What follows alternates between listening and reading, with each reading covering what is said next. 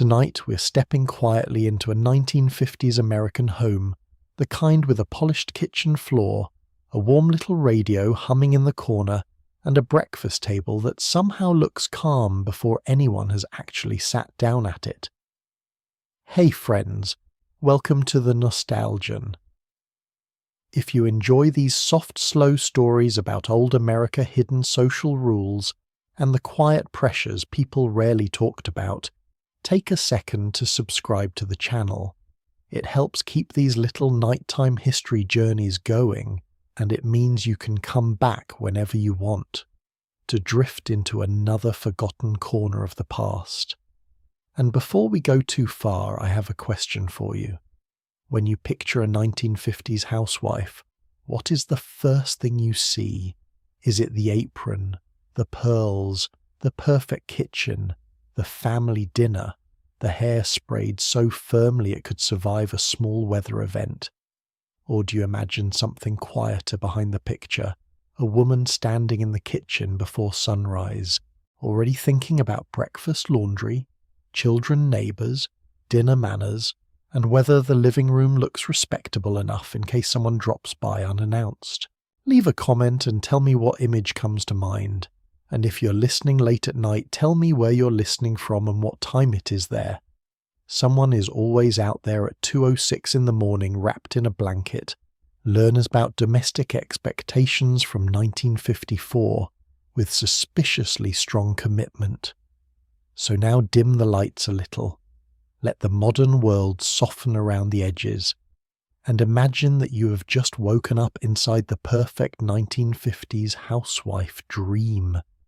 You're not awake because you feel rested. That would be far too generous. You're awake because the day has already placed its hand gently but firmly on your shoulder and whispered, "Get up before anyone notices you are human." The bedroom is still dark. Your husband is asleep beside you, breathing the deep, confident sleep of a man who believes breakfast is a natural event, like sunrise rainfall or the arrival of the morning newspaper. The children are still tucked away in their rooms, small and quiet for the moment, which means you are standing at the edge of the only peaceful window the day may give you. You slip out of bed carefully, not dramatically, not with a groan, though one certainly tries to escape. You move with the stealth of a jewel thief entering a museum, because waking a child too early in a 1950s household is not a mistake, it is an emergency. One misplaced floorboard creak, and suddenly someone needs milk, someone cannot find a sock, someone had a dream about a rabbit, and someone is already crying because the day has corners. Your feet touch the floor. The room is cool. You reach for your robe, pull it around yourself, and step into the hallway where the house waits in that strange before-morning silence. Not real silence. A domestic silence. The kind filled with clocks ticking, pipes settling, and the faint suspicion that the kitchen already knows what it expects from you. You walk toward it. This is where the dream begins. The perfect 1950s housewife dream. A dream sold in magazine pages, television commercials, advice columns, church conversations, and neighbourly glances from women who could detect an uneven hem from across the street. It is a dream with gleaming appliances, spotless counters, smiling children, obedient napkins, and a wife who never appears overwhelmed unless the overwhelm has been powdered lipsticked and accessorized with pearls. And now, lucky you, you are inside it. The kitchen light flicks on with a soft buzz. The room appears clean, but only because yesterday's version of you stayed up late wiping counters after everyone else forgot counters existed. The sink is empty for now. The table is bare for now. The floor still holds a faint shine for now. Everything in this room is temporary, which is one of the quiet truths of homemaking that no advertisement seems eager to mention. Cleanliness is not an achievement. It is a pause between messes. You begin with coffee because the 1950s housewife may be expected to radiate cheerfulness, but cheerfulness still requires fuel. The percolator starts its gentle bubbling, filling the kitchen with that rich, dark smell that says civilization may continue for one more morning. The sound is comforting, almost hypnotic. A little train of survival chugging away on the counter. Then comes the breakfast choreography. Eggs, bacon, toast, juice, plates, napkins, silverware. Each item has its role. Each movement has its timing. You're not merely making breakfast. You're staging an opening scene. When the family enters, they must encounter warmth order and the reassuring illusion that someone has complete control of the universe, that someone apparently is you. The bacon goes into the pan and begins its tiny violent applause. Grease snaps at your wrist like it has a personal grievance. You angle the pan slightly as if negotiating with it. The eggs wait in a bowl, pale and innocent, unaware that they are part of a social performance dating back to every magazine cover that ever implied a happy wife could be identified by the fluffiness of her scrambled eggs. You stir, you listen, you glance toward the hallway, still quiet. Good.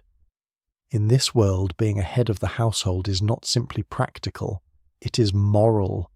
A good housewife is supposed to anticipate needs before they become visible. She knows who needs clean socks, who forgot homework, who likes toast darker, who will complain if the orange juice has pulp, who needs encouragement, who needs silence, and who needs to be gently prevented from leaving the house with toothpaste on his tie. And yet somehow, she's not supposed to look like she is managing a small, emotionally unstable government. She's supposed to look pleasant. That is one of the first rules. Look pleasant, not ecstatic. That might seem odd, not tired. That might worry people, not irritated. That would be ungrateful. Pleasant. A soft face, a calm voice. A smile that says everything is fine even when the toaster has just produced one slice of bread burned into a charcoal rectangle and another that appears to have been gently warmed by candlelight.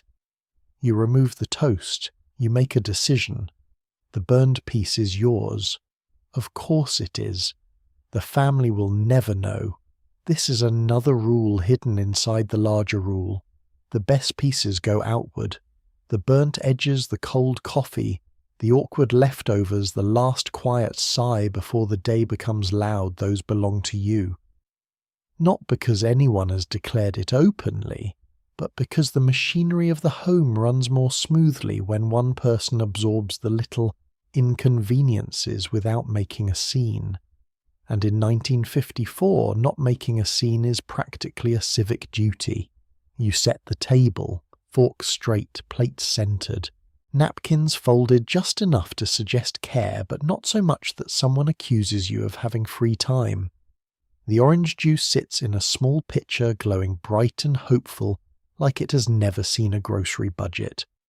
The coffee cups are placed just so. The butter dish waits in its proper position because apparently even butter has a social station. Then you catch your reflection in the dark kitchen window.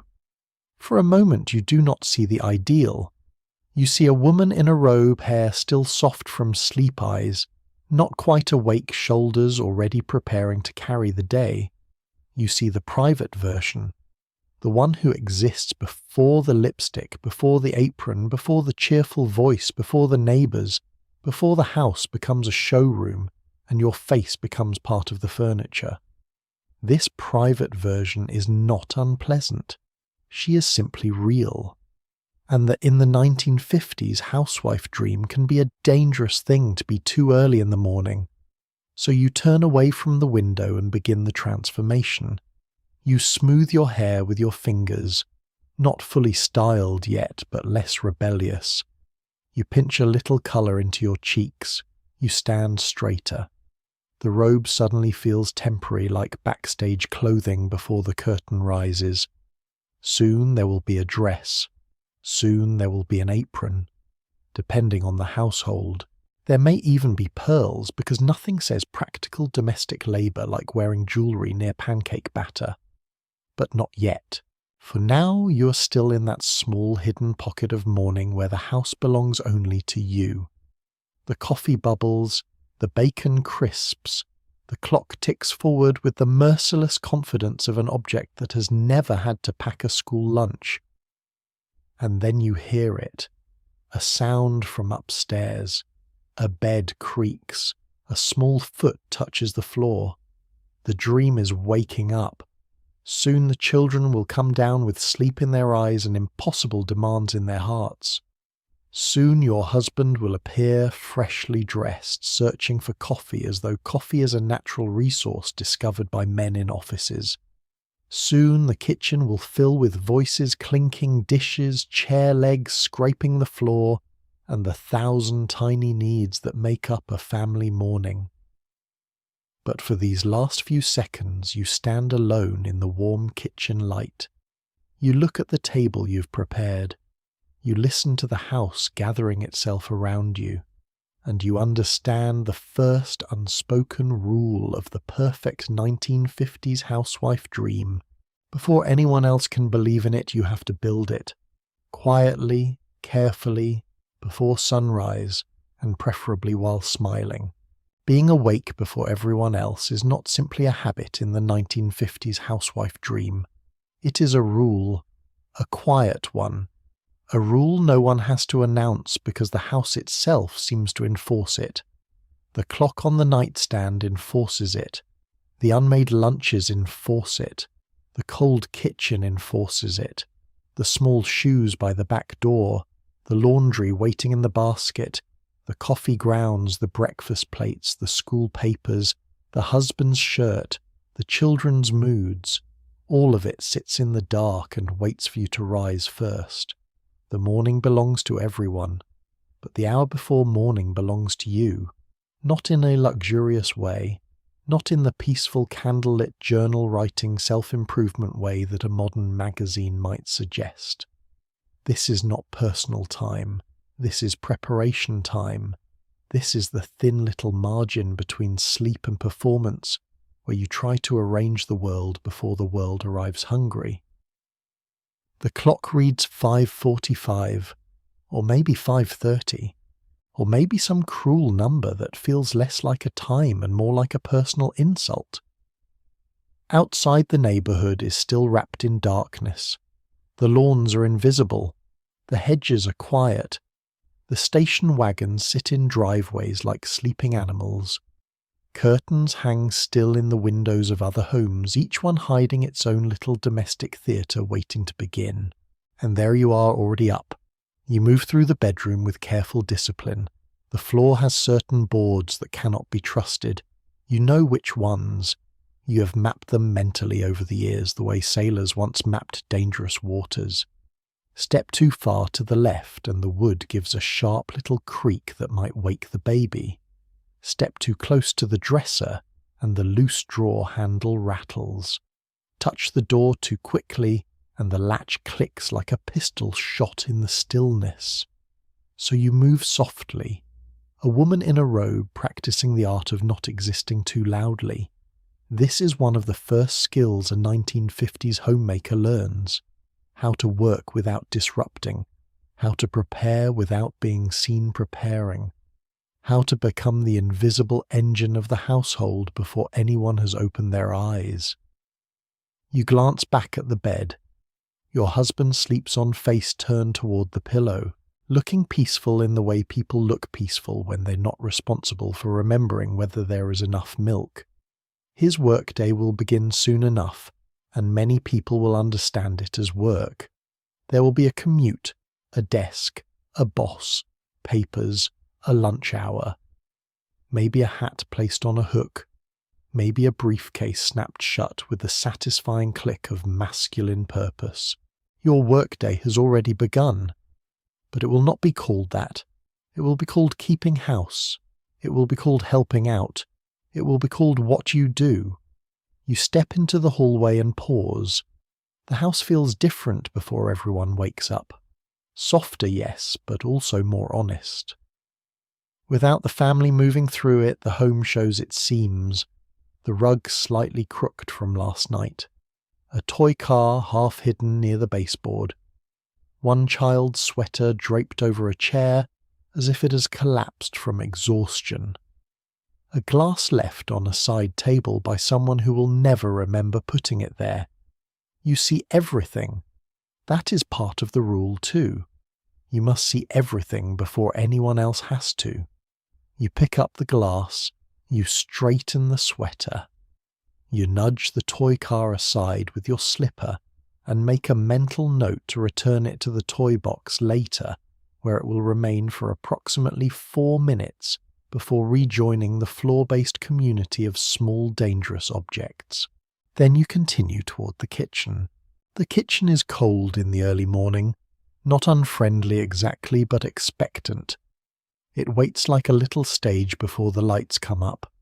The counters are clean from last night, thank heavens, and yesterday's exhaustion. The sink shines faintly. The curtains are closed, holding back the grey-blue morning. The refrigerator hums with the low confidence of something that has never had to plan meals around a budget picky children and a husband who says he will eat anything, but somehow means exactly 4 things. You turn on the light. The room blinks awake, and now the ritual begins. Coffee first. Always coffee. You measure it with the seriousness of a pharmacist handling rare medicine. Too weak, and the household morale may collapse by 7:15. Too strong, and everyone will behave as though they have been personally challenged by electricity. The percolator accepts the grounds and begins its faithful little bubbling, sending up the scent that tells your body it's no longer allowed to negotiate with sleep.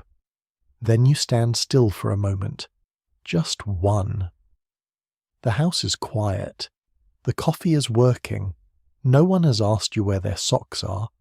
No one has cried over cereal. No one has made direct eye contact with the burnt edge of toast and declared breakfast ruined. For one tender second, the day is still theoretical, and then your mind begins, not slowly, all at once. Breakfast, lunch boxes, the children's clothes, your husband's shirt, the grocery list, the PTA envelope you forgot to sign, the meat that needs thawing, the neighbour who said she might stop by, the beds, the laundry, the bathroom towels, the living room floor, the letter to your sister, the casserole dish still at Mrs. Henderson's house unless she returned it, unless you misplaced it, unless it has entered the mysterious social afterlife of borrowed kitchenware. This is the true beginning of the morning, not the coffee, not the light, the mental list, the private inventory no one hears. You do not write most of it down because writing it down would require extra time, and also because the list is alive. It changes shape every few minutes. It grows new limbs. It sheds old tasks and replaces them with emergencies. By noon, it will have become something entirely different and slightly hostile, but for now you carry it quietly. You open the bread box. You take out the loaf. You check the slices, choosing the good ones for the family and quietly accepting that the slightly stale heel may have your name on it later. This is not martyrdom, not exactly. It is habit. 1,000 small decisions made so quickly they stop looking like decisions. The good toast goes outward. The best eggs go outward. The warmest coffee goes outward. The softest reassurance goes outward. And what remains you learn to make do with. The skillet comes out next, heavy and serious, landing on the stove with a soft iron sound. You strike the flame. It catches with a blue flicker, and the kitchen begins to warm by degrees. Bacon follows, hissing almost immediately as if offended by the very concept of being cooked. You keep your wrist back from the grease. You have learned. Everything in the kitchen teaches you eventually. The stove teaches timing, the toaster teaches humility, the refrigerator teaches suspicion, the coffee pot teaches endurance, and the clock teaches fear. You look at it again. Time has passed somehow. It always does this in the morning. It vanishes in strange pieces. 5 minutes disappear while you're setting plates. 3 more go missing while you're searching for the lunchbox lid. Another 2 are lost forever because the butter dish was not where it should have been. And apparently butter can now create emotional instability before sunrise. You move faster, not frantic. Frantic would show. Efficient. That is the word people prefer. A housewife is efficient. A housewife is organized. A housewife is naturally suited to the rhythm of the home, as if she was born knowing how to flip bacon, soothe a child, calculate grocery money, remember birthdays, clean collars, fold towels and smile at advice she did not ask for. Advertising often suggested this came naturally. But standing there in the kitchen at 6:03 in the morning, you know better. It is learned. It is practiced. It is repeated until everyone mistakes effort for instinct. You set the table with quiet precision. Plates in place, cups aligned, napkins folded, forks on the left, knives on the right. The little arrangement is almost ceremonial, as though the family breakfast table is a chapel and you're preparing the altar of scrambled eggs. Then come the lunches, your husband's first. Sandwich wrapped neatly. Maybe ham, maybe cheese, maybe something that looks respectable when opened in an office break room. A piece of fruit, a small treat if the budget allows.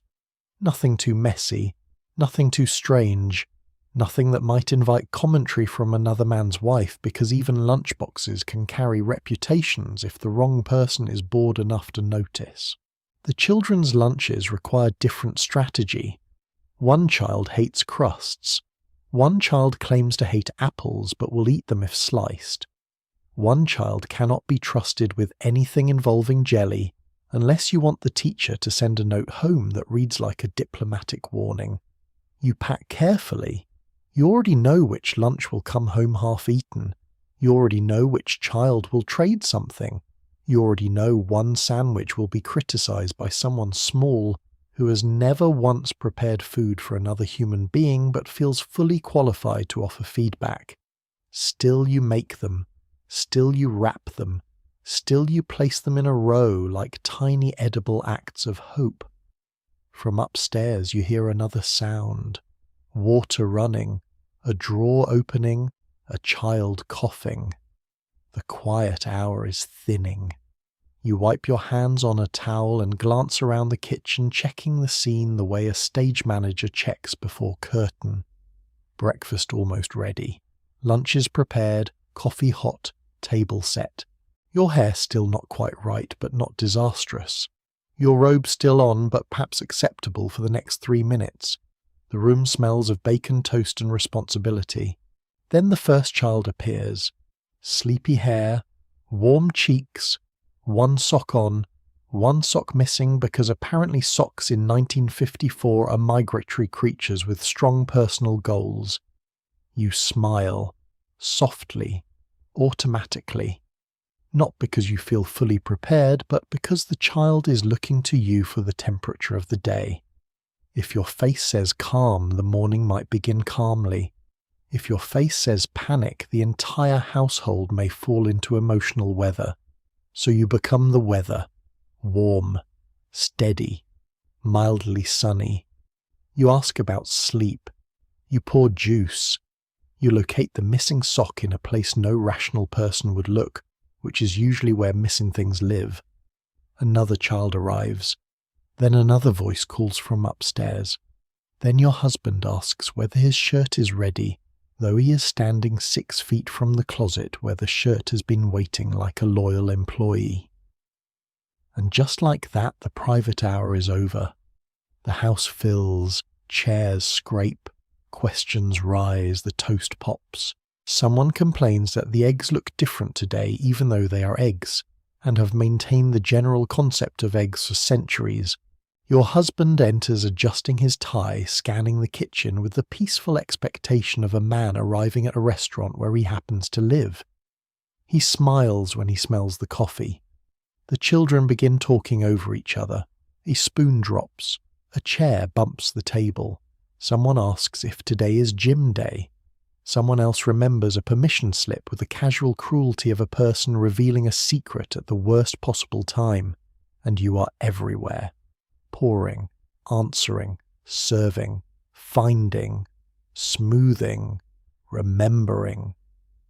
You move through the morning like a conductor leading an orchestra made entirely of hunger fabric, spilled juice, and last-minute questions. And no one sees the hour that came before. They see breakfast. They see coffee. They see lunches. They see mother in the kitchen. They see the world already arranged. That is the rule. Be awake before everyone else, so everyone else can believe the day began gently. No one needs to know about the cold floor under your feet. No one needs to know about the mental list that bloomed in the dark. No one needs to know about the careful steps, the quiet corrections, the small sacrifices hidden in toast and timing. The morning looks simple because you made it look simple. And as the family settles into their seats, as the first light finally pushes through the curtains, as the kitchen grows bright and loud and alive, you stand near the stove with your coffee cooling beside you. You smile. You listen. You reach for the plate with the burned piece of toast. And somewhere beneath the sound of breakfast, the next rule is already waiting. The breakfast table is not simply a place where people eat, not in the 1950s housewife dream. The breakfast table is proof that the home is running, proof that the mother is composed, proof that the father can leave for work feeling steady and respected, proof that the children are being raised in a house where napkins exist, orange juice is poured, and no one has openly surrendered to chaos before 7 o'clock in the morning. It is a small table, maybe tucked into a breakfast nook beside a sunny window. Maybe it has a vinyl cloth with a cheerful pattern, the kind of pattern that suggests fruit has never once betrayed anyone. Maybe there is a little vase in the center, holding flowers that look effortless, but were absolutely arranged with the emotional precision of a state ceremony.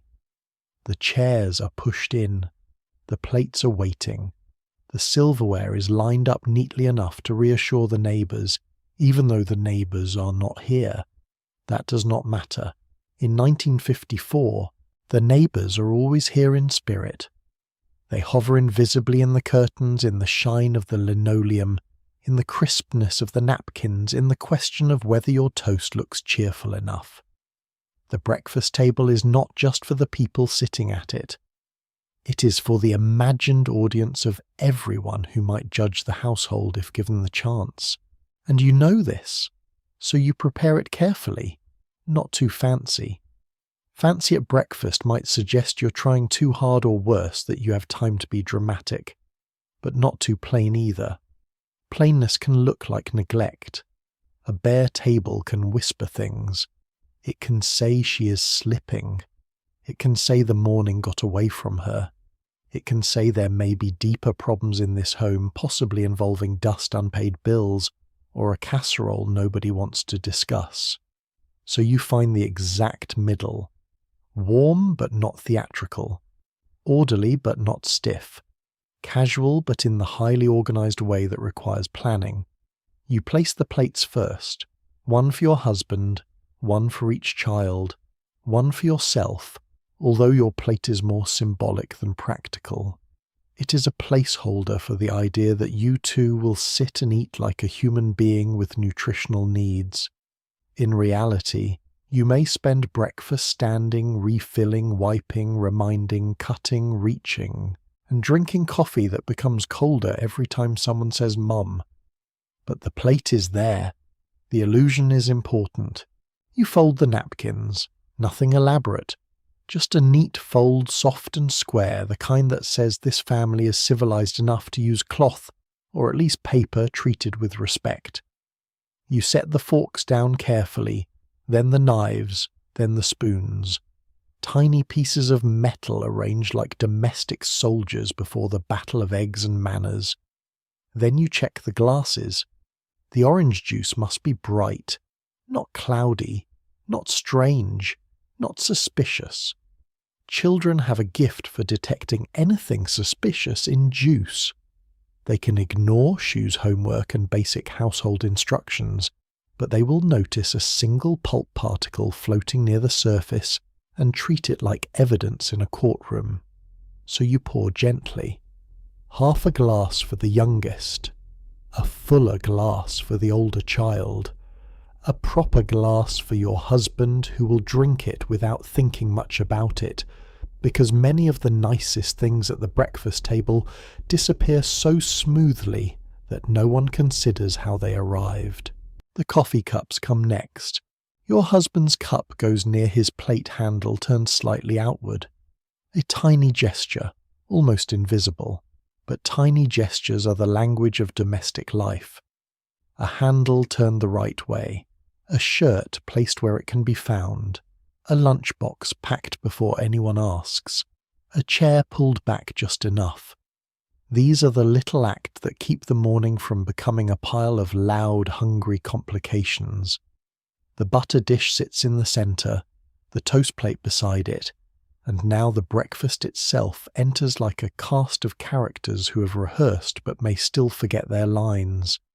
Bacon first, crisp but not burnt, although there is always a piece that crosses the line into darkness and becomes yours by quiet household law. Eggs next, scrambled softly or fried carefully depending on the family's preferences, which you have memorized with the devotion of a scholar studying ancient texts. Toast stacked warm under a cloth, maybe jam, maybe marmalade, maybe cereal for the child who suddenly hates eggs this week, despite loving them last week with the passion of a tiny poultry critic. Everything has to look simple. That is the trick. The breakfast table must never reveal how many decisions it contains. No one should see the calculation behind the eggs. No one should know you stretch the bacon a little thinner because groceries cost money and payday is not until Friday. No one should notice that the good napkins are still damp from last night's washing, so you chose the second best ones and folded them in a way that hides the worn corner. No one should suspect that you are mentally timing the toast, the coffee, the children's moods, and your husband's departure all at once. The table must say good morning, not I have already completed 17 tasks and may soon be defeated by a lunchbox clasp. Then the family arrives. They do not arrive all at once. That would be too orderly. They appear in waves like weather systems. First one child slips into the kitchen hair, standing in several directions as though the pillow argued back. The child climbs into the chair and immediately touches the fork, the glass, the toast plate, and possibly the butter with a hand that already seems sticky, despite having been asleep 10 minutes ago. You smile, you say good morning, you gently move the butter farther away. Then another child enters, dragging a small emotional cloud behind them. This one has not decided whether the day is acceptable. They sit down heavily and stare at the eggs with suspicion. You know that look. That is the look of a person preparing to announce that eggs feel different today.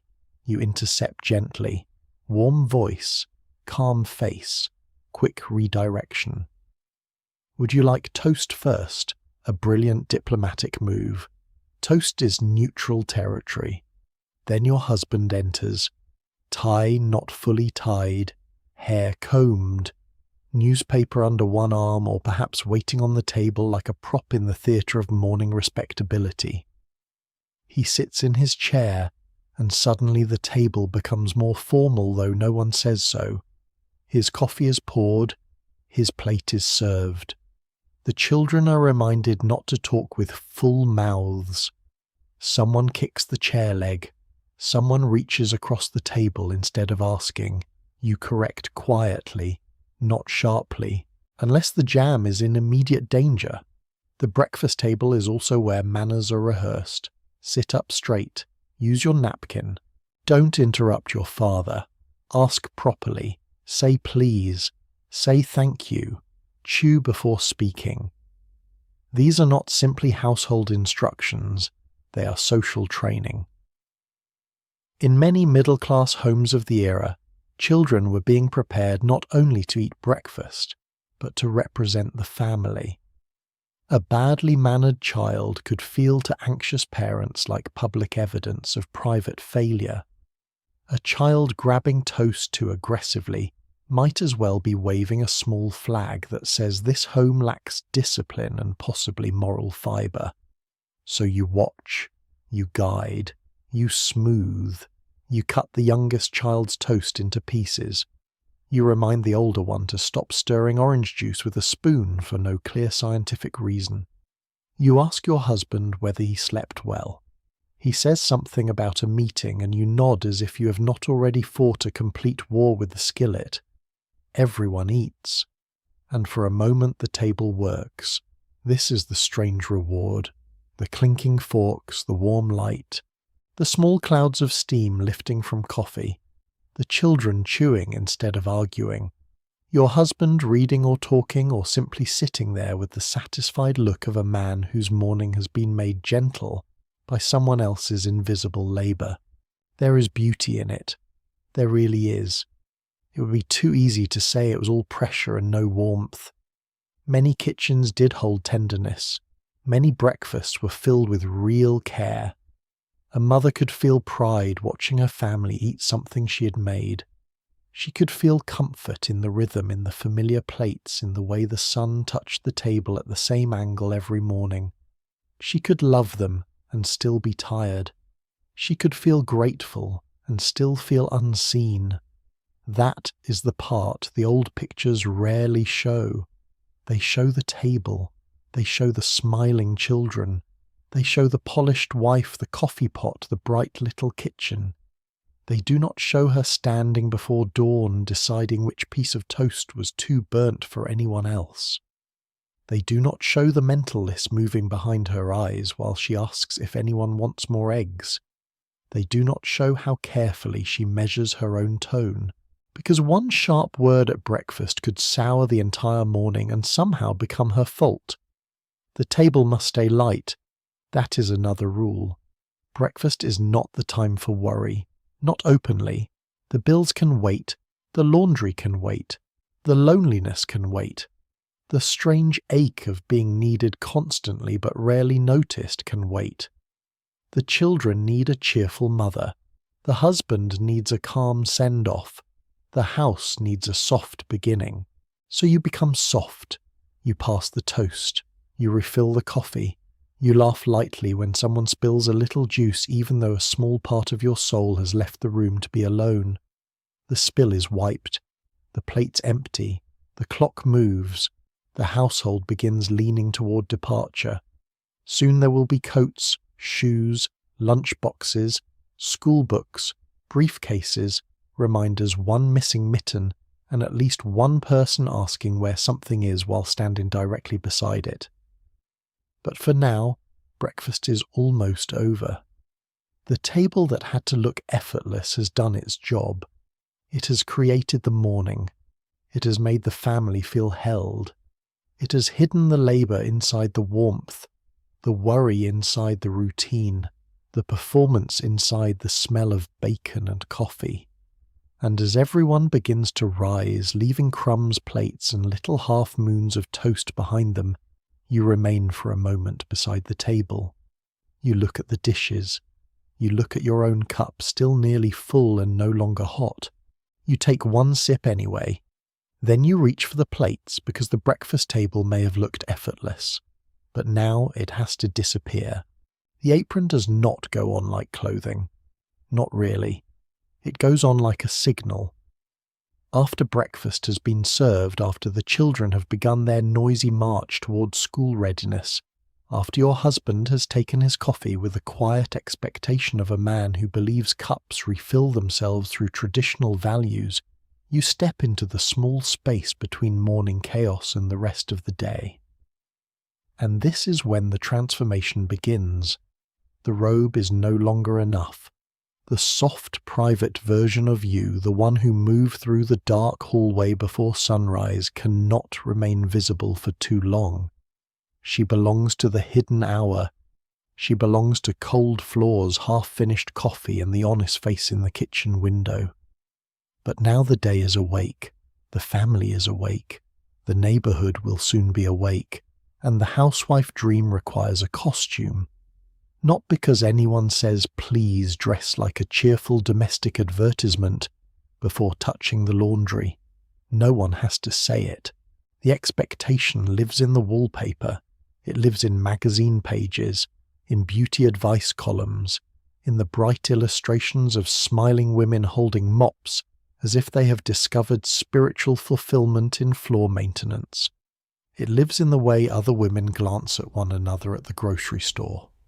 It lives in the way a husband might not notice when you dress nicely, but might notice if you do not.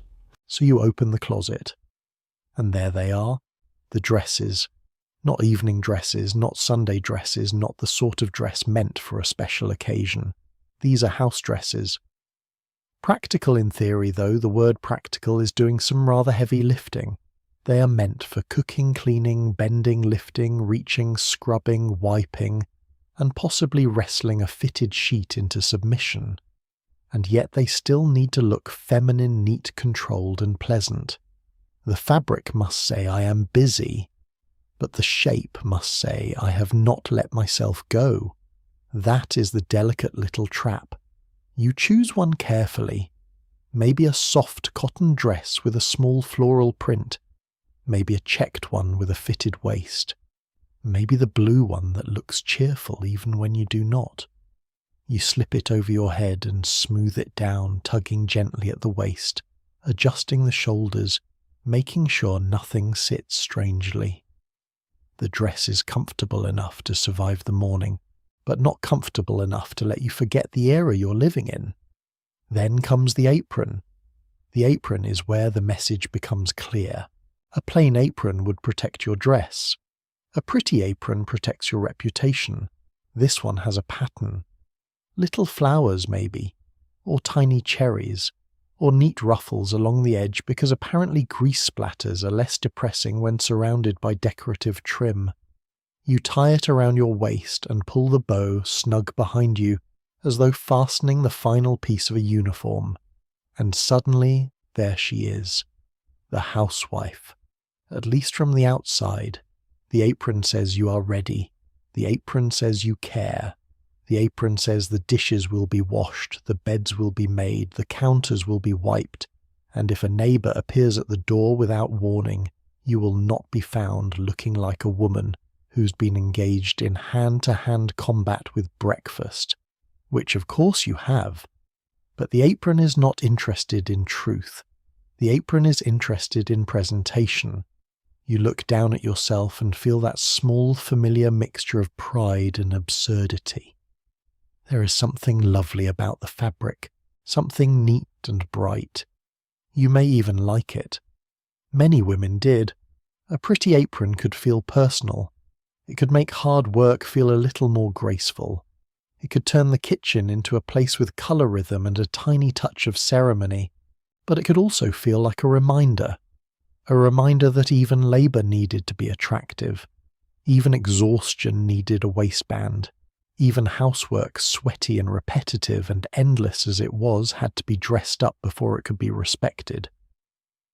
Then comes the hair. The hair is its own department of government.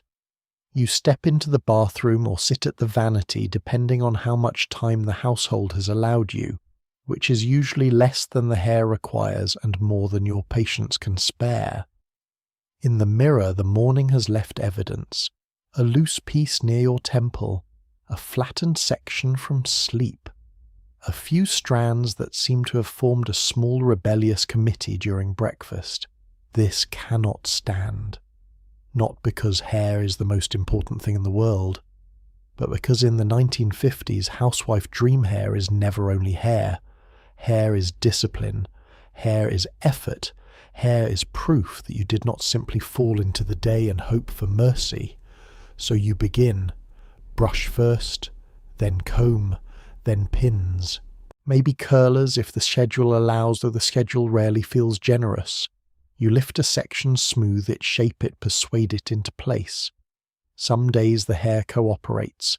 Other days it behaves like a small animal that has seen danger and wants no part of civilization. You spray it. Gently at first, then more firmly, then with the resigned determination of someone sealing a historical document. The scent of hairspray fills the air, sharp, sweet chemical, unmistakably mid-century. It hangs around you like a domestic weather system. You lean back and inspect the result. The waves are not perfect, but they are respectable. Respectable is often the true goal. Perfect is for magazine covers and women who do not appear to have children dishes or blood circulation. You turn your head slightly. One side looks better than the other. This will have to do. The day is not waiting for symmetry. Next comes the face. Not a full evening face. That would be too much for morning. Just enough. Powder to soften the shine. A little colour so you do not look as tired as you are. Lipstick, because lipstick in this world has almost supernatural importance. A woman could be exhausted, irritated, underfed, overworked, and quietly reconsidering the entire structure of domestic life. But if her lipstick was neat, people might still say she looked well. You apply it carefully. A steady hand, a soft press of the lips. Blot. Check. There. Now you look pleasant. Again that word. Pleasant. The great emotional wallpaper of the decade. Pleasant at breakfast. Pleasant at the door. Pleasant at the store. Pleasant with the children. Pleasant when a neighbour gives advice about your curtains. Pleasant when your husband asks what you did all day, and the entire house briefly holds its breath to see whether you will answer honestly. You practice the expression in the mirror. Not a wide smile. That looks artificial. Not a blank face. That looks troubled. A gentle expression. Warm, available calm. A face that says, I am happy to help, even if the thing you need help with is the same thing I reminded you about yesterday and the day before that, and possibly since the Truman administration. The mirror returns the image. Dress, apron, hair, lipstick. The costume is complete, and that word costume feels a little unfair and a little true, because this outfit is not fake exactly. It belongs to your life. You chose the dress, you tied the apron, you shaped the hair. There can be pleasure in looking put together. There can be dignity in preparing yourself for the day. There can be real comfort in routine in fabric, in the small rituals that tell the body what role it is about to play.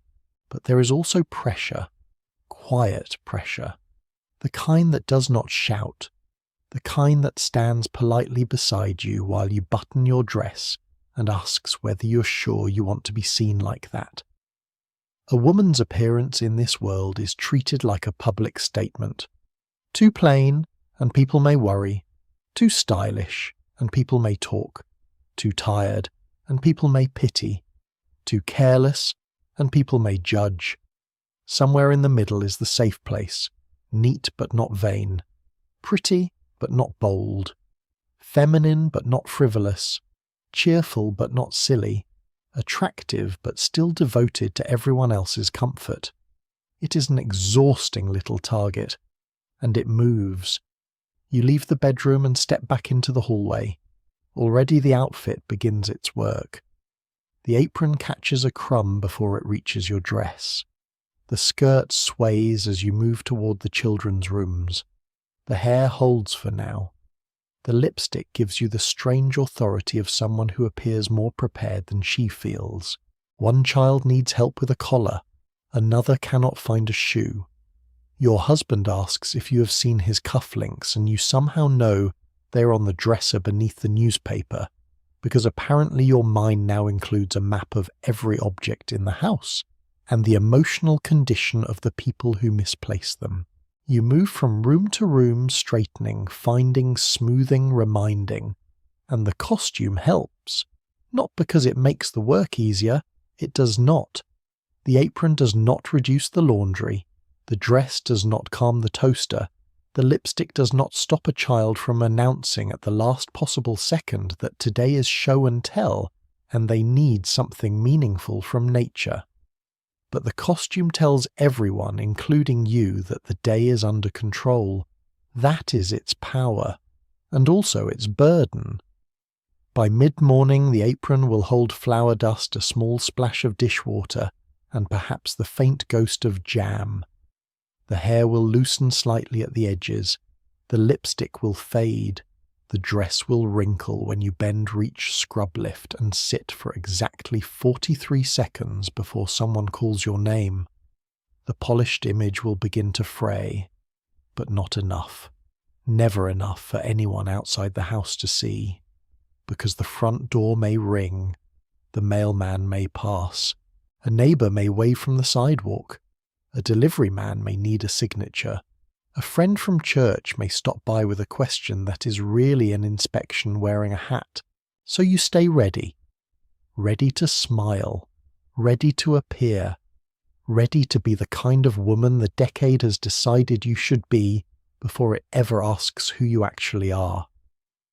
And somewhere beneath the apron, beneath the dress, beneath the hair, sprayed into place with the dedication of a small engineering firm, there is still the private woman from the early morning, the one who looked into the dark kitchen window and saw herself before the costume. She is still there. She is the one doing the work. She is the one remembering the list. She is the one carrying the day forward step by step, room by room, task by task. The outfit may be the image, but she is the engine. And as you tie the apron a little tighter, smooth your hair one last time and step fully into the morning, the kitchen waits ahead of you, bright and demanding, ready for its next performance. The kitchen is not just a room in the 1950s housewife dream, it is the main stage.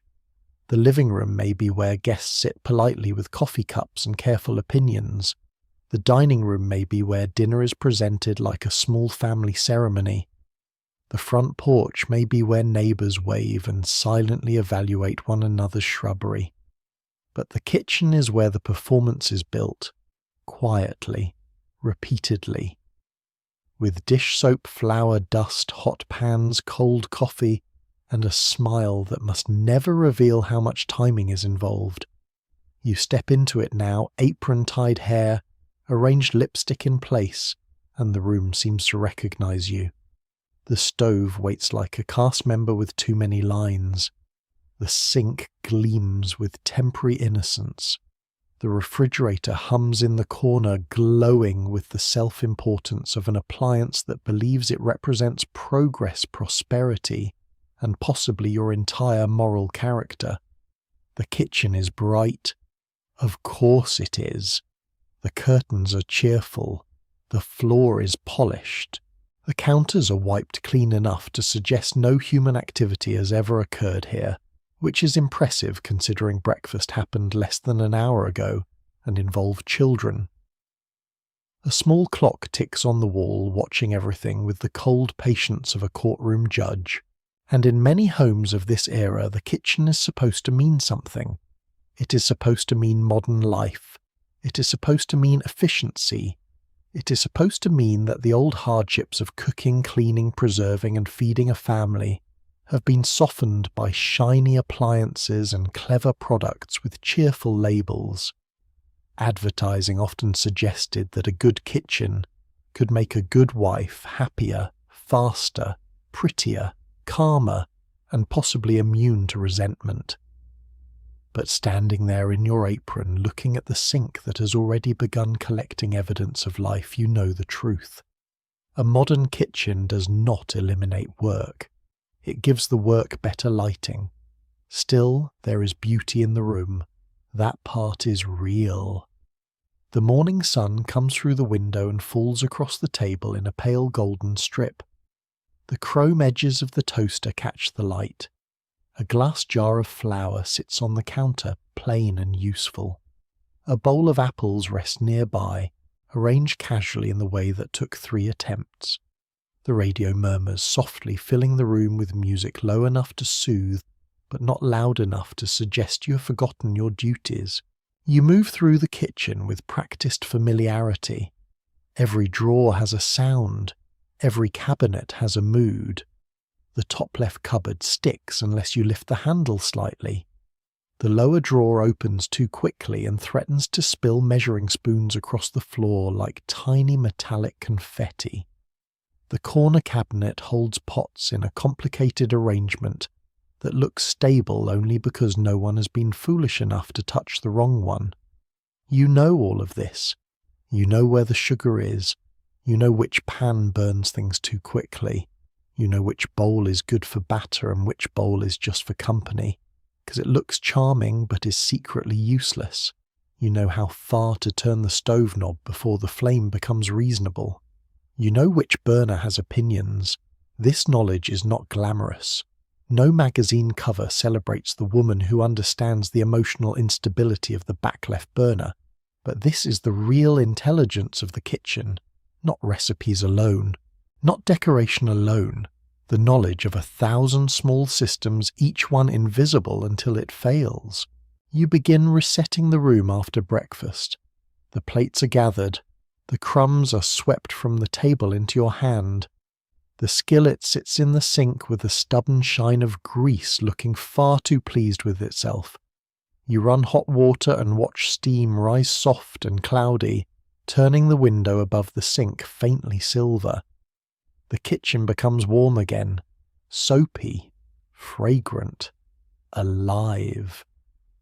You wash the breakfast dishes with slow, careful motions because dishes are never only dishes here. They are proof that the family has eaten, proof that the morning has happened, proof that your work has become visible only in the form of what must now be cleaned away. A clean plate means success. A dirty plate means success has already created the next task. That is the rhythm. You scrub, you rinse, you stack. The water runs over your hands until your fingers begin to wrinkle slightly as though your skin is aging 3 decades before lunch. The dish towel hangs over your shoulder, damp at one corner. Your apron catches a splash of water.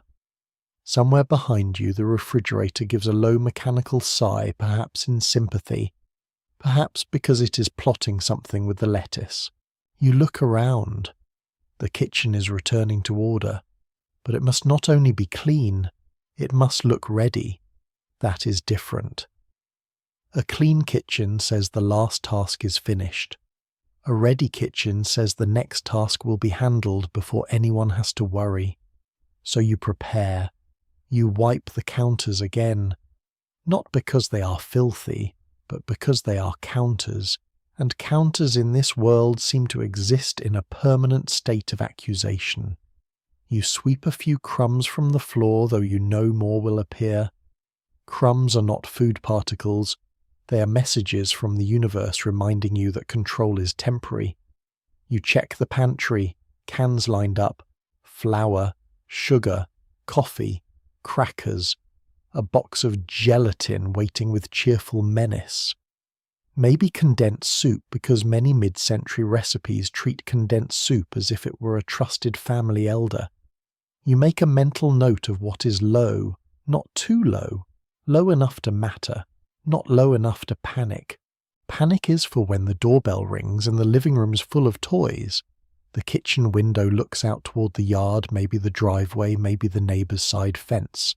This matters. A kitchen window is not only a window, it is an observation post. From here you can see the mailman pass. You can see a neighbour hanging laundry. You can see whether the Hendersons have company, which may or may not be relevant, but the human mind was not designed to ignore a strange car in a familiar driveway. You can also be seen. That is the part no one says too loudly. If someone glances in, what should they see? A woman in motion. A tidy counter. A calm kitchen. Nothing frantic. Nothing too real. They should not see you leaning against the sink with your eyes closed, wondering how one family can produce this many spoons before noon. They should not see you eating the corner of cold toast, because breakfast passed around you like a parade you organised but did not join. They should not see the little stack of worries behind your face, so you stay presentable near the window, even alone, especially alone. Because the kitchen stage has an audience even when no one is sitting in the seats. Then come the props, the recipe box with cards tucked inside in careful handwriting, some from your mother, some from magazines, some copied from neighbours with the seriousness of legal documents. Recipes are not just instructions, they are social maps. A good casserole can make you seem capable. A poor one can follow you through 3 church events and a PTA meeting. You open the box and flip through the cards: meatloaf, tuna casserole, jellied salad, pot roast, a cake that claims to be simple which is always suspicious. You pause on one card and imagine dinner, not the taste exactly, but the reaction. Will your husband like it? Will the children complain? Will it stretch far enough for leftovers? Will it look respectable if someone stops by? Will it smell warm and comforting when the front door opens later? That is how you think in this kitchen, not one task at a time, several hours ahead. The kitchen trains you to live in the future while cleaning up the past. You are washing breakfast while planning lunch, while calculating dinner, while remembering tomorrow's grocery list. Your body stands at the sink, but your mind is already at 5:30 p.m, checking whether the potatoes are done and whether you have enough time to freshen your lipstick before your husband comes home.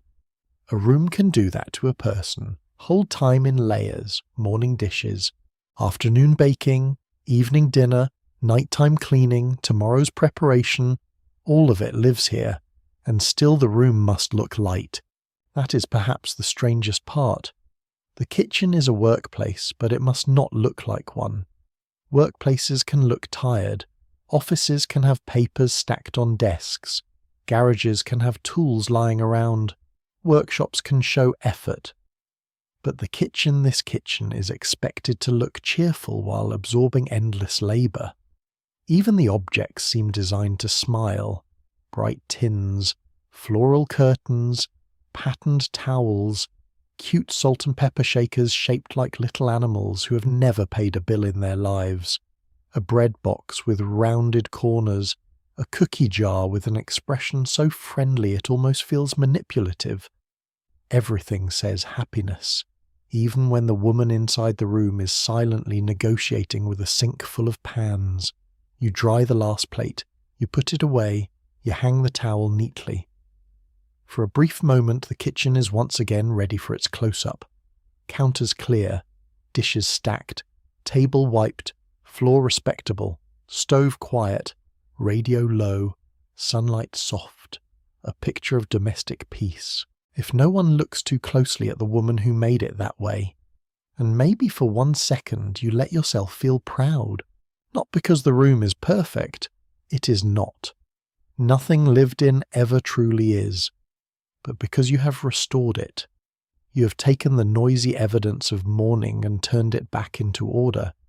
You have made the room look gentle again. You have kept the dream standing for another hour. Then from somewhere else in the house you hear a sound, a thud, a drawer, a child's voice asking where something is. The stage lights are still on. The performance is not over. You place your hands on the edge of the counter, take one soft breath, and turn toward the next little domestic emergency, while the kitchen waits behind you, shining quietly, ready to demand perfection all over again. Dinner in the 1950s housewife dream is not simply dinner. It is a deadline, a ceremony, a nightly inspection disguised as a meal. Breakfast may begin the day, lunch may travel away in little boxes wrapped with wax paper and hope. But dinner is the moment when the household is supposed to gather, settle, smile, and prove that everything is still standing. The children are alive, The husband has returned. The kitchen has produced something warm. The table is set. The house smells comforting. The day, no matter how loud or sticky or emotionally strange it has been, must be folded neatly into the evening like a napkin. And it must happen on time, not almost on time, not whenever the casserole decides to stop looking pale and suspicious. On time. The clock on the wall becomes more important after 4 o'clock. Before that it is merely a clock, a round little object ticking through laundry dusting errands, and the soft, repetitive labour of keeping a house from slowly becoming a museum of crumbs. But by late afternoon the clock changes. It becomes a supervisor. Its hands move with quiet menace. At 4:15 you begin thinking about dinner in a serious way, though really you have been thinking about it since breakfast, because a housewife's mind in this world is never truly in one place. While washing coffee cups you were thinking of potatoes. While folding towels you were wondering whether the meat had thawed. While answering the telephone in your cheerful voice, you were mentally checking whether you had enough onions, which is not a thought anyone should have to carry, while saying, "Oh yes, everything is just lovely." Now the afternoon begins narrowing. The kitchen calls you back. You open the refrigerator and the cool air spills out against your face. Inside waits the evening's main event. Maybe a roast, maybe meatloaf, maybe chicken, maybe a casserole involving noodles, canned soup, and the mid-century belief that anything can be improved by being baked until it submits. You take it out carefully. This meal has expectations attached to it. It is not just protein and starch. It is reassurance. It is domestic credibility. It is the edible proof that you have spent your day wisely. Even if your day has included wiping fingerprints from a door, you're fairly certain no one touched rescuing a sock from behind the radiator, and negotiating with a washing machine that sounded briefly as though it had joined the Navy. The first rule of dinner is timing. Everything must arrive together. This is where the true difficulty begins. The meat takes one amount of time, the potatoes take another, the vegetables have their own fragile little schedule. Rolls need warming but not burning. Gravy must thicken without becoming paste. Salad must look crisp even though lettuce in the refrigerator has been making questionable life choices since Tuesday. You stand in the kitchen and begin the mental arithmetic. If the roast goes in now, the potatoes must start later. If the potatoes start too late, they will be hard in the centre, and someone will notice. If the vegetables cook too early, they will become soft grey and spiritually defeated. If the rolls go in too soon, they will cross that dangerous line between golden and evidence. And above all, your husband may walk through the door at any moment with the expression of a man who has survived traffic, and now expects the home to behave like a reward. So you move. The oven door opens with a warm breath of heat. You slide the dish inside and adjust the rack because one side of the oven runs hotter than the other, a fact you discovered not through science, but through years of lopsided casseroles and quiet disappointment. You close the door carefully, not too softly because it may not latch, not too hard because the whole oven takes offence. Then you turn to the counter. Chopping begins. Onions first, then carrots, then potatoes. The knife moves in steady rhythm against the board. Chop, pause, wipe, check the clock, chop again. Outside the kitchen window, the late afternoon light has turned golden soft enough to make even the most exhausted backyard look sentimental. A child's bicycle lies on the grass like a small abandoned dream. Somewhere down the street, a car door closes. The neighbourhood is beginning to shift toward evening. That is part of the pressure. You're not the only one making dinner. All along the street kitchens are lighting up. Ovens warming, pots boiling. Women standing at counters in aprons measuring, stirring, tasting. trying to make something that feels like love and also fits within the grocery budget. The whole suburb seems to inhale the smell of onions, meat, coffee floor polish, and quiet expectation. Dinner time is communal even behind closed doors. Everyone is doing it separately. Everyone is being judged together. By 5 o'clock, the kitchen has become a controlled emergency. Steam lifts from the pot. The oven hums. The sink already holds a few utensils, though you could swear you just cleared it. The counter has flour near one edge. A spoon rests on a saucer. The butter softens in a dish. You wipe your hands on your apron and look at the clock again. Too fast. It is always too fast. At 5:10, the children begin orbiting the kitchen. They do not enter with purpose. They drift in, drawn by smell, boredom, curiosity, and the ancient child instinct to stand exactly where an adult needs to move. One asks what is for dinner. You answer. They make a face. You ignore the face with the discipline of a woman who has ignored many faces. Another child asks if they can have a snack. A snack at 5:12. This request is emotionally violent. You say no gently because dinner is soon. They say they are starving. You say dinner is soon again, as if repeating it will turn hunger into patience. They lean against the counter, dangerously close to the cooling rolls, and you redirect them toward the living room with the calm voice of someone preventing a small domestic crime. Then comes the freshening up. Because dinner is not only cooked, dinner is presented. By 5:30, many households expected the wife not only to have dinner underway, but to appear as though the day had not reduced her to a collection of sore feet and private muttering. So you step briefly away from the stove, even though the stove cannot be fully trusted, and stand before the bathroom mirror. There you are, hair slightly looser than this morning. Lipstick faded, apron marked with the pale history of everything you have handled. Your face is not ruined, but it is honest, and honesty must be managed before the front door opens. You powder your cheeks, you fix your hair, you reapply lipstick, you smooth your dress and retie the apron so the bow looks intentional rather than defeated. This is not vanity, not exactly. It is part of the evening rule. When he comes home, the house should feel restful. You should feel restful.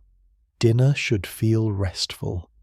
Never mind that restfulness has required 6 hours of motion planning, correction cleaning, and a brief spiritual argument with the potato peeler. The result must appear soft. At 5:42, you're back in the kitchen. The roast needs checking. The vegetables need draining. The gravy needs attention. The rolls need exactly 3 more minutes, which means they will be either perfect or ruined depending on whether someone asks you a complicated question before the timer rings. You stir the gravy. It thickens slowly, too slowly, then suddenly, too quickly. Gravy is like that. It spends several minutes pretending nothing is happening, then becomes wallpaper paste the second you look away. You add a little liquid stir again, and whisper something encouraging to it, because by this hour you're willing to form emotional partnerships with condiments. The table must be set. Plates, forks, knives, napkins, glasses. The dinner table is more formal than breakfast. Breakfast can pretend to be casual. Dinner cannot. Dinner carries the weight of the day. The father's chair, the children's manners, the mother's planning, the family's image of itself. Everything gathers around this table and tries to look simple. You place the serving dish in the center, then the vegetables, then the bread. The food must look abundant but not wasteful, homemade but not fussy, attractive but not extravagant, familiar but not dull. A truly impossible balance invented by people who are probably not standing in a hot kitchen at 5:56 with gravy on their wrist. You hear the car, that familiar sound from the driveway. The day tightens, your husband is home, you check the clock. 5:58. A dangerous number. You move with the calm speed of a person landing an airplane full of potatoes. The last dish goes down. You straighten the serving spoon. You turn the platter slightly because the better side should face his chair. You wipe one invisible spot from the table because invisible spots are still spots if your nervous system knows about them. The front door opens. Voices. Footsteps. Your husband enters the house carrying the outside world with him. Office air. Street noise. A little fatigue. Maybe irritation. Maybe relief. Maybe nothing at all. He smells dinner before he sees it, and this is one of the great quiet victories of the day. You call everyone to the table. The children arrive in stages, one too fast, one too slow, one apparently surprised that dinner happens every evening. Your husband sits, you serve, the food is warm, the rolls are not burned, the vegetables are acceptable, the gravy has chosen cooperation, and for one brief shining moment, the rule is satisfied. Dinner is ready, right on time. The family begins to eat. Forks touch plates. Glasses lift. Someone says it smells good. Another person asks whether there is more bread. A child inspects a carrot with unnecessary suspicion. Your husband takes a bite and nods, which in some households may be the entire review. You sit down last. Of course you do. Your plate is there, but your attention remains everywhere else. Who needs more? Who is not eating? Who is about to spill? Who looks tired? Who might start an argument if not gently redirected? You taste the food after everyone else has already begun, and by then it is slightly less hot than you meant it to be. Still it is good, or good enough. And good enough in the nightly theatre of 1950s dinner is sometimes a miracle. Because what the family sees is a meal. What they may not see is the countdown behind it. The thawing, chopping, timing, stirring, setting, freshening, worrying, rescuing, and smiling. The way your entire afternoon bent itself toward this table. The way the clock governed your thoughts. The way every dish carried both care and obligation. Dinner had to be ready on time because the home was supposed to run like a promise, a warm promise, a steady promise. A promise that no matter what happened beyond the front door, this room would be waiting lit and fragrant with food on the table, and Mother standing nearby as if she had not spent the whole day making the promise come true. And as the family eats, as evening settles against the windows, as the kitchen behind you fills quietly with the dishes that will soon need washing, you let yourself breathe for one small moment. The deadline has been met. The performance is held. But across the table, beside the cooling rolls and the half-empty glasses, another part of domestic life is already waiting. The world beyond the kitchen. The store aisles, the shopping lists, the coupons, the prices, and the quiet public test of being seen buying the right things. The grocery store in the 1950s housewife dream is not simply a place to buy food. It is a public examination. A bright, polished, fluorescent little courtroom where your cart becomes evidence, your coupons become character witnesses, and your grocery list becomes a moral document written in pencil. You do not walk into the store unprepared. No one respectable does that. Wandering through the aisles without a list would suggest carelessness, and carelessness in this world is never allowed to remain small. A careless grocery trip might become a careless pantry. A careless pantry might become a poor dinner. A poor dinner might become a disappointed husband, hungry children, and a casserole reputation that follows you through 3 church socials like a shadow wearing sensible shoes. So the trip begins at home. Of course it does. Most public performances begin privately. You sit at the kitchen table with a pencil, a stack of newspaper advertisements, perhaps a few coupons clipped from the Sunday paper, and the expression of a woman preparing to negotiate with both capitalism and condensed soup. The table still carries the faint scent of coffee. The morning light lies across the page. Somewhere in the house, a child is making a noise that could be play or property damage. You choose not to investigate yet. First the list: milk, bread, eggs, flour, coffee, potatoes, canned tomatoes. Something for Thursday that can become dinner without revealing how tired you might be by Thursday. You write slowly, carefully, because the grocery list is not just a memory aid. It is strategy. It must account for meals, lunches, snacks, company budget leftovers, and the possibility that your husband may invite someone over with the casual confidence of a man who has never had to stretch meatloaf. You check the pantry. You open the cupboard and study the shelves like a general reviewing supplies before a long winter. There are cans lined in rows, some useful, some mysterious one that may have been there since before the children learned to walk. You find green beans, peaches soup, gelatin, flour, sugar, and enough salt to suggest the family is preparing for geological preservation. You make notes, you count, you reconsider.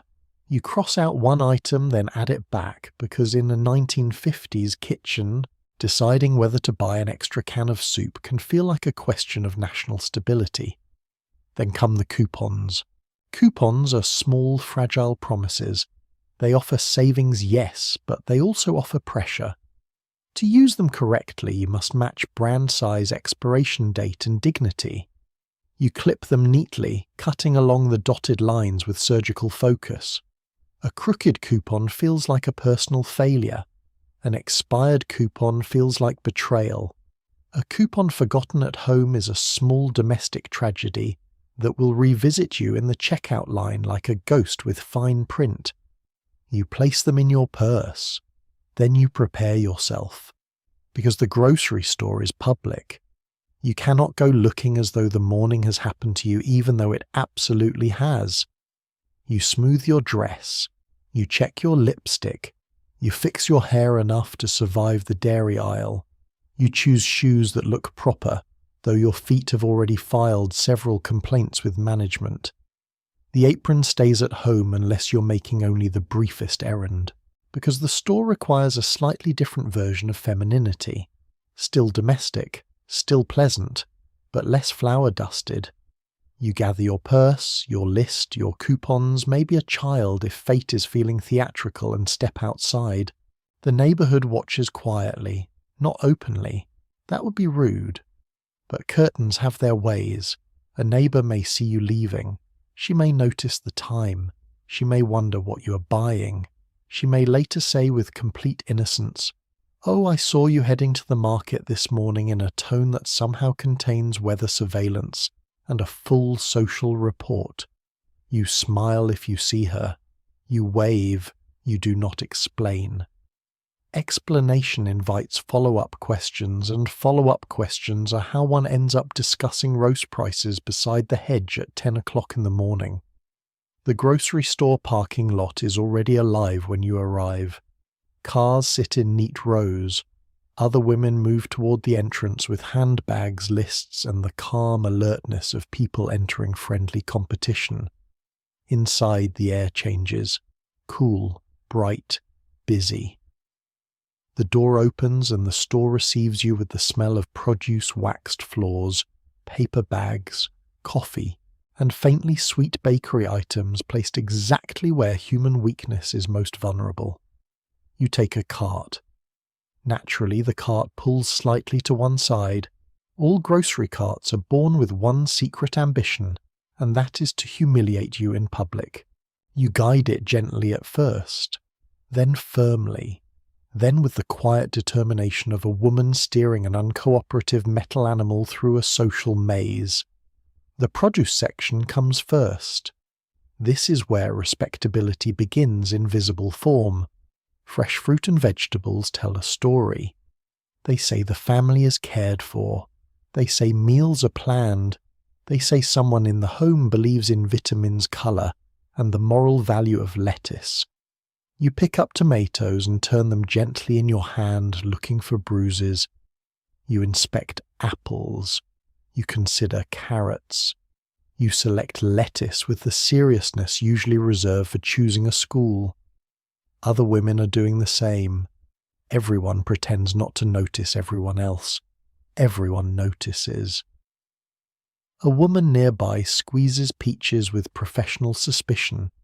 Another examines onions as though one of them may be hiding a character flaw. You nod politely to someone from church and both of you glance just briefly into each other's carts. Not long enough to be rude. Long enough to know. Your cart says something. It always does. Too many convenience foods might suggest laziness, though the advertisements keep insisting they are modern and clever. Too many expensive items might suggest showing off. Too few items might suggest money is tight. Too much canned food might suggest poor planning. Too much fresh food might suggest ambition that will wilt by Friday. The safe cart is a delicate composition. Practical, but not dull. Frugal, but not desperate. Nourishing, but not severe. Cheerful, but not frivolous. This is why the grocery store is exhausting. You're not only buying food, you're curating a household identity beneath fluorescent lights. You move toward the canned goods aisle.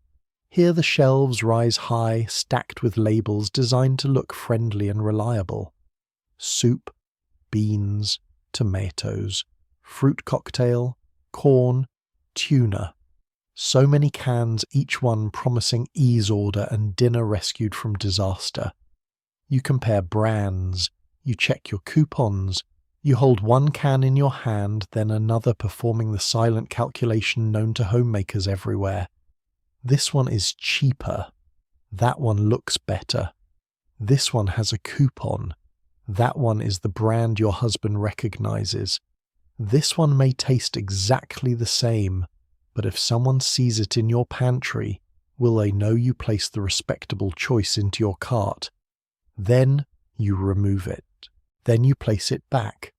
A small victory for indecision. The meat counter waits at the back like a more serious institution. The butcher stands behind the glass wrapped in white paper and authority.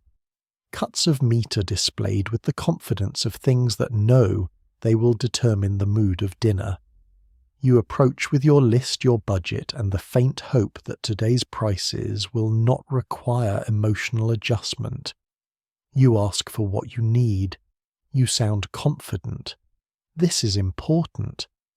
Even if you're not entirely sure whether one cut is better for roasting or merely better at looking expensive, you speak as though you have opinions. The butcher wraps the meat in paper, marks it, and hands it over. You take it as carefully as if he has given you the centerpiece of the family's future. In a way, he has. Dinner depends on this package. Your reputation may not depend on it completely, but some days it feels close. Then come the middle aisles, the dangerous aisles, the aisles of temptation, cookies, crackers, marshmallows, puddings, bright boxes, sweet cereals, little luxuries that call to you in cheerful print. You pause near something unnecessary, perhaps canned peaches, perhaps fancy biscuits, perhaps a new dessert mix that promises elegance in minutes, which is a suspiciously bold claim from a box. You imagine bringing it home. You imagine the children's delight. You imagine the grocery total. You keep walking. This is another quiet rule. A good housewife knows when not to want things, or at least when not to be seen wanting them. Still, you allow one small treat into the cart. Not for yourself, naturally. That would feel too direct. It is of the children, or company, or the pantry, or morale. Morale is an excellent excuse. Many small pleasures survive under the official category of morale. By the time you reach the checkout line, your cart has become a biography of the week ahead. Breakfasts, lunches, dinners, possible guests, hidden economies, small compromises, private hopes. You unload everything onto the counter in an order that makes sense. Heavy items first, then cans, then bread, then eggs guarded with the intensity of national treasure.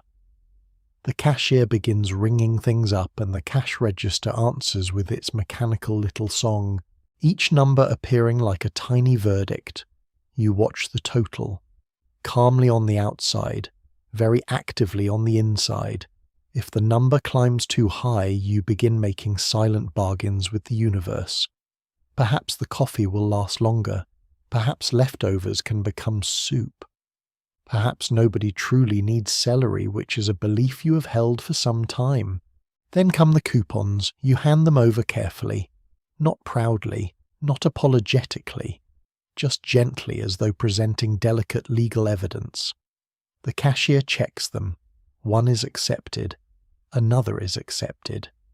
A third receives a pause and your entire nervous system leans forward.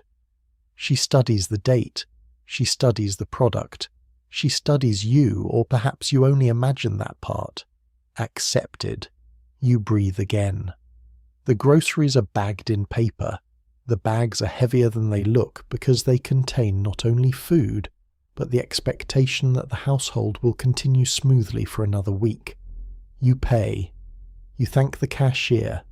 You guide the cart toward the exit with the tired dignity of someone who has completed a public trial without scandal. Outside, the daylight feels different. You load the bags into the car, one by one. Meat produce cans, bread eggs placed safely where no shifting bag can destroy them. Then you sit behind the wheel for a moment before driving home. Just a moment. The store is behind you. The list is crossed off. The coupon survived. Your cart said the right things. No one saw the little arithmetic of worry behind your face. And when you return home, the work will begin again. Unloading, sorting, putting away, planning, turning bags into meals, turning meals into comfort, turning comfort into the quiet illusion that everything is under control. You start the car. The grocery store fades in the rearview mirror, and in the back seat the paper bags rustle softly, carrying tomorrow's breakfast, next week's dinners, and the next rule waiting patiently in the clean, quiet rooms of the house. A clean house in the 1950s housewife dream is not supposed to look cleaned. That would be too honest. It is supposed to look naturally clean, as if the floors shine because they enjoy family life, as if the furniture dusts itself out of patriotism, as if the bathroom sink has never encountered toothpaste hairpins, shaving cream damp towels, or a child with mysterious blue paint on one finger. The clean house is meant to disappear. That is the strange rule. If the house is messy, everyone notices. If the house is clean, no one notices. Cleanliness becomes invisible the moment it succeeds. And so after the grocery bags are carried in, after the cans are placed on shelves, after the lettuce is tucked into the refrigerator with a hopeful little prayer, you stand in the kitchen and listen to the house around you. It is quiet for a moment, not truly quiet. A house is never truly quiet when it has children, pipes, laundry appliances, and a refrigerator that hums as though it is practicing for a radio career. But quiet enough for you to hear what needs doing. The house speaks in small accusations. A crumb on the counter, a fingerprint on the cabinet, a smudge on the stove, a chair not pushed in, a toy under the table staring out from the shadows like it has chosen exile. You see all of it. This is the gift and curse of being the person responsible for the home. You stop seeing rooms as rooms. You see them as lists. The kitchen is not a kitchen. It is counters, floor sink stove, table dish towel pantry fingerprints, crumbs trash curtains, and that one corner behind the chair where dust gathers like it has a legal right to be there. The living room is not a living room. It is pillows, rug, coffee table, magazines, ashtrays, lampshades, picture frames, baseboards, and the mysterious trail of small objects left behind by children who appear to shed possessions as a form of movement. The bathroom is not a bathroom. It is a battlefield with porcelain, and yet if you do your work well, no one will walk in and say, "My goodness, look at all this invisible labour." No, they will simply feel comfortable. They will put down a cup without wondering who wiped the table. They will walk across the floor without wondering who swept it. They will breathe in the faint lemon scent and think vaguely that the house feels nice, as if niceness drifts in through open windows and arranges itself politely on the furniture. You begin in the kitchen because the kitchen always begins again. You wipe the counter in long, steady strokes, not because it is dramatically dirty, it is not, but because the counter has touched the day. Grocery bags sat here, bread rested here, a child leaned here while asking whether marshmallows count as food. Your own hands have moved across it so many times that the surface feels almost like another piece of your memory. The cloth moves back and forth, soft, rhythmic, a small domestic tide. You sweep crumbs into your palm and carry them to the trash. You rinse the sink even though you rinsed it earlier. You straighten the towel hanging by the stove. You close a cabinet door that someone else left open, or perhaps you left it open yourself, but it is better not to investigate too deeply. Self-accusation is not productive before lunch. Then you turn to the floor. Floors are where the fantasy becomes most unreasonable. A floor can be clean at 9 o'clock and humbled by 9:07. Shoes, crumbs, dust, children, pets, groceries, weather, and the general insult of gravity all conspire against it. Yet the floor must look respectable at all times, because nothing says domestic collapse quite like a visible trail of cracker crumbs leading from the kitchen to the living room. You take the broom.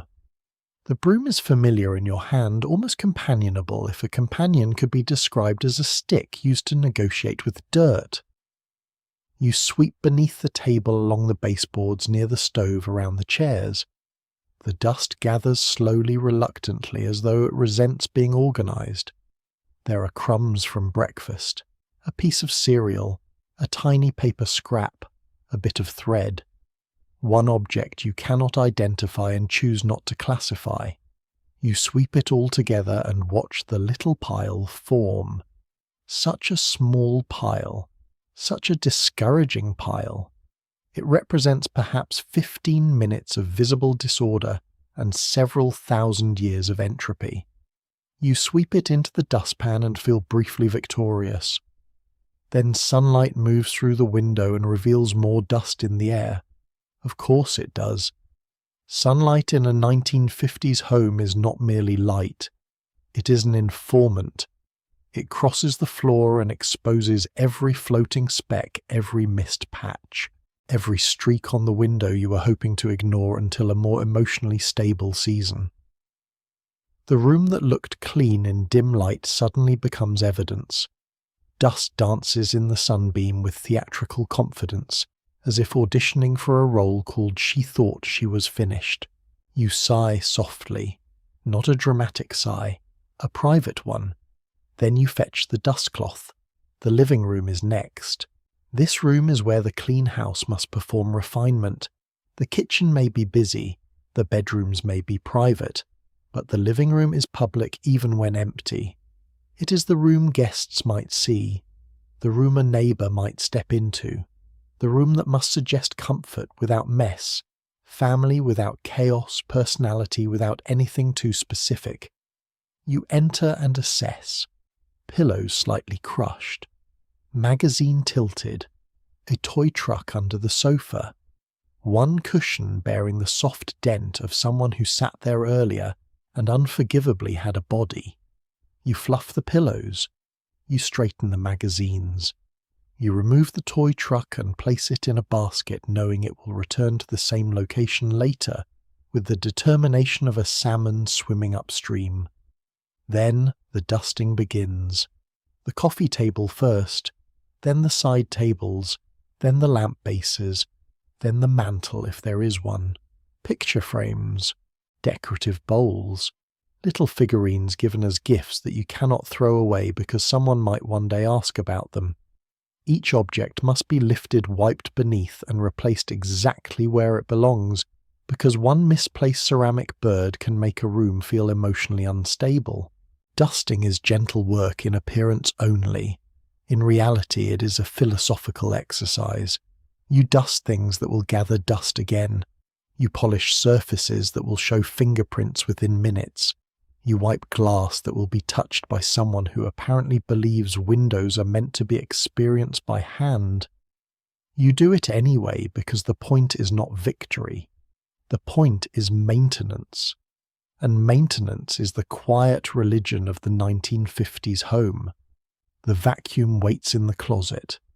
You know it is there before you open the door. You can sense it large and chrome and slightly resentful.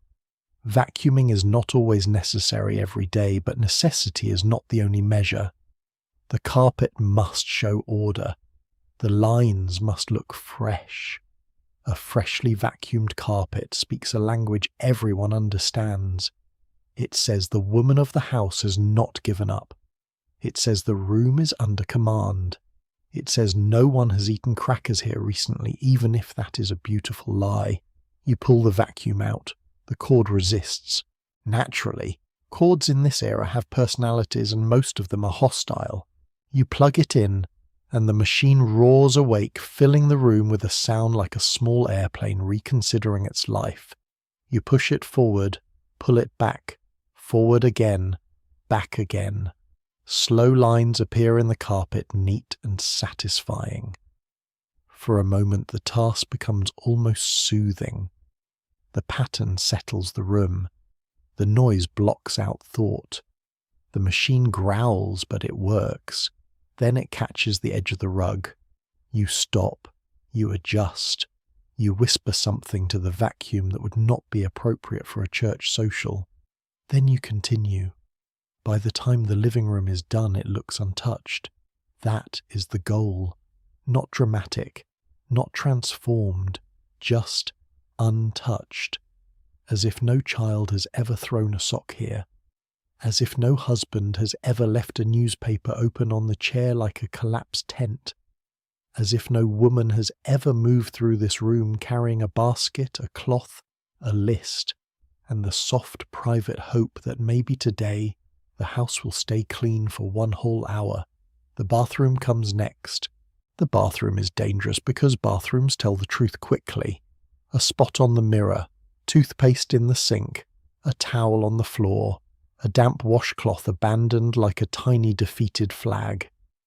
These things can undo an otherwise respectable home. You spray wipe, rinse, fold, replace. The mirror clears. The sink shines. The towels hang evenly. The toilet paper is adjusted so that even paper knows its manners. You look at the clean bathroom and feel a small stern satisfaction. No one will praise it. No one should have to. That is the rule. A bathroom is only noticed when something is wrong. This is the pattern of the whole house. Clean windows are invisible. Dirty windows are shameful. Fresh sheets are expected. Unmade beds are evidence. Swept floors are normal. Unswept floors are commentary. The better you do the work, the less it exists. And perhaps that is why the clean house carries such a strange ache. It represents hours of motion, but it must look like stillness. It represents effort, but it must feel effortless. It represents your care, but it must not ask for recognition too loudly. By late morning, the house begins to look right. The kitchen is reset. The living room is calm. The bathroom is respectable. The hallway is clear.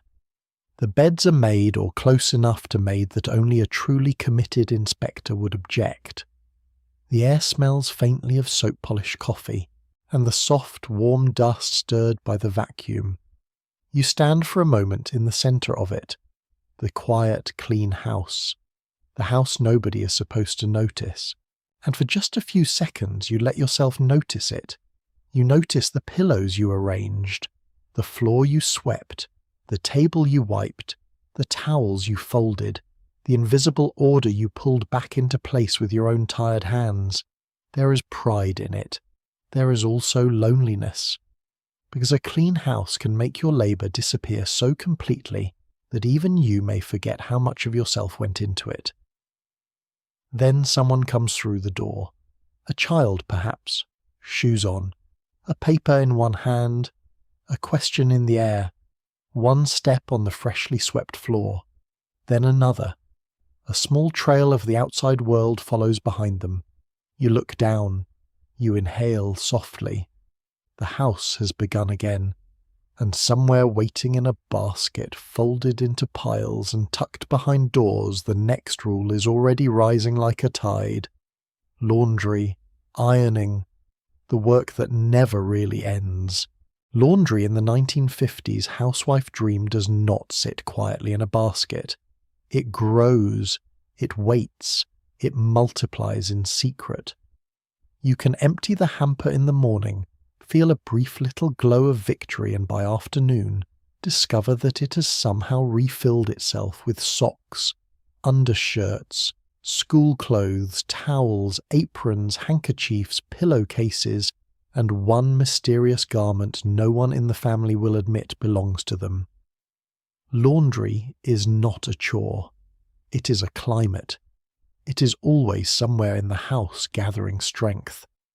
After the floors have been swept, after the counters have been wiped, after the living room has been returned to that strange museum-like calm where no one appears to live, you finally turn toward the basket waiting in the corner. It sits there with soft, slumped confidence like it knows you cannot escape. You look at it. It looks back, and the work begins again. The first step is sorting. Sorting seems simple to outsiders. Whites here, colours there, towels separate, delicates treated with the tenderness of injured birds. But in practice, sorting is a moral exercise disguised as fabric management. One careless red sock can turn a respectable load of white shirts into evidence of personal failure.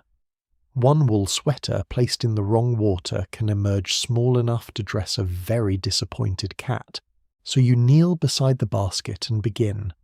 White shirts, children's socks, your husband's undershirts, kitchen towels, school clothes with grass stains that look less like stains and more like a child attempted to become part of the lawn.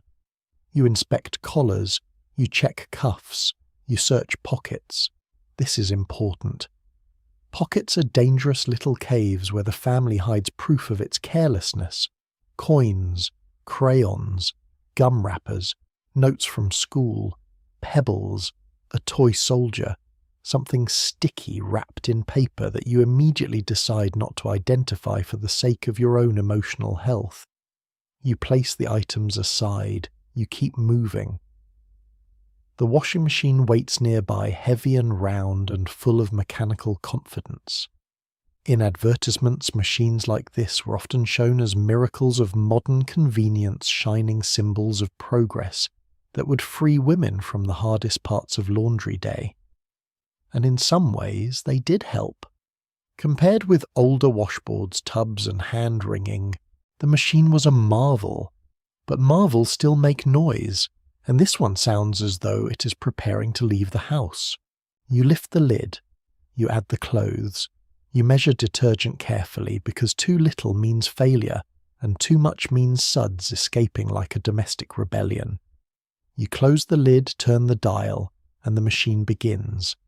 At first it fills with water in a calm, promising way. Then it starts to churn, a low rumble, a slosh, a heavy mechanical shudder. The machine rocks slightly as if considering whether to behave.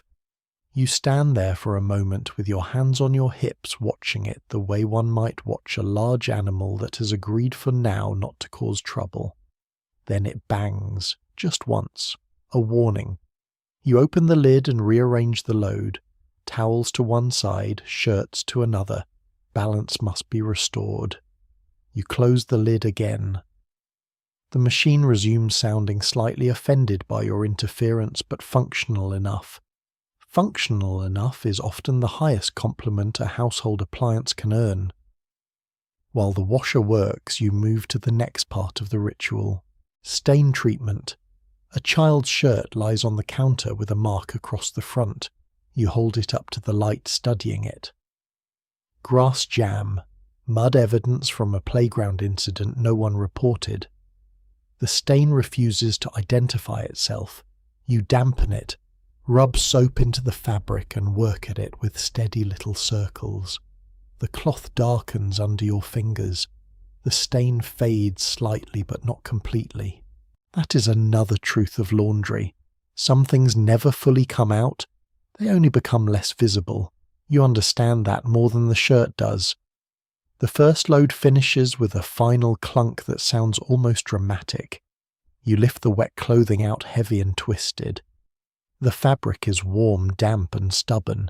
Each piece clings to the next as if the entire load has formed an emotional attachment in the wash. You pull them apart one by one.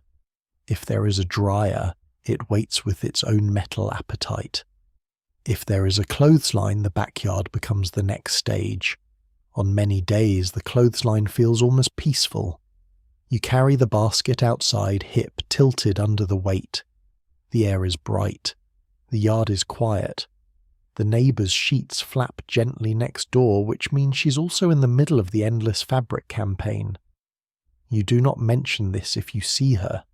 You simply wave because laundry creates a silent sisterhood of tired arms and respectable pillowcases. You pin the shirts first, then the towels, then the small clothes. Each clothespin opens with a little wooden bite. The sheets are the hardest. They rise from the basket in large wet folds heavy as regret, and you shake them open with a practice snap. For a moment they fill with air and billow outward like white sails on a ship bound for a place where no one irons. You pin them carefully, straight, even, respectable, because laundry on a line is public. A clothesline can tell stories. It can reveal how many children live in the house. It can suggest whether the towels are wearing thin. It can show whether shirts are cared for properly. It can even, in the hands of a particularly bored neighbour, become a topic of discussion. So the laundry must hang neatly. Even wet socks must behave. You step back and look at the line. There is something beautiful about it. The clean fabric moving in the breeze, the scent of soap, the sunlight catching the white sheets, the small proof that effort can become order, at least briefly. For one quiet minute, laundry almost feels poetic. Then a child runs across the yard with muddy shoes far too close to the hanging sheets, and poetry leaves immediately. You call out, not too sharply, just enough to redirect destiny. Back inside, the second load is already waiting. Laundry does not reward reflection for long. There are towels to wash bedsheets, to strip clothes, to collect from under furniture where they have apparently gone to start new lives. This cycle turns and turns. Wash, rinse, wring, hang, dry, fold, put away, find more. By afternoon, the dried clothes come back into the house warm from the sun, or warm from the machine, carrying that clean smell that makes the whole day feel briefly redeemed. You place them on the table or bed and begin folding. Towels first, because towels are cooperative. Fold in half. Fold again. Smooth the edge. Stack. A good towel stack can restore a little faith in civilization. Children's clothes are less cooperative. Sleeves twist. Socks hide. Small shirts seem to hold the shape of motion, as if even the fabric remembers running. You fold them anyway, smoothing each piece, making little piles for each child. Your husband's shirts are placed separately because they have another destiny. The ironing board, there it is, waiting. Folded in the closet like a metal insect pretending to sleep. Ironing is where laundry becomes discipline. Clean is not enough. Dry is not enough. A shirt must be smooth. A collar must be crisp. Pants must hold a crease so straight it suggests the family has never known confusion.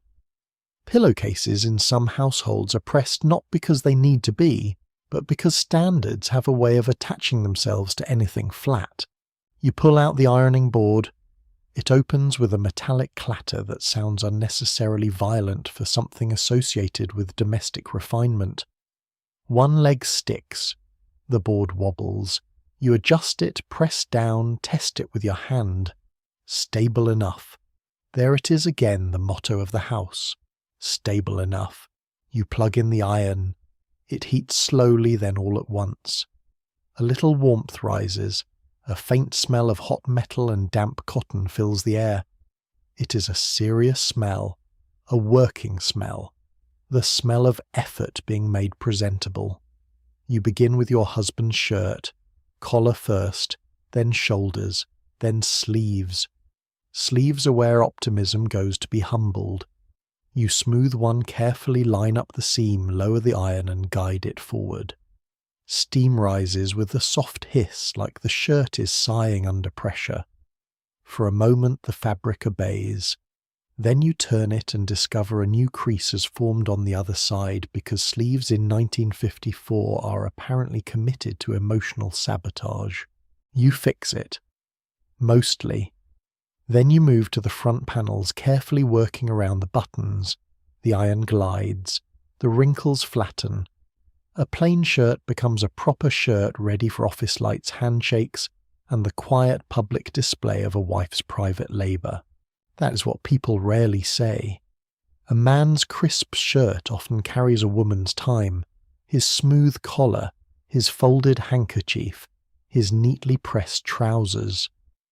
These things can enter the world as signs of his respectability, while the hands that made them smooth remain at home, dry from soap, warm from steam, and already reaching for the next garment. You press the pants next.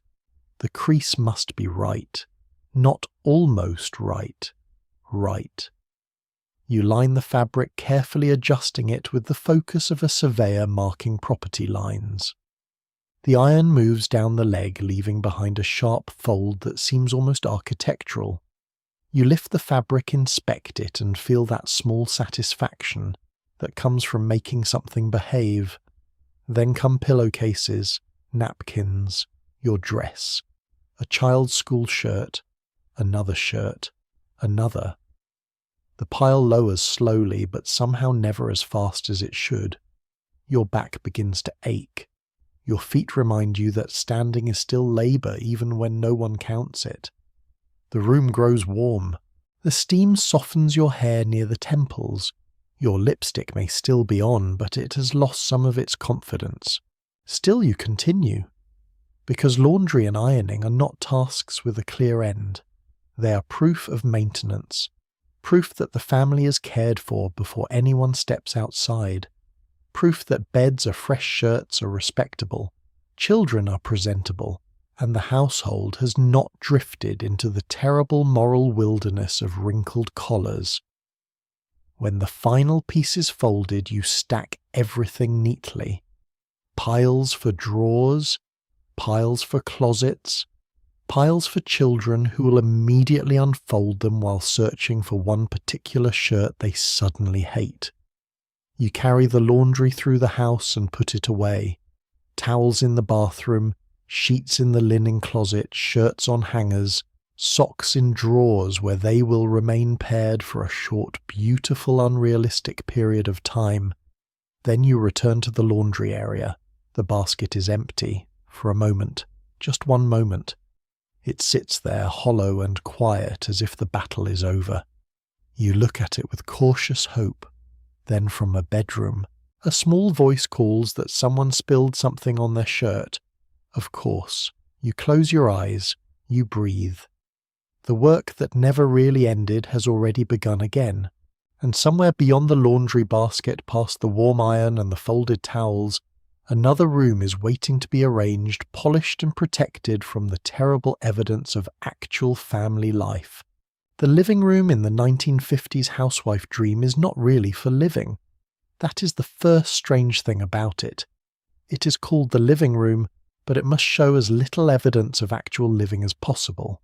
No socks, no toys, No newspapers spread open like wounded birds. No half-finished glasses. No crumbs. No sagging pillows. No blanket left over the arm of a chair. No child's book face down on the rug spine, bent in a way that suggests literacy has become violent. The living room must look ready. Always ready. Ready for guests. Ready for neighbours. Ready for a minister stopping by. Ready for a lady from the PTA with a folder, a smile, and the ability to notice dust at a distance normally associated with military equipment. It is the room that tells the outside world who you are, or at least who you are trying very hard to appear to be.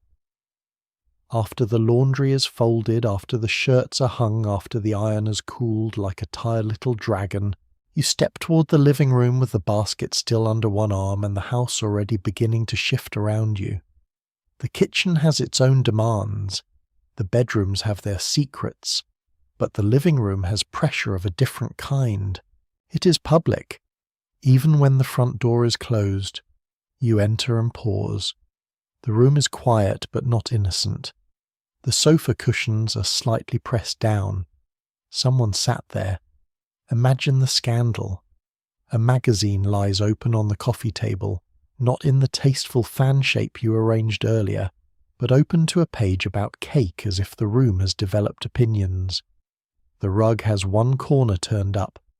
A child's wooden block rests near the chair. One of your husband's newspapers has spread itself across the armrest, with the confidence of a man who pays the mortgage and therefore believes paper can live wherever it pleases. You set down the basket, you inhale, and the restoration begins. The first task is the sofa. In many homes, the sofa is the throne of respectable comfort. It must look soft enough to welcome guests, but not so used that anyone suspects the family actually collapses on it at night. You lift each cushion, pat it firmly, rotate it, smooth the fabric, and settle it back into place. The cushion gives a little sigh as though offended by being expected to look young forever. You fluff the pillows next. Pillows in the 1950s living room are not for comfort. Not primarily. They're decorative ambassadors. They must communicate taste care and a household where women have enough emotional stability to arrange fabric squares at precise angles. You place one at the left end of the sofa, another at the right, a smaller one in the centre if the room is feeling ambitious. You step back and study the arrangement. Too stiff. You adjust. Too casual. You adjust again. There. Carefully effortless, which is to say not effortless at all. The coffee table comes next. The coffee table is a dangerous piece of furniture because it collects evidence. Cups, ashtrays, magazines, school papers, puzzle pieces, candy wrappers, keys, small items no one owns but everyone has touched. It is the flat surface where family life confesses. You remove everything. Then you return only what belongs. A magazine placed neatly. Perhaps two if the household wants to look informed but not overwhelmed by print. A small dish. A floral arrangement if company is expected. Maybe a decorative book no one reads because its real function is to imply that reading happens here between moments of polished conversation. You wipe the surface with a cloth. A faint scent of polish rises. Warm, sharp, respectable. The shine returns, and with it the illusion that the room has never hosted a child with sticky fingers or a husband with cigar ash. Then you see the dust. Of course, dust in the living room behaves differently than dust elsewhere. Kitchen dust is practical, bedroom dust is private, but living room dust is social. It sits on tables, shelves, lamp bases, picture frames, and the tops of things no reasonable person can see unless they are either tall or emotionally committed to judgment. You take the dust cloth and begin. The side table, the lamp, the framed photograph of the family smiling in a way that suggests no one has ever argued about shoes. the small ceramic figurine from your aunt, the bookshelf, the radio. Each object must be lifted, wiped beneath, and returned to its exact position. Not close to its position. Exact. Because rooms have memory. Move one item a little too far, and the whole space feels wrong, though no one can explain why. It is like a social seating chart, but for porcelain birds. You dust slowly. The cloth moves over wood, glass, and metal. The room begins to smell like lemon oil and effort. Outside, a car passes. You glance toward the window automatically. The curtains are open just enough to let light in, but not enough to reveal too much. Windows are complicated. They bring sunshine, which is lovely. They also allow the neighborhood to become an audience, which is less lovely. You check the curtains. Even. Straight. No awkward gap. A gap in the curtains can feel like vulnerability. It might reveal the children running across the room. It might reveal you bending to pick up a sock. It might reveal a moment when your face is not arranged for public viewing. So you adjust the fabric until it falls softly and properly, framing the room like a picture. That is what the living room is supposed to be. A picture. A framed proof of domestic success. The rug must be next. The rug is where the fantasy often loses its nerve. Rugs remember everything: footsteps, crumbs, children, dogs. A dropped cracker from 9:30 that somehow travelled 6 feet from the kitchen, probably through criminal means. You retrieve the vacuum, which emerges from the closet like a large metal creature with unfinished business. You plug it in. It roars. The peace of the house is immediately replaced by the sound of modern convenience expressing rage. You guide it across the rug in long measured lines. Push, pull, push, pull. The machine growls and hums beneath your hands. The cord tangles around the leg of the side table because cords in this decade seem personally opposed to women completing tasks with dignity. You pause, untangle it, continue. Lines appear in the carpet, soft parallel marks that look almost ceremonial. A freshly vacuumed rug has a strange power. It tells the room to behave. It tells the children to stay away. It tells the dog who will ignore it completely that civilization has made a request. You finish and stand back. For a moment the rug is perfect. Then you hear a child moving somewhere in the hallway and your entire body becomes alert. Children and fresh vacuum lines are natural enemies.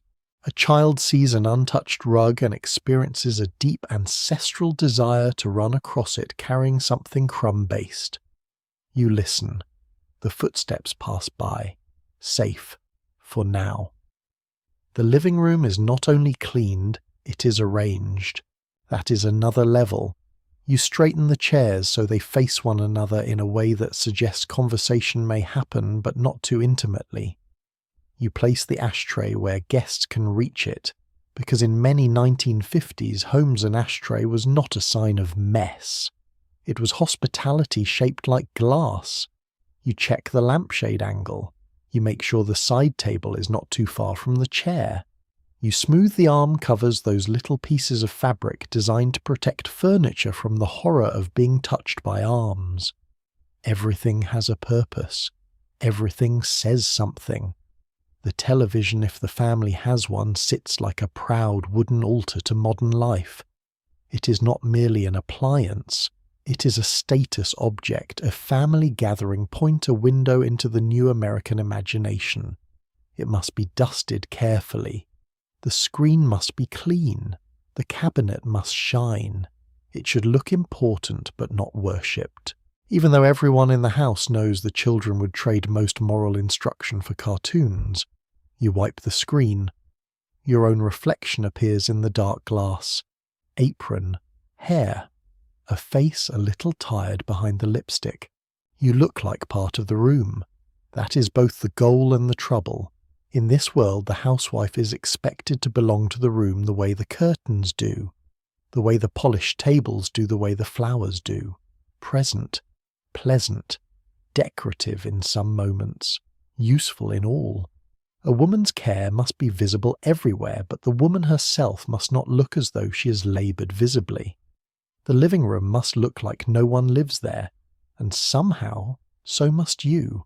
Not messy, not rumpled, not too tired, not too loud, not too real. You move to the mantel or shelf and straighten the family photographs. These pictures matter. They present the household as it wishes to be remembered. The children clean and still. Your husband composed. You smiling. Everyone arranged in proof that the family is happy, upright, and properly lit. No one photographs the 15 minutes before the photograph. No one photographs the child crying over a collar. No one photographs you smoothing your dress while mentally calculating whether the roast will dry out. No one photographs the effort of becoming a family picture. But the living room holds the photograph, and so the room must match it. That is the pressure.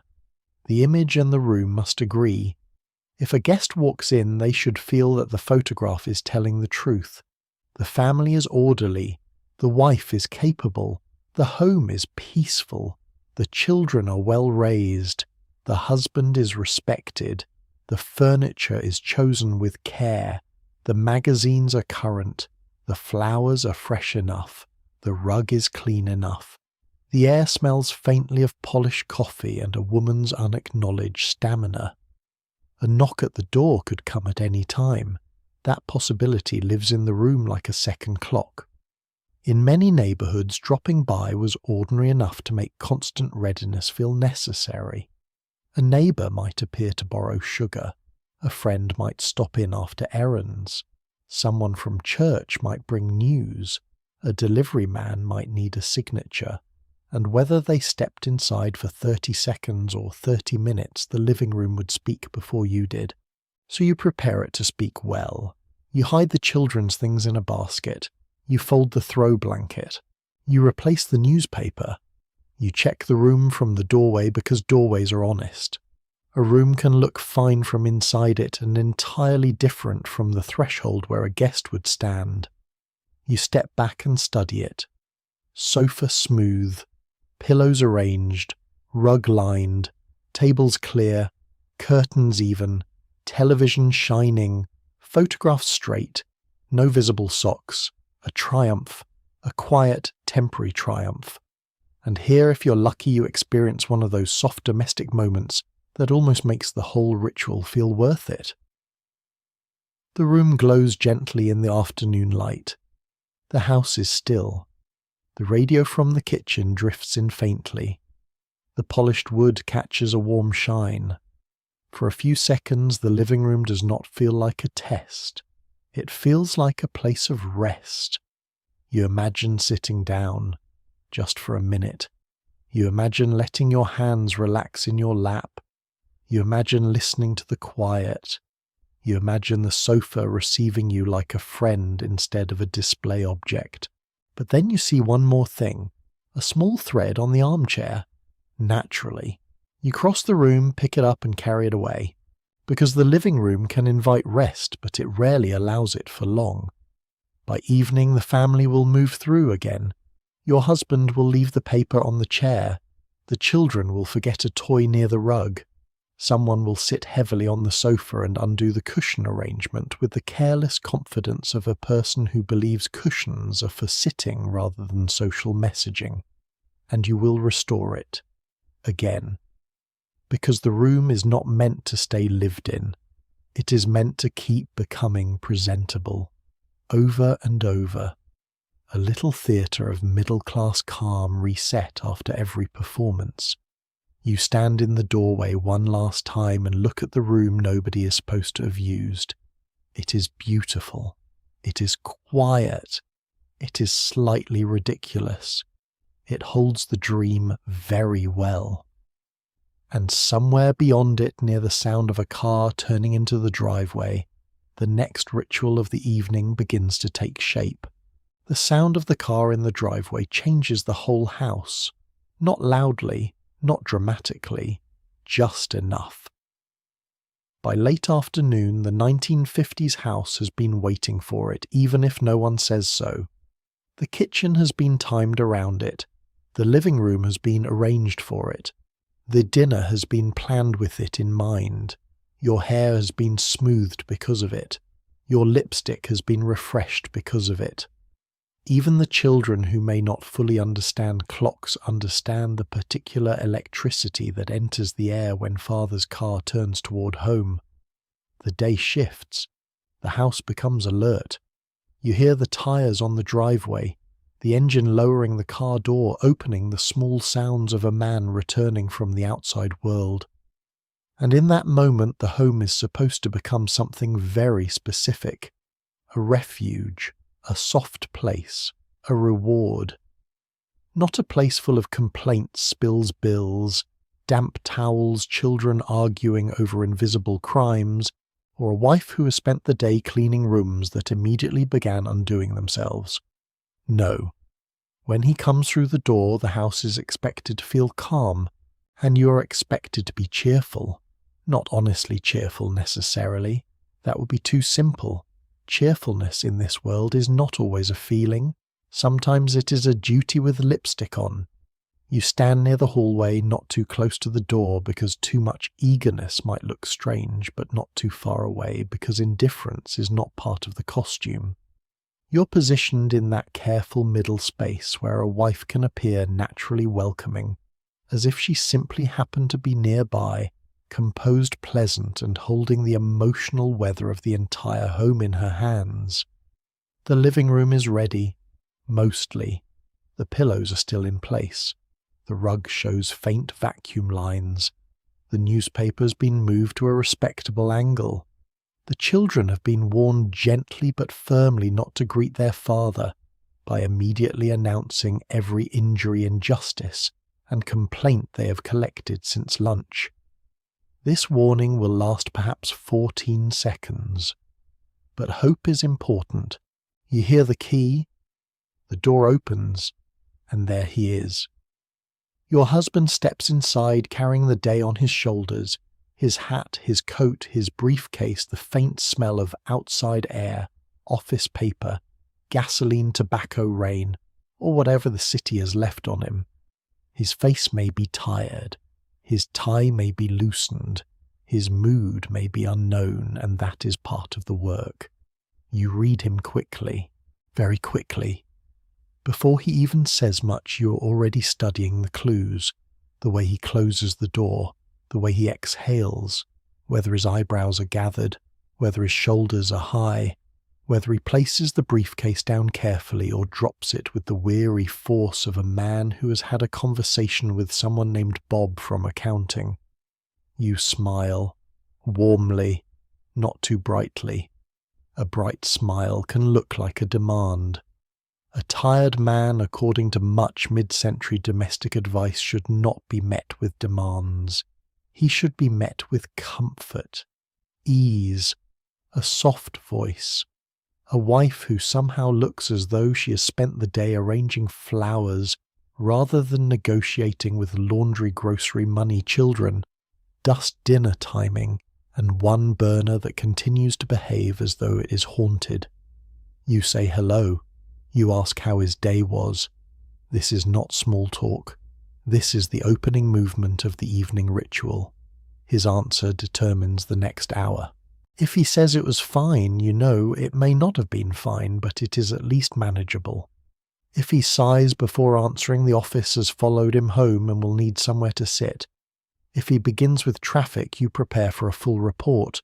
If he mentions his boss, you know to make sympathetic sounds at regular intervals. If he says nothing at first, only removes his hat and rubs the back of his neck, you soften your voice further, because silence can be a weather warning.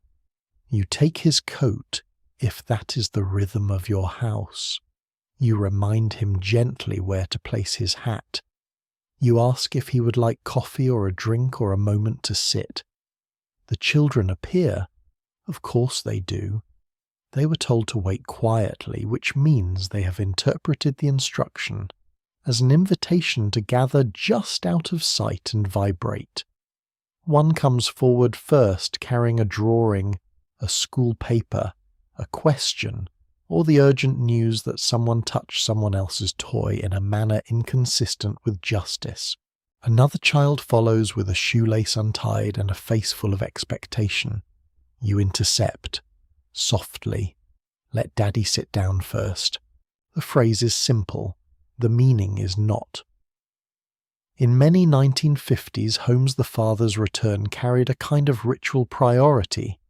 He had been out in the public world, earning, commuting, answering to bosses, dealing with pressures that the household was expected to respect. His entrance was not supposed to be swallowed immediately by domestic noise. The home was meant to receive him, soothe him, restore him, and you were the person expected to make that happen. You guide him toward the chair. The chair. Every household has one, whether anyone admits it or not. The father's chair, the evening chair, the place where the man of the house lowers himself into domestic comfort and for a few minutes becomes almost ceremonial. The children know not to climb on him too quickly. You know not to begin with bad news.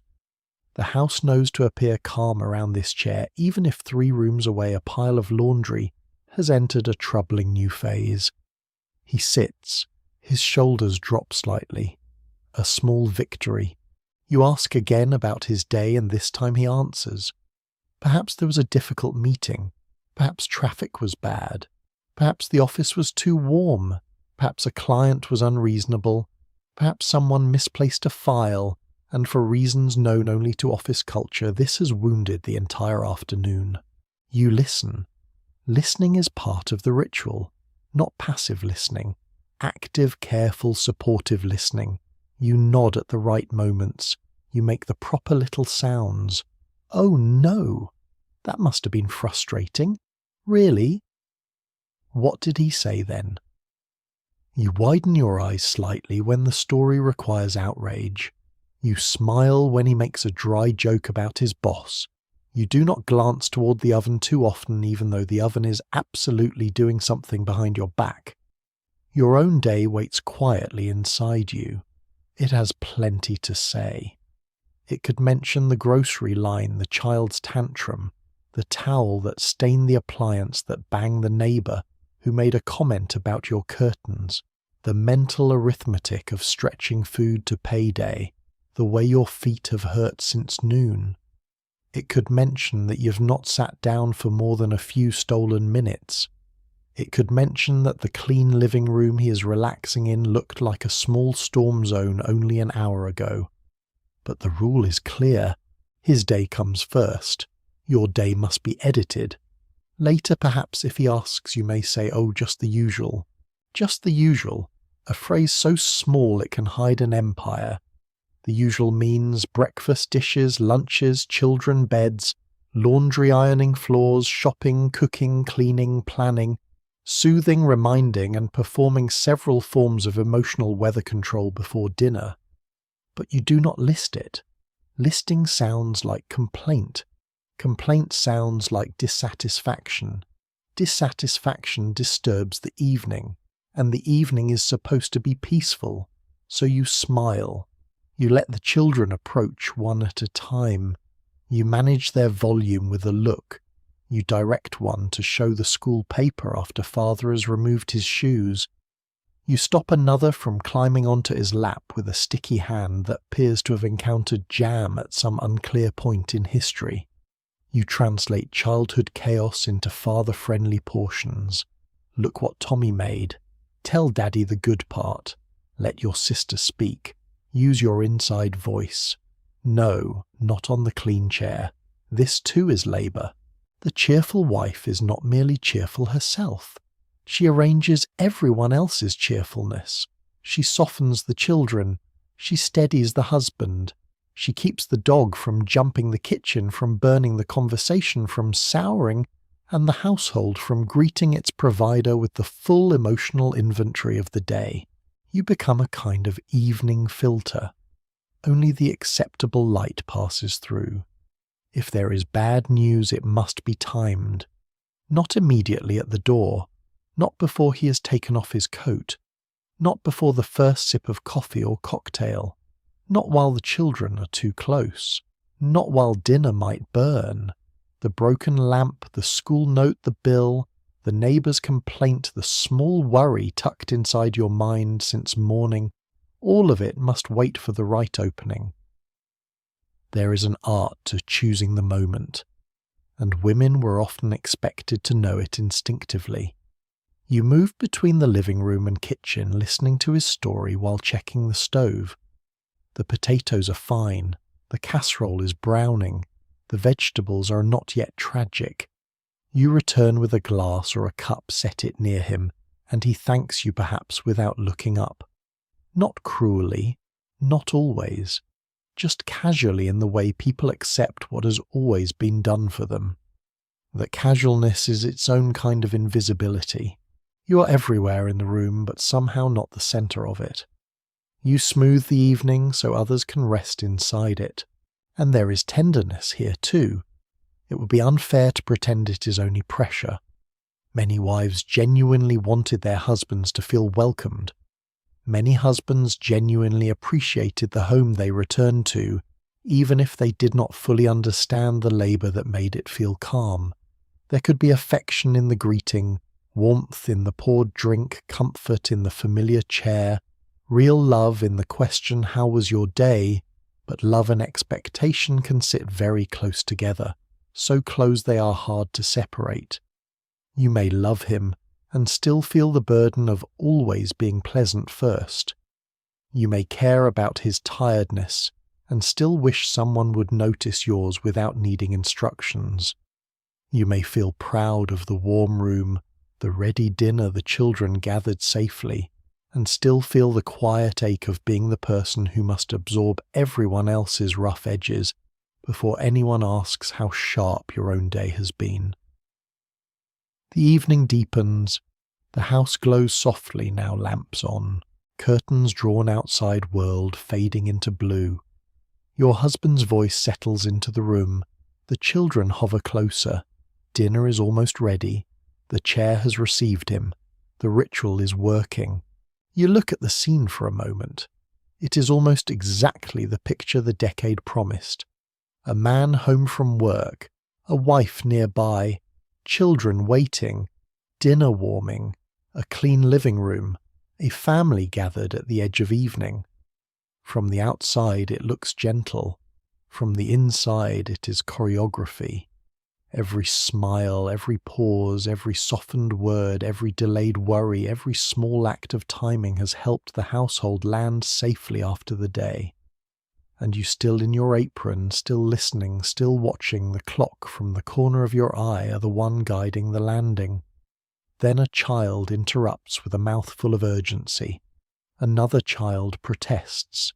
Your husband looks toward them, tired but amused. You step in before the moment tilts, not sharply, not loudly, just enough. Because now the next rule begins to rise in the room, familiar and old and woven into every chair around the table. Children must be guided, manners must be taught, and the family once again must look as though it knows how to behave. Children in the 1950s housewife dream are not simply children. They are evidence. Evidence that the home is orderly. Evidence that the mother is attentive. Evidence that the father is respectable. Evidence that the family knows its place in the neighbourhood and has not, despite several alarming signs involving mud shouting and one missing shoe surrendered to disorder. A child with good manners can make a household look polished. A child with bad manners can make a mother feel as though the entire suburb has been handed a written report on her private failures. This is why the dinner table grows quieter when the children sit down, not silent, never silent. Children are not built for silence. They are built for questions, crumbs, knees, knocking chair legs, sudden announcements, and the deep spiritual need to tell a story at the exact moment someone else begins speaking. But at the table, they are expected to become something close to civilized. Sit up straight. Use your napkin. Do not reach. Do not interrupt. Do not chew like that. Say please. Say thank you. Ask your father about his day, but not while your mouth is full of potatoes. These rules float over dinner like invisible place cards, and you standing near the table are the keeper of them. You do not only serve the meal, you monitor the manners. You watch elbows, forks, posture, tone volume, and the dangerous emotional territory between siblings seated too close together. One child is swinging a foot under the table. Another is pushing peas into a small green mountain. The youngest is holding a fork with the tense uncertainty of someone operating construction equipment for the first time. You correct gently. Fork properly, dear. Napkin in your lap. Let your sister finish. Not with your fingers. Every correction must be soft enough not to disturb the meal, but firm enough to shape the child. That is the delicate art.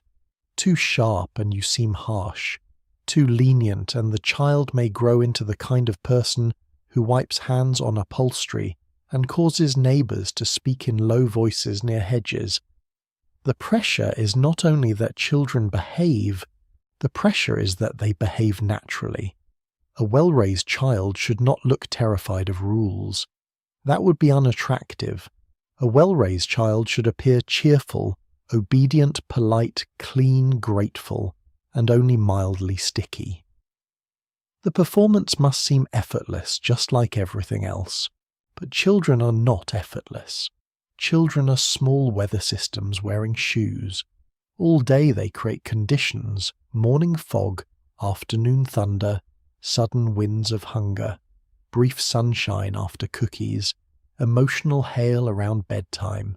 They move through the house, leaving behind toys, fingerprints, damp socks, broken crayons, questions about death, and an astonishing number of cups. And somehow within all this lively little weather you're expected to raise them right. That phrase carries weight. Raise them right. It means manners, yes, but also posture, speech, cleanliness, school performance, Sunday behaviour, respect for adults, table habits, thank you notes, appropriate clothing, controlled emotions, and the ability to greet company without hiding behind furniture or announcing something medically private. You begin early. In the morning, while buttoning a shirt, you remind one child to say good morning to the teacher. While tying a shoelace, you remind another not to push in line. While packing lunches, you remind them to trade nicely, share when appropriate, and not give away the sandwich unless there is a very good reason. And even then, please bring home the wax paper.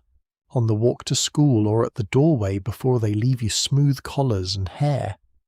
Not only because collars and hair matter by themselves, but because the child will enter the world as a little moving representative of the household. A wrinkled shirt may be innocent. A dirty face may be normal. But in the anxious language of the decade, these things can feel like messages. Did his mother not notice? Is everything all right at home? She seems busy lately. That word. Busy. So often a soft little knife. You wipe a smudge from a cheek with your thumb, ignoring the child's protest. You straighten a sweater. You check whether socks match. You remind them to thank Mrs. Allen if she gives them a ride. You remind them not to talk back. You remind them to be kind. You remind them to remember what you reminded them yesterday. They nod. They will forget by 9:12. Still you try. Trying is most of parenting. By afternoon the children return with the outside world clinging to them. School dust, playground grass, pencil marks, small injuries, big feelings, notes from teachers, half-finished stories, lunchboxes that smell faintly of apple paper and disappointment. One child is proud. One child is upset. One child has no idea where their sweater went, but is confident it was not their responsibility. You receive all of it. The papers, the moods, the missing sweater, the alarming drawing. The rumour that another child said something unkind, the discovery that tomorrow requires a costume, a baked item, or an object beginning with the letter B. This is where manners meet emotional labour.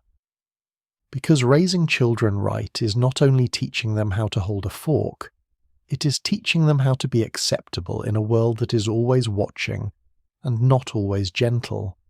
You kneel beside them, you listen, you explain, you correct, you comfort.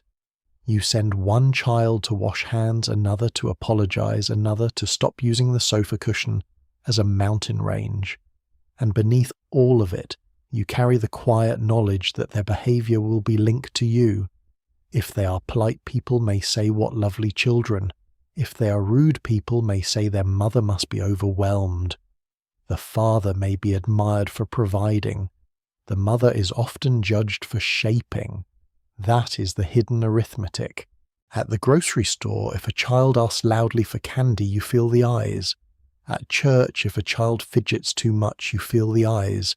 At a neighbour's house, if a child touches something breakable, you feel time slow down. A porcelain figurine wobbles on a shelf and your soul briefly leaves your body to prepare for social consequences. You smile. You say hands to yourself, dear. Inside, you're negotiating with every ancestor you have. Public children require public calm. You cannot hiss too sharply in the cereal aisle. You cannot look too desperate in the church pew. You cannot drag a child away from a social gathering with the expression of a woman who has reached the edge of civilization. You must guide them with the smooth, quiet authority expected of a good mother. The voice must stay low. The smile must survive. Even when a child is lying on the floor because they were denied gum, especially then. At home, the rules continue. Toys must be put away. Not because toys mind being out, but because a toy-strewn room suggests a household losing its grip. Shoes belong by the door, books belong on shelves, dolls belong in baskets. Toy cars belong anywhere except under your bare foot at 11 o'clock at night, though they rarely respect this boundary. You teach them to help. In theory. A child dusting a table can produce more dust-related uncertainty than if no one had touched it at all. A child folding towels may create fabric shapes unknown to mathematics. A child drying dishes may require supervision intense enough to defeat the purpose of assistance. But still you hand them small tasks because character must be built, and apparently character begins with the damp dish towel. You praise them when they try. You correct them when they rush, you thank them when they remember, and then often you redo the task quietly later. This is not deceit, it is household diplomacy. There are also the social manners, the greetings, the thank you notes, the proper way to answer the telephone, the rule about calling adults Mr. and Mrs., the importance of not staring, not grabbing, not shouting indoors, not making faces at unfamiliar food, not saying exactly what they think when exactly what they think is both accurate and socially explosive. Children are truthful in ways adults spend years learning to prevent. A neighbour enters wearing a new hat and a child can destroy the room with one honest sentence, so you prepare them. Before company arrives, you review the rules like a general before battle. Say hello. Do not ask personal questions. Do not mention age. Do not mention weight. Do not mention the smell of anyone's house. Do not tell Mrs. Henderson that Daddy said her meatloaf looked nervous. The children nod solemnly. They understand almost none of it. Then the doorbell rings and the test begins. They line up or something close to lining up. Hair combed, faces washed, shirts tucked. For a shining moment they look like the children in advertisements, clean, bright, obedient, and lightly unreal. You feel a little pride. You also feel the fragile terror of a woman holding a glass ornament in a room full of elbows. The guest steps in. The children say hello. One child says it beautifully. Another says it too softly. The youngest says nothing at all and hides behind your skirt, which is not ideal, but at least no one has mentioned meatloaf. You call that a success. And this is the strange part. For all the pressure, all the correction, all the constant shaping, there is tenderness underneath it. You're not only teaching them to impress neighbours, you're trying to help them move through the world safely. You want them to be kind. You want them to be welcome. You want them to know how to sit at a table, how to speak gently, how to thank someone, how to recover after making a mistake. You want them to be better prepared than you feel. So you keep teaching, at dinner, at church, at school events, in the car, in the kitchen, in whispers by the front door, in looks across the room, in patient explanations after tears. The lessons are small, repeated unfinished. 1,000 little corrections woven into childhood until they become memory. Some of them are useful. Some of them are too strict. Some will soften with time. Some will stay with them forever in ways no one can predict. Night comes at last. The children are in pajamas. Their hair is damp from baths. Their wild daytime selves have begun to fade into sleepy softness. You tuck blankets around them, and suddenly the sticky diplomats, the dinner table critics, the public representatives of family respectability, become small again. Just children, warm, tired, trusting. One asks if they were good today. The question lands gently and heavily at the same time. You look down at that small face in the dim bedroom light, and you think of all the rules, the manners, the pressure, the neighbours, the teachers, the church ladies, the invisible audience that seems to follow mothers everywhere. Then you smooth the blanket and say yes, yes, you were good, because they are learning, and so are you. You turn off the lamp, leaving the room in a soft blue dark. Behind you the hallway waits. The dishes wait. The laundry may have secretly returned. The living room may need one more adjustment before morning. And beyond the walls of the house, quiet as curtains shifting in the evening, the neighbourhood is still watching. The neighbour in the 1950s housewife dream is not simply a neighbour. She's a weather system. She's a curtain moving slightly across the street, a face behind a kitchen window, a polite wave that contains 14 unspoken evaluations. She's the woman who notices when your laundry goes out late, when your child's hair is not combed quite evenly, when your husband's car comes home earlier than usual, and when the living room curtains remain closed past breakfast. She may never say anything cruel. That would be too obvious. She may never accuse. That would be impolite. But she notices. And in the suburb, noticing is power. You first become aware of her in the morning when you step outside to shake a dust cloth or bring in the milk bottles or retrieve the newspaper from the front walk. The air is still cool. The street is quiet. The lawns are damp with dew. Everything looks peaceful, which is usually when the neighbourhood is most awake in spirit. Across the way a curtain shifts. Only slightly, a small movement, nothing dramatic, but you see it. Of course you do. Every housewife on the street learns to read curtains the way farmers read clouds. A half-open curtain can mean curiosity. A fast-closing curtain can mean guilt. A curtain that has not moved all morning might mean illness travel or someone sleeping late, which is practically an announcement printed in the sky. You bend to pick up the paper. You do it gracefully. Not because the newspaper requires grace, but because the wrong bend in front of the wrong window can become part of someone's morning. There she is, Mrs. Henderson, or Mrs. Peterson, or Mrs. Allen, depending on the street. Every neighbourhood has one. Sometimes it has several arranged like a committee of hydrangeas and moral concern.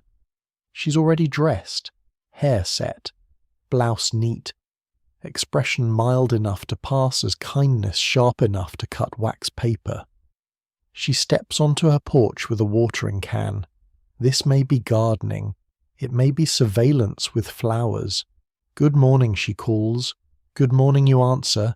Your voice is light, pleasant, not too hurried. A hurried voice suggests tension.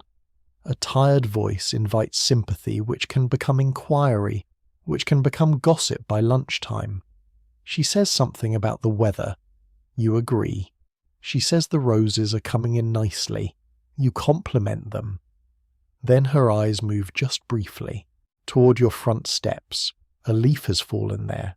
One leaf. A small brown harmless leaf. But under her glance it becomes a character witness.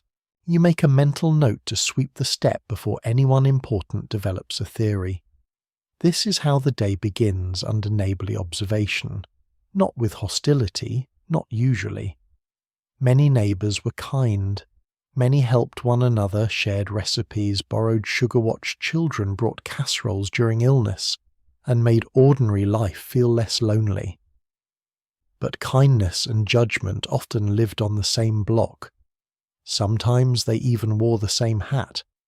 The neighbour who notices everything may bring you soup when you are sick. She may also remember how long your curtain stayed closed. Both things can be true. By mid-morning, her presence lives inside your choices. When you hang laundry, you think of sight lines. The sheets must be straight. The towels must not look worn. The children's clothes should be clipped neatly, as though even wet fabric understands family discipline. You pin each piece carefully, feeling the mild breeze lift the corners. Across the fence, a neighbour hangs her own laundry with the calm precision of a woman who has never once been defeated by fitted sheets, though you suspect this is an act. You both pretend not to compare. You compare. Her sheets are whiter. Your towels are folded more evenly. Her clothespins appear newer. Your children's socks, though small and chaotic, are at least paired. A fair contest. No one declares a winner. The clothesline is a public document. It tells the street how the family is dressed, how often the beds are changed, whether the children are growing, whether the household keeps up. A sagging line or careless pinning might suggest fatigue. Fatigue might suggest trouble. Trouble might suggest conversation. So you keep the laundry respectable, even the socks, especially the socks. Later, while sweeping the front walk, you see Mrs. Henderson again. She's coming down the sidewalk with her handbag and gloves, walking at the pace of someone who has nowhere urgent to be, but much to observe along the way. You stand a little straighter. Your apron is clean enough. Your hair is holding. The porch is almost swept. Almost. She stops by the gate. Just for a moment. She says she's been meaning to ask whether you tried that recipe from the church newsletter. You say not yet, but you have heard it is lovely. This is safe. Recipes are safe. Recipes are the official language of women who may actually be discussing status, skill, thrift taste, and whether anyone has lost control of dinner. She mentions that Mrs. Wilson made it last week, though of course she used too much onion. Of course. There is always too much onion in someone else's life. You smile. You say, "Oh dear," in the tone required. Not too amused, not too critical. A woman must never appear too eager to receive gossip. She must merely allow gossip to happen nearby while holding a broom. Then Mrs. Henderson lowers her voice just slightly. She heard the Johnson boy was sent home from school for talking back. You make a sympathetic face, not shocked. Shocked can look hungry, not indifferent. Indifference can look cold. Sympathetic is the safest expression. A small tilt of the head, a soft sound, a phrase like "how difficult for them." There. You've participated without appearing to participate. This is one of the neighbourhood's most delicate skills. To know but not seem eager to know. To hear but not seem to listen too closely. To repeat nothing unless repeating it becomes socially necessary, in which case you must say, "I probably shouldn't mention it," which means the machinery has already started. The neighbour notices more than gossip. She notices lawns. A lawn in the 1950s suburb is not grass, it is a report card. If the lawn is neat, the family is disciplined. If the edges are clean, the husband is responsible.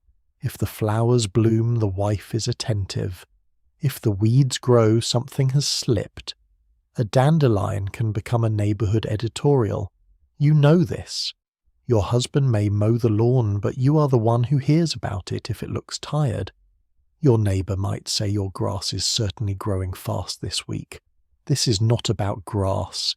This is a coded message from the Republic of Lawns. You answer lightly. Yes, it does seem to have a mind of its own. Inside. You're already planning how to mention it at dinner without sounding like you're issuing a command because a wife must guide household maintenance in the form of gentle weather reports.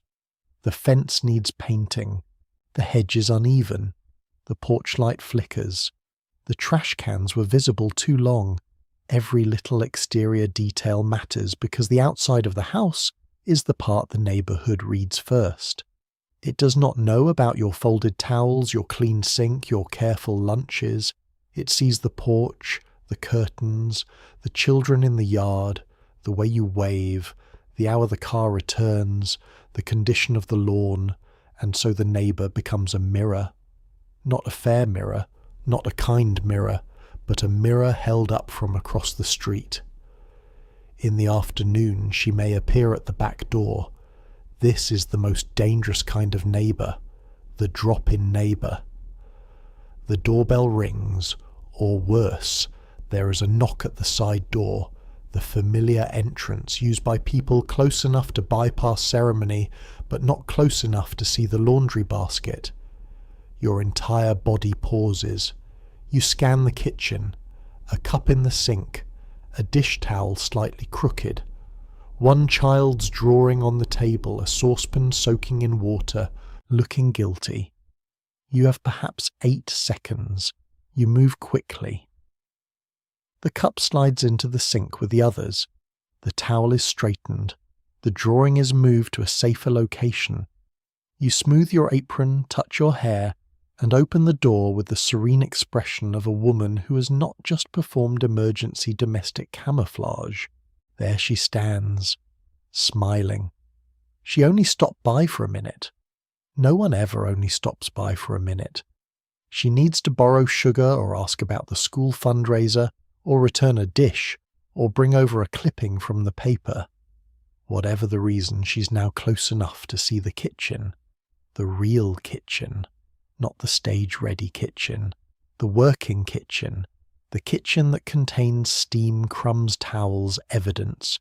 You angle your body slightly, not blocking, guiding. There is an art to controlling what a neighbour sees without making it obvious that you are controlling what a neighbour sees. You offer coffee if politeness requires it, hoping she refuses. If she accepts, you recalibrate the next 20 minutes of your life while smiling as if coffee was your deepest wish. She steps inside. Her eyes move gently across the room, very gently, too gently. The counter, the table, the floor, the stove, your apron, the fruit bowl, the child's shoes near the doorway. The shoes are not ideal. One is upside down, which feels unnecessarily symbolic. She says your kitchen looks so cozy. Cozy can mean warm. Cozy can mean cluttered. You will think about this for 3 hours. You pour coffee. You sit together at the table for a short conversation that somehow touches on school church. The weather, Mrs. Wilson's onions, the rising price of meat, and whether children today are perhaps becoming more outspoken. Beneath the calm you are aware of everything.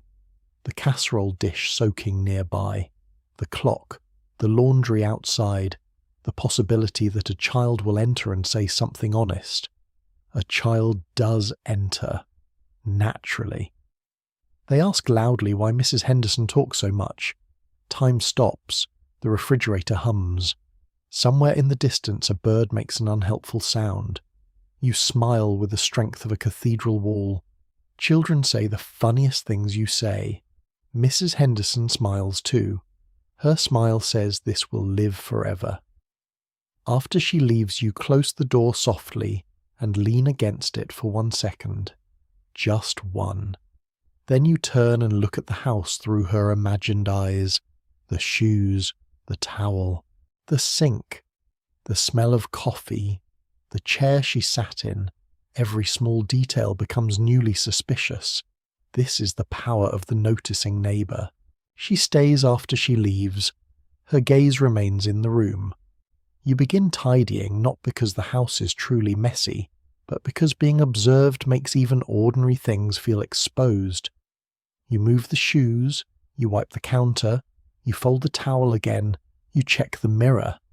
You wonder whether cozy meant cozy, and yet there is comfort in her too. That is the complication. If something happened, she would know. If a child fell from a bicycle, she might be the first to run over.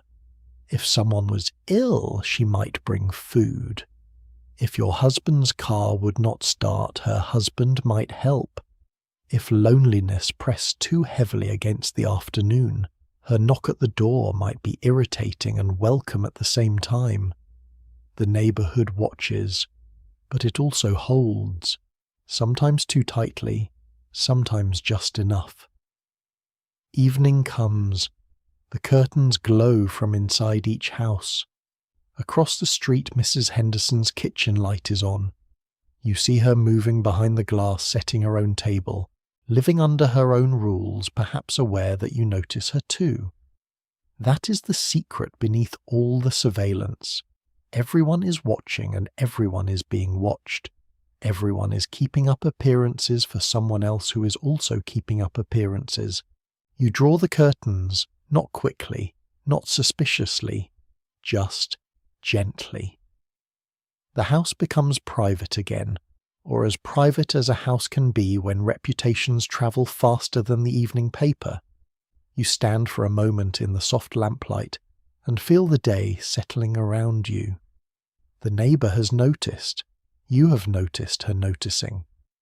The street has gathered its tiny observations and tucked them away for later. And beyond the fences, the porches, the curtains, and the polite waves, there is another public stage waiting. One with folding chairs, church basements, school halls, committee tables, and women smiling through the most delicate competitions of respectability. PTA meetings and church events in the 1950s. Housewife Dream are not simply social gatherings. They are tournaments, softly lit, politely worded, often involving coffee. But tournaments all the same. No one calls them that, of course. No one says, "Welcome to the social Olympics of good womanhood. Please place your casserole on the left and your nervous system on the right." That would be too honest. Instead, the invitations arrive gently. A note from school, an announcement after Sunday service, a phone call from another mother with a voice as sweet as frosting and twice as difficult to escape. There is a meeting Thursday, there is a bake sale Saturday, there is a committee forming, there is church supper, there is always something. And if you are a 1950s housewife trying to remain respectable, you cannot simply say no forever. No becomes noticeable, no becomes a pattern, no becomes poor thing, she must be overwhelmed. And overwhelmed is one of those words that sounds like sympathy until it begins circling the neighbourhood wearing sensible shoes. So you say yes, or you say you will try, which everyone understands means yes unless you are physically unable to stand. The preparation begins long before the event. A PTA meeting at the school gymnasium or a church supper in the basement is never only about showing up. Showing up is the smallest part. The real work begins at home, where you decide what version of yourself the public will receive. The dress must be right. Not too plain, because plainness might suggest you are slipping. Not too fashionable, because fashion can become a conversation. Not too tired looking, though by now you may have cleaned, cooked, supervised children, folded laundry and answered the telephone in a voice that belonged to a more cheerful woman from another planet. You stand before the closet and study your options. The navy dress is safe. The floral one is warmer. The grey one says serious committee woman, but perhaps too serious. The church ladies may not trust a woman who appears ready to audit the hymnals. You choose the safe dress. Safety is underrated. Then come the shoes. Polished enough. Comfortable enough. Not actually comfortable, because truly comfortable shoes are apparently incompatible with public femininity. In this particular decade, you fix your hair. You reapply lipstick. You check your gloves if gloves are needed. You take one last look in the mirror. Pleasant, composed, useful. These are the qualities the mirror is supposed to show. Then comes the food. If food is required, and food is almost always required, the stakes rise considerably. A dish brought to a school or church event is not simply a dish. It is a portable reputation. You cannot bring something too ordinary. That suggests lack of effort. You cannot bring something too ambitious. That invites suspicion. You cannot bring something strange unless you are prepared to be remembered for it in conversations that begin with, "Do you recall that thing she made, so you select carefully? Maybe a casserole, maybe deviled eggs, maybe a cake. Maybe cookies arranged in neat rows, each one quietly begging not to break during transport." You carry the dish with both hands as if holding a fragile treaty between your household and the community. Your husband may help carry it to the car, but you know the truth. If the cake slumps, if the eggs slide, if the casserole appears watery, the story will not be about his carrying technique. It will be about you. At the school, the PTA meeting begins before anyone sits down. It begins in the parking lot.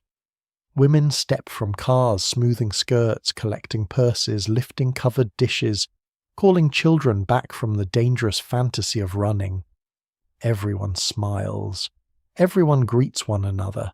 Everyone notices who arrived late, who brought what, who looks tired, who has a new hat, and who seems to be walking with the fragile calm of someone who may have had a difficult afternoon involving gelatin. You enter the school building. The hallway smells of floor wax, chalk, paper, and childhood. The walls are decorated with student drawings. Some are charming, some are alarming. You pause near your child's classroom display and locate their work because a good mother locates the work. You admire it even if the drawing appears to depict either a house or a distressed potato.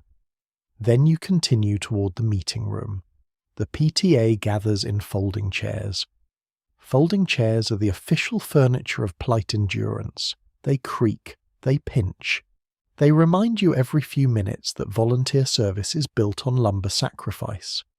Women sit in rows, handbags in laps, legs crossed carefully, expressions open but alert.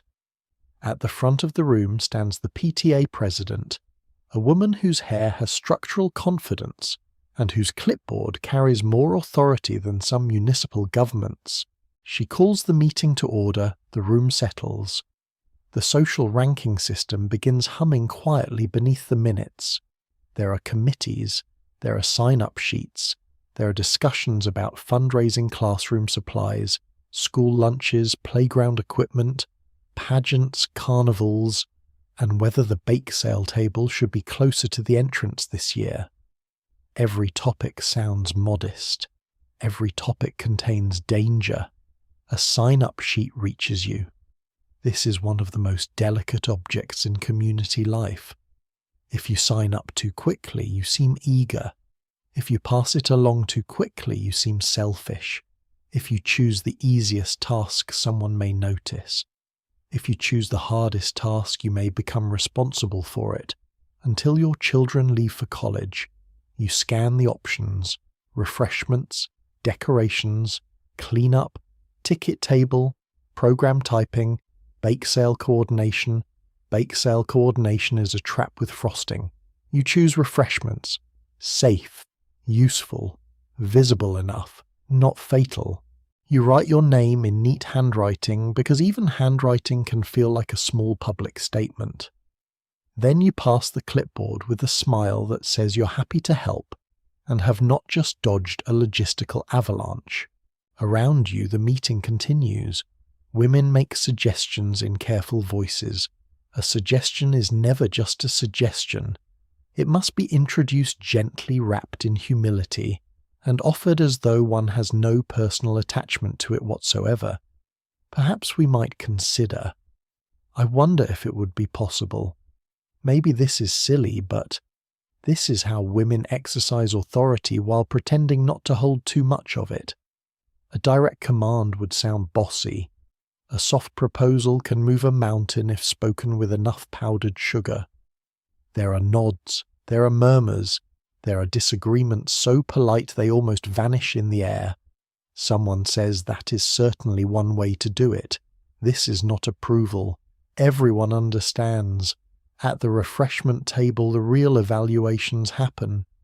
Coffee sits in large metal urns smelling slightly burnt and deeply necessary. Plates of cookies and cakes wait beneath wax paper. Deviled eggs shine under a light they did not request. A casserole rests near the end of the table, brave and slightly unstable. Women approach slowly, they compliment, they sample, they interpret. Oh, how interesting. What a clever idea. Did you make this yourself? That last question can be affectionate or fatal depending on tone. You stand near your own contribution without standing too near. Too near looks anxious. Too far looks careless. You pretend not to watch people take a piece. You absolutely watch.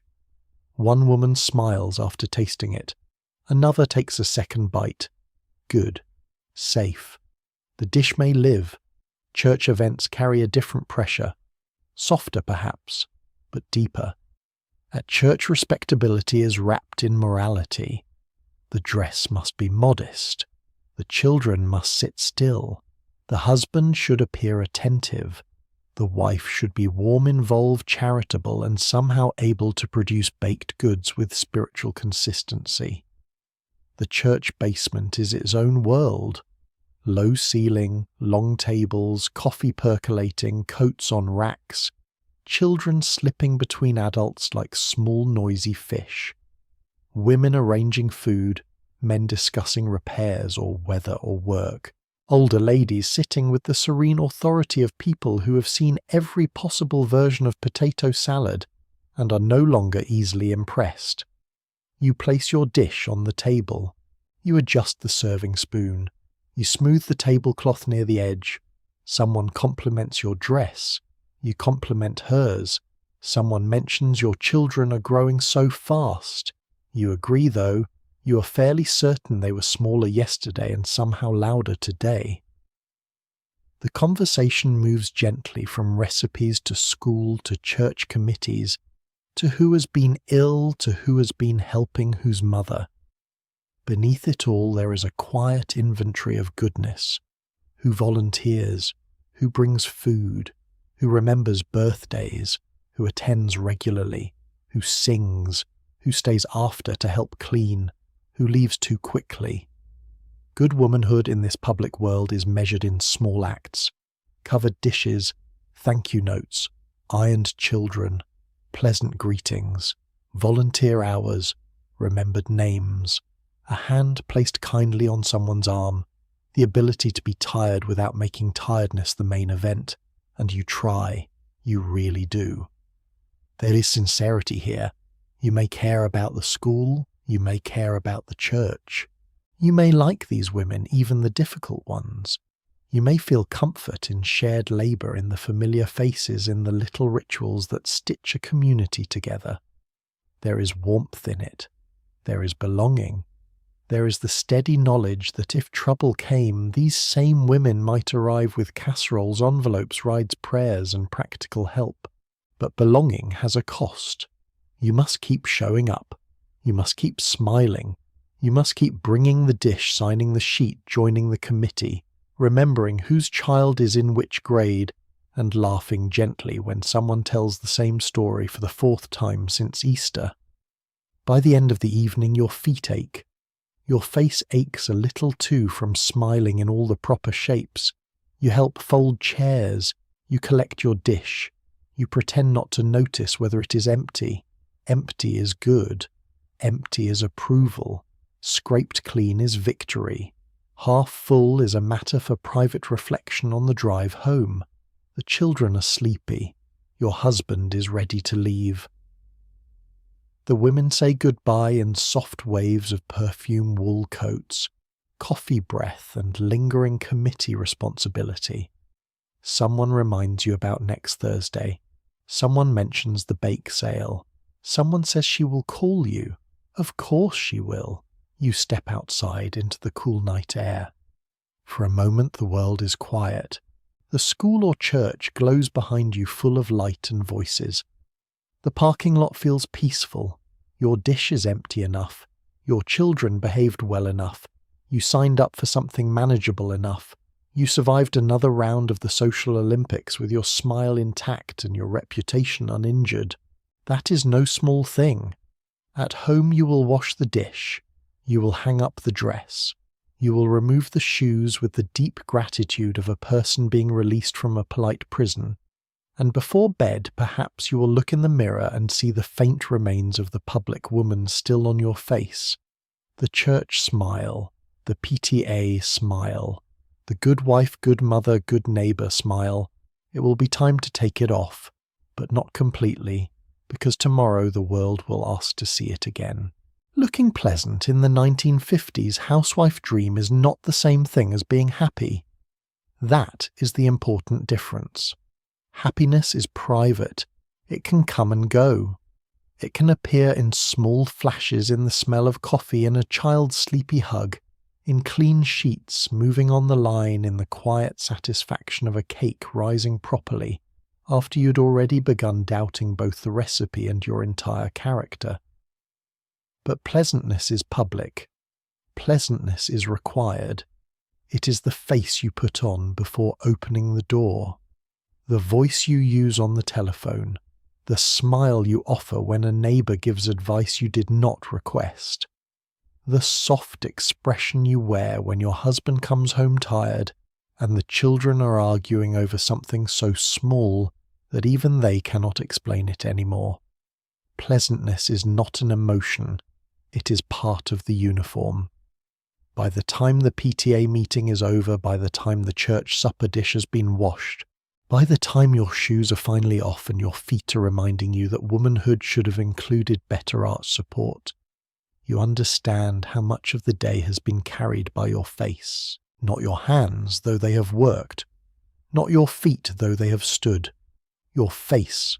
It has smiled through greetings, nodded through comments, softened disagreements, hidden impatience, disguised fatigue, reassured children, welcomed guests, flattered husbands, pacified neighbours, accepted compliments, deflected criticism, and performed that delicate little expression that says, "Oh, isn't that nice?" when what you really mean is, if one more person asks me to organise refreshments, I may become part of the wallpaper.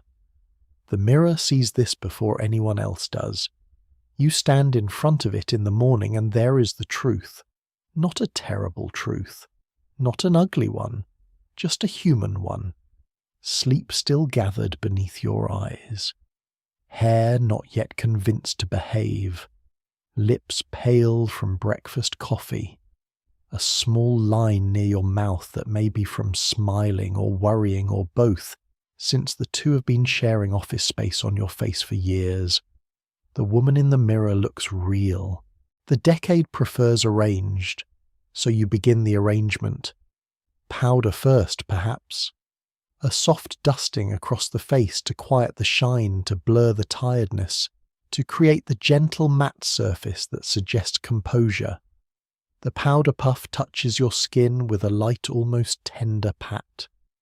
It feels soothing for a moment, a tiny ritual, a pause, a way to tell yourself the day has not completely claimed you yet. Then rouge if you use it. A little colour, not too much. Too much colour might seem bold, and boldness in a housewife can make people nervous unless it is expressed through curtains, not cheekbones.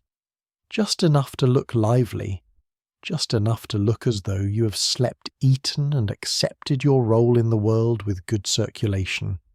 Then the lipstick, the most important little tube in the drawer.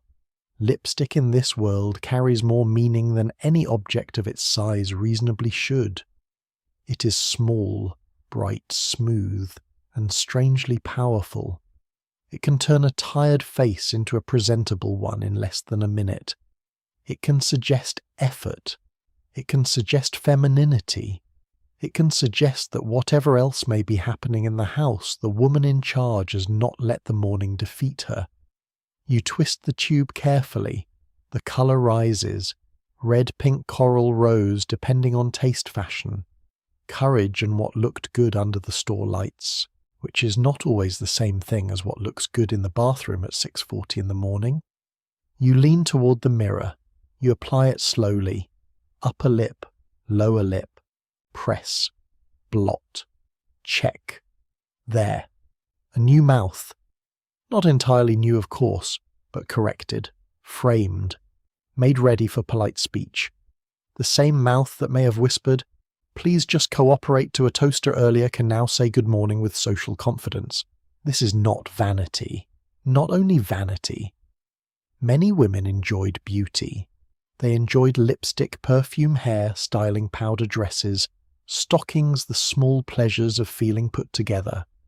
That should not be erased. A bright lipstick could lift the spirit. A good hair day could feel like armour. A new shade from the drugstore could make a dull Tuesday feel briefly cinematic. But pleasure and pressure often shared the same drawer. The lipstick might delight you. It might also discipline you. Because once the colour is on the face has a job to do. The rule of looking pleasant follows you through the house. It stands beside you while you wash dishes. It waits near the front door. It sits in the passenger seat when you drive to the grocery store. It watches as you answer the phone. It reminds you gently but constantly that a woman's mood should not inconvenience the room. If you are tired, look pleasant. If you are worried, look pleasant. If a child spills juice across the freshly wiped table, look pleasant enough that the child learns calm, but not so pleasant that they think juice distribution has become a hobby.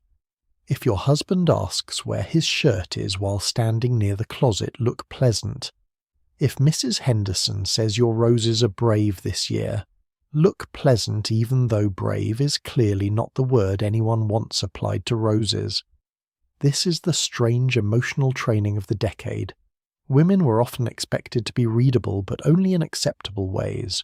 Warm, gentle, cheerful, interested, grateful, patient, never too angry, never too disappointed, never too visibly bored, never too sharp, never too weary. A woman could feel all of those things, of course. She could feel them deeply. But the face had to filter them before they entered the room. That filtering could become second nature. You learn how to smile with only part of your energy. You learn how to keep your voice light while your mind counts the minutes until the potatoes need draining. You learn how to laugh at a joke that has already aged poorly in real time. You learn how to say, "Well, isn't that something," in a tone that can mean anything from genuine delight to "Please release me from this conversation before my casserole collapses." The telephone is one of the great tests. It rings in the hallway with bright authority, and whatever you are doing must pause. You may be elbow deep in dishwater. You may be trying to rescue gravy.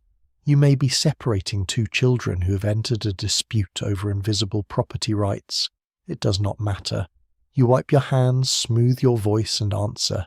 Hello, not your real hello, your telephone hello, a little brighter, a little higher, a little more musical, a voice wearing shoes.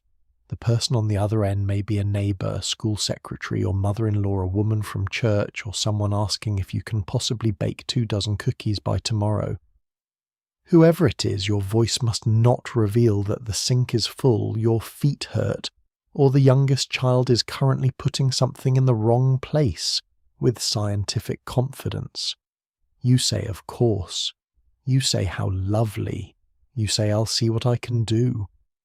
And your lipstick stays on quietly approving of the lie. Even at home alone, the beauty standard lingers. Not always because someone is looking, but because someone might look. A knock could come, a delivery could arrive, a neighbour could call from the yard, your husband could come home early, a child could bring a friend inside. The day is full of doors and every door might open. So you stay ready. Hair set, face powdered, lips refreshed, dress smoothed. The readiness becomes part of the body. You pass a mirror and check without thinking. You touch your hair near the temple. You press your lips together to feel whether the colour is still there. You glance at your apron for stains. These tiny checks are so constant they almost disappear, like breathing through a social expectation. By late afternoon, the face has begun to wear down. The lipstick thins, the powder fades, the hair loosens, the eyes grow more honest. This is the dangerous hour, the hour before your husband returns, when the day has left marks and the evening has not yet begun. So you freshen up. The phrase sounds gentle, almost charming. Freshen up. As if you are a flower in need of water rather than a woman who has spent the day performing household logistics under emotional surveillance. You stand at the mirror again. You repair what the day has taken. A little powder, a little lipstick, a comb through the hair, a smile tested briefly like checking whether a lamp still works. And there she is again. The pleasant woman. Not false exactly. Not entirely true either. A version of you shaped for peace. There is something heartbreaking in that, but also something strong. Because this pleasantness is not simple weakness. It takes control. It takes awareness. It takes a kind of social intelligence that rarely receives proper credit. You know how to calm a room. You know how to soften tension. You know how to make people feel welcome, noticed, forgiven, comfortable. You know how to hold back a sharp word until it becomes a safer sentence. But the cost is real. When a face is always arranged for others, the person behind it can begin to feel far away. At night, when the house finally grows quiet, you wipe the lipstick away. The cloth comes back faintly coloured. Red, rose, coral. The shade of the woman everyone saw. Underneath is the face from the early morning. Softer now, more tired, more yours. You look into the mirror and see the private woman again. The one who does not need to be pleasant for the sink, the curtains, the telephone, the neighbours, or the clock. For a moment she simply looks back. No performance, no smile, no careful tone. Just a woman at the end of a long day remembering that before the lipstick, before the powder, before the pleasant expression, there was a self underneath it all. And tomorrow, that self will rise again. She will twist open the little tube. She will lean toward the mirror. She will paint on the colour, and the world will call it beauty while the house quietly asks her to use it as armour. The telephone in the 1950s Housewife dream is not simply a telephone. It is a little bell-shaped test of composure. It sits in the hallway or the kitchen or on a small table near the wall, quiet for long stretches and then suddenly alive with authority. Its ring cuts through dishwater, dinner timing, children's questions, laundry sorting, and whatever fragile thought you were almost allowed to finish. When it rings, the house pauses. Not because the telephone is large, it is not. Not because it is complicated, it is in fact quite direct in its demands. It rings and someone must answer. But in this world, answering the telephone is not only practical, it is social. A call might be your husband. It might be the school. It might be your mother. It might be your mother-in-law, which is similar to the school, but with more emotional homework.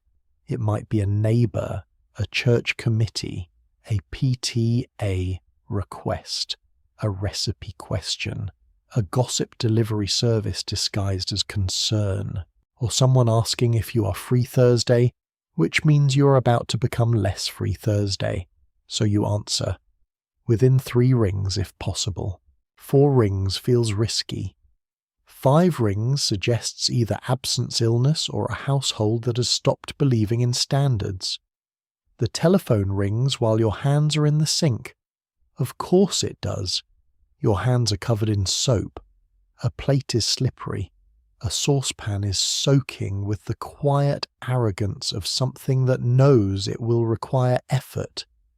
Somewhere nearby, a child asks where the blue crayon is, even though the blue crayon has not been part of your life plan for several hours. The phone rings again. You pull your hands from the water. You dry them quickly on the towel, not thoroughly because thoroughness has left the building. You smooth your apron. You touch your hair. You clear your throat not because the caller can see you, but because the telephone voice requires preparation. This is the rule. Never sound tired, even if you are tired, especially if you are tired. You lift the receiver. Hello, not your real hello. Your real hello at this hour would be lower, rougher, and carrying the faint emotional texture of a woman who has already answered 27 questions, found 3 missing objects, and been betrayed by gravy. Your real hello might include a sigh. It might contain evidence. It might tell the truth. The telephone hello cannot tell the truth. The telephone hello must be bright, warm, alert. A small verbal apron tied around the voice. On the other end is Mrs. Henderson. Naturally. She says she hopes she's not interrupting. This is one of the most dangerous sentences in the English language because it usually arrives while interrupting something. You look at the sink. You look at the clock. You look at the child now holding a red crayon and asking whether red is close enough to blue, which artistically perhaps, but emotionally absolutely not. You say not at all, brightly, as if you've been standing by the telephone all day hoping someone would call and discuss the church supper tablecloth situation. Mrs. Henderson begins. At first it is ordinary, the weather, the school notice, the bake sale. Whether you heard that the Andersons may be repainting their shutters, you make the proper little sounds. Oh, really, how nice. I hadn't heard. You lean one shoulder lightly against the wall, the receiver tucked against your ear, the cord hanging down in a soft spiral like a decorative trap. Telephone cords have their own personalities. Most of them are possessive. As Mrs. Henderson speaks, you begin to pace in the small radius allowed by the cord. 2 steps toward the kitchen, 1 step back, half a turn, a gentle untangle from your wrist. The cord wraps around your elbow. You unwind it. It wraps again. It seems determined to remind you that even conversation has boundaries. You listen. You must listen. Listening on the telephone is its own performance. In person, a woman can nod, smile, tilt her head, and use the entire face as proof of attention. On the telephone, all of that must be carried by sound. Small sounds, gentle sounds, socially useful sounds. Oh, I see. Goodness. Is that so? Each one is placed carefully like silverware at a formal table. Too little response and you seem cold. Too much response and you seem eager for gossip. Too much surprise and you may encourage further details. Too little surprise and you may appear to already know. Which is even worse, so you balance. You become a woman walking a tightrope made of politeness and telephone wire. Mrs. Henderson mentions that someone at church seemed upset on Sunday. She does not say who at first. She lets the sentence breathe because gossip often enters a room wearing a coat of concern and taking its time removing it. You say, "Oh dear." "Perfect." Sympathetic, but not hungry. She continues. You glance toward the stove. Nothing is burning yet. This feels like divine cooperation. Then one child appears in the doorway holding a shoe, though no one is currently scheduled to wear shoes indoors. The child begins to speak. You lift one finger, the universal signal for not now unless someone is bleeding, or the house is on fire, and even then please categorize the emergency quietly. The child waits for 3 seconds, then whispers loudly, "Who is it?" You cover the mouthpiece. "Mrs. Henderson," you whisper. The child makes a face. You uncover the mouthpiece and laugh softly at whatever Mrs. Henderson has just said, though you only caught the last 3 words, which was something about potato salad. You hope laughter was appropriate. It seems safe enough. Potato salad often invites laughter or at least resignation. The telephone voice continues, cheerful, steady, never tired. This is one of the hidden arts of the 1950s home. A woman is expected to sound available even when every part of her day is already claimed. The phone rings and the world enters. The caller cannot see the laundry pile. The caller cannot see the sink. The caller cannot see the child now trying to put the shoe on a doll. The caller hears only you, and you must sound like the house is calm. Your voice becomes a room, clean, lit, welcoming, with no visible clutter. If the caller asks how you are, you say fine. Fine is a large suitcase with a small handle. It can hold exhaustion, irritation, worry, sore feet, loneliness, and the creeping suspicion that you forgot to buy something important. But from the outside, it looks neat and easy to carry. Fine, you say, just keeping busy. Keeping busy is another useful phrase. It suggests purpose without complaint. It allows work to be acknowledged without becoming too heavy. It says, yes, there is much to do, but no, I will not trouble you with the actual weight of it. The caller understands, or perhaps she does not. Perhaps she's also standing in her kitchen with a sink full of dishes wearing her own telephone voice like a pressed blouse.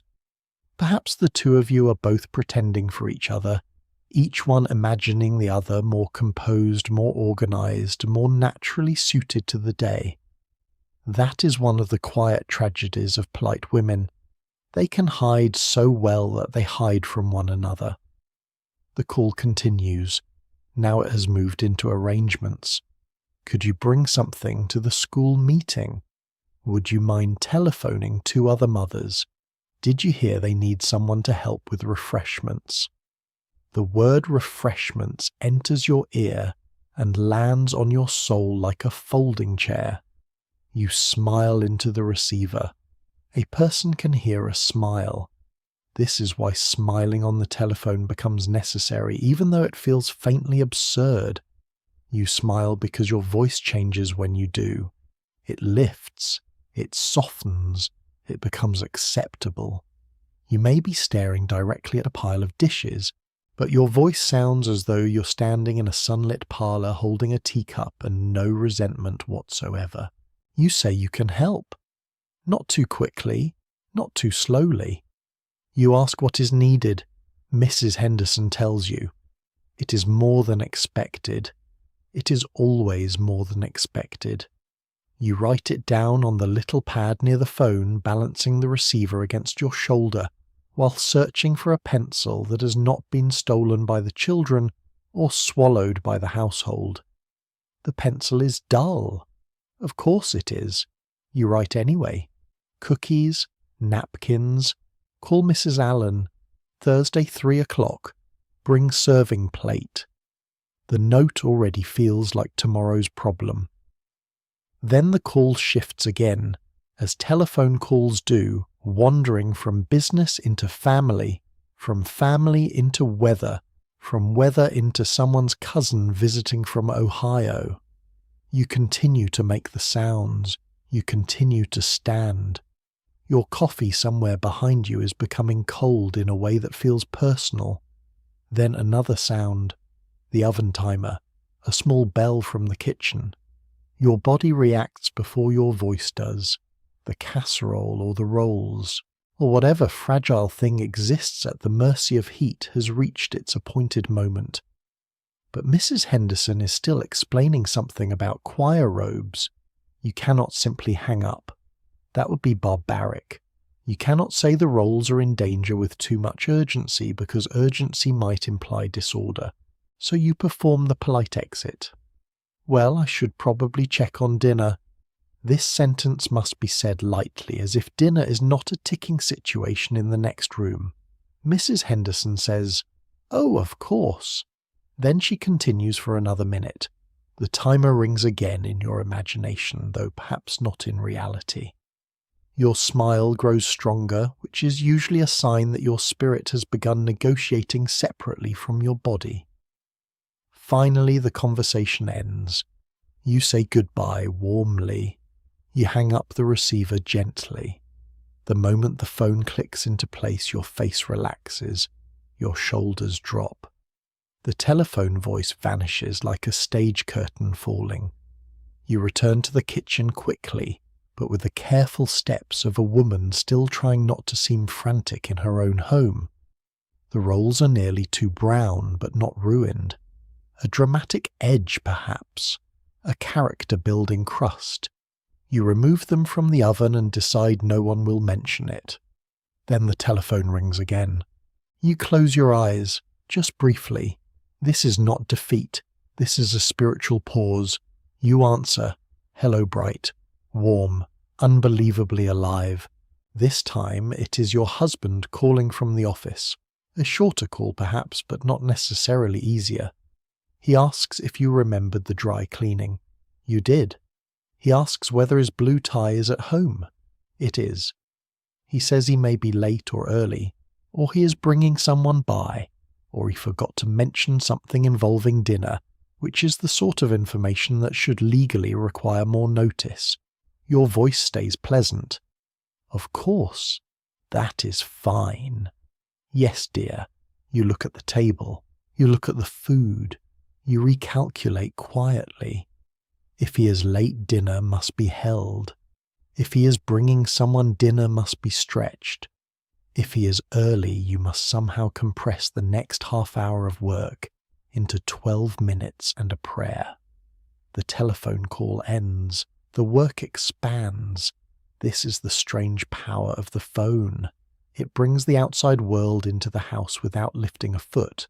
It delivers obligations, information, gossip, requests changes, and emotional weather. It can comfort, yes. It can connect. It can make an afternoon less lonely. A call from a friend can feel like a small window opening. A sister's voice can soften the day. A neighbour's concern can be real. But the phone also asks you to be ready. Ready to respond. Ready to sound well. Ready to make room for other people's needs before they can see your own. In the evening, the telephone rings once more, this time after dishes. Your hands are dry now, but your body is tired in the deep way that makes even standing feel like a negotiation. You answer anyway. The voice on the other end asks about tomorrow, or church, or school, or whether you have a moment. You say yes. Because a moment in this world is always something women are expected to find. You lean against the wall as the voice continues. The house is dim behind you. The children are getting ready for bed. Your husband is in the other room, perhaps reading. The kitchen has been cleaned and is already waiting to be used again. The cord loops loosely around your fingers. You make the sounds. Oh, how nice. I understand. And for a moment you wonder how many women all across the neighbourhood are doing the same thing, standing beside telephones, smiling into receivers, holding back yawns, softening their voices, making themselves pleasant across wires while dishes dry children call and the night gathers at the windows. A whole network of tired women who never sound tired. The call finally ends. You return the receiver to its cradle and leave your hand resting on it for a second. The hallway is quiet. The little machine is quiet. Your voice, your real voice, settles back into your throat. Lower, softer, yours. You breathe out, not brightly, not politely, just honestly.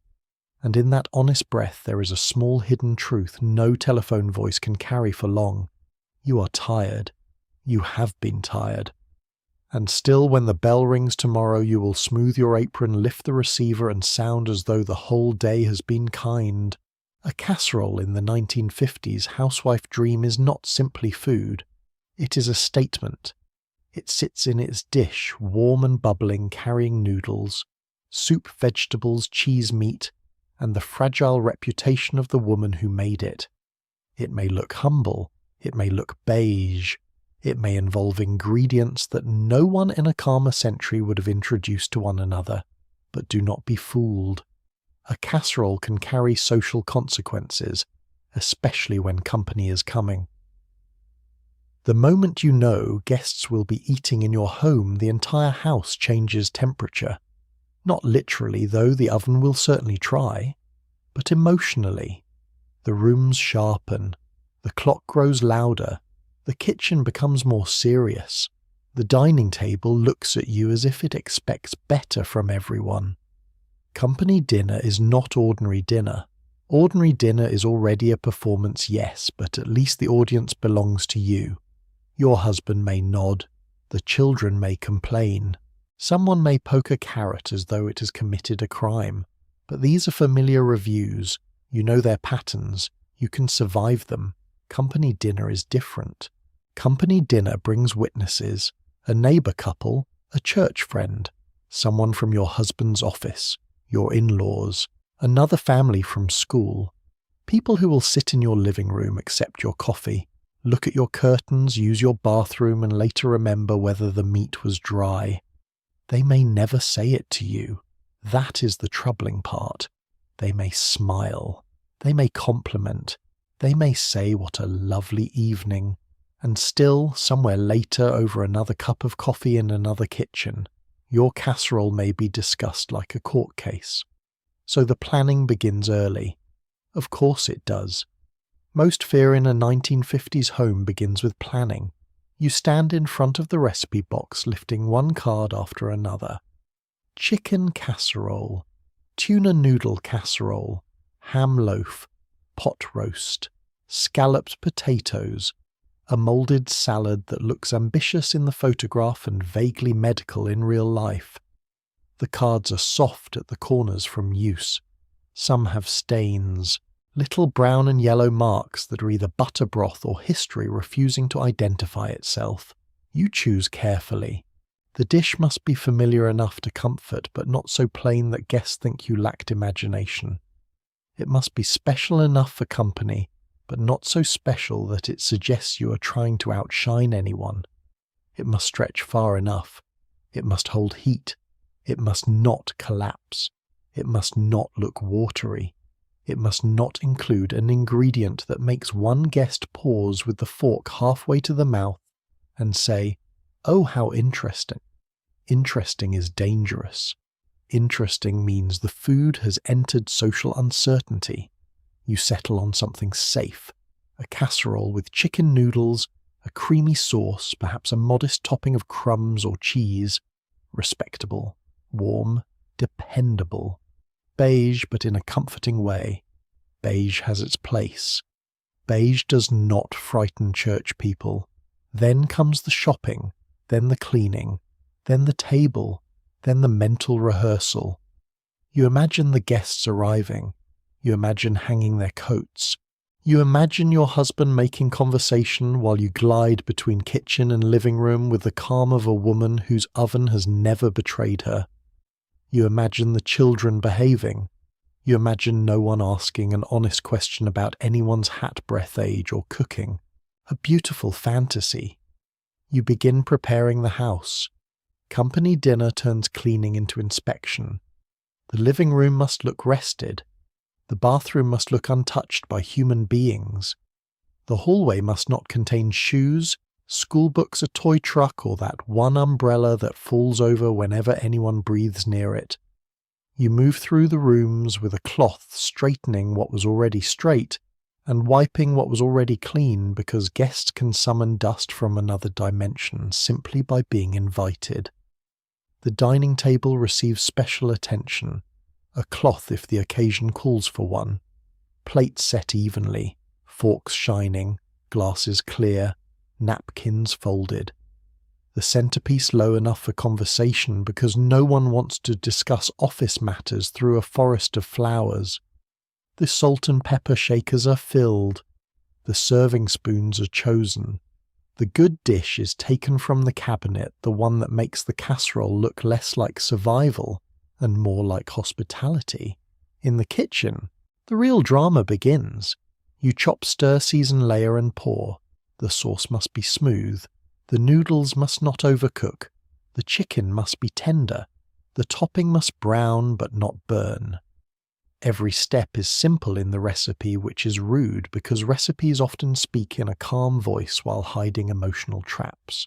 Mix until combined. Bake until golden. Season to taste. Taste apparently is where an entire marriage, neighborhood, reputation and evening schedule must gather inside a teaspoon. You taste. A little more salt. Not too much. Too much salt has ruined stronger women than you. You slide the casserole into the oven and close the door. Then you stand there for 1 second, hand still on the handle, as though sealing away a wish. The oven accepts it without comment, which is suspicious. Ovens are never truly neutral. They are waiting. The house fills slowly with smell. Creamy sauce, warm bread, coffee, maybe a cake cooling somewhere if you have chosen bravery. The smell helps. It softens the air. It promises welcome. It makes the house feel generous. For a moment you feel almost confident. Then you look at the clock. Guests in 40 minutes. You freshen up. Again. Because company dinner requires the most polished version of you. Not the morning version. Not the errand version. Not the PTA version with committee patience. This is hostess you, the one who must seem relaxed while checking the oven with her soul. You change your apron or remove it at the last possible moment. You smooth your dress. You touch your hair. You reapply lipstick with the focus of someone preparing for public office. The children are inspected, hands washed, hair combed, shirts tucked, rules reviewed. Do not interrupt. Do not ask personal questions. Do not say you dislike the casserole. Do not mention that mommy made a different one first, and it looked strange. That last rule is crucial. Children are walking security breaches. The doorbell rings. There it is. That bright, terrible little announcement that theory has become reality. You move to the door with your smile already in place. Warm but not desperate. Cheerful but not theatrical. You open it and the guests arrive in a little cloud of coats, perfume, aftershave, outdoor air and social possibility. How lovely to see you. Come in. Let me take your coat. You say the words smoothly. The living room receives them. Your husband steps forward. Conversation begins, and the evening lifts itself onto its careful rails. Coffee, a drink, something before dinner. You offer guide, smile, listen. In the kitchen, the casserole continues its secret development. You're aware of it at all times, even while laughing at a story, even while asking about someone's children, even while complimenting a guest's brooch. Part of your mind is standing permanently beside the oven with a flashlight and a legal pad. Is it browning? Is it drying? Is it ready? Is it too ready? The timer sounds. Softly, but to you it feels like a fire bell. You excuse yourself with elegance and enter the kitchen. The oven door opens. Heat rushes out against your face. There it is. The casserole. Bubbling. Browned. Presentable. Not perfect perhaps, but few things are. You examine the edges. Acceptable. The topping. Good. The center. hopefully cooked. Hope is an underrated ingredient. You carry it to the table with both hands. This is the walk. The company dinner walk. From kitchen to dining room, holding a hot dish and your entire social standing. Everyone turns slightly. They admire. They make polite sounds. The dish lands in the center of the table with a soft, heavy finality. Now it belongs to the room. You serve. Not too much, not too little. Portions are diplomacy. A generous scoop says warmth. A massive scoop says you have lost perspective. A small scoop says scarcity or judgment. You find the middle. As always, the middle is where women are expected to live. The first bites happen. This is the quietest moment. Forks lift. Mouths close. Faces respond before words do. You watch without watching. A hostess must never stare at people tasting her food, even though every nerve in her body has become a courtroom stenographer. Your husband takes a bite. A guest nods. Someone says this is delicious. There it is. The release. You smile. Oh, I'm so glad you like it. Not too relieved. Relief would reveal fear. Another guest asks for the recipe. This is victory. A recipe request is applause written in domestic code. You say of course it's very simple, even though it required timing. Shopping, cleaning, planning, emotional control, and a private negotiation with the oven. The conversation grows easier. The room warms, plates empty. The casserole lowers in the dish, leaving creamy marks along the sides like evidence of acceptance. You begin to breathe normally again. Perhaps the children behave. Perhaps your husband tells a story that lands well. Perhaps the guests laugh in the right places. Perhaps for one evening the house feels like the picture it's been trying to become all day. And still beneath the warmth, the fear has not fully disappeared. Because company dinner is never only about food. It is about being seen. The dish, the table, the children, the timing, the shine on the glasses, the way you move between rooms, the way you laugh, the way your husband looks in his chair, the way the house smells when people enter. All of it forms a judgment so soft no one has to speak it aloud. A good hostess makes everyone comfortable. A good wife makes the meal seem natural. A good mother keeps the children pleasant. A good homemaker makes the labour vanish before dessert. After dinner there is coffee, maybe cake, maybe pie, maybe a dessert that did not set quite as firmly as promised but can survive if served with confidence. You clear plates carefully, resisting the urge to examine what remains on each one like a detective. A clean plate is approval. Food left behind is a mystery you will solve at midnight with unnecessary seriousness. The guests eventually leave. Coats returned. Thank yous exchanged. Promises to do it again sometime. The door closes. The house exhales. And suddenly the dining room is no longer a stage. It is a battlefield of plates, cups, napkins, serving spoons, crumbs, and chairs pushed back at tired angles. The casserole dish sits in the kitchen sink, half-empty edges baked firm, soaking like an exhausted witness. Your smile loosens. Your shoulders drop. You did it. They liked the food, or said they did, which in polite society is nearly the same thing. You stand in the kitchen for a moment, listening to the quiet after company. It is a different quiet than morning. Thicker, later, carrying coffee, perfume, dish soap, and the faint ache of being watched. Then you roll up your sleeves. Because every successful dinner leaves dishes, every compliment leaves clean-up, and every polished evening, once the guests have gone, returns to the same woman at the sink, washing away the evidence before tomorrow asks for something new. Money worries in the 1950s housewife dream do not always look like worry. That is the first thing to understand.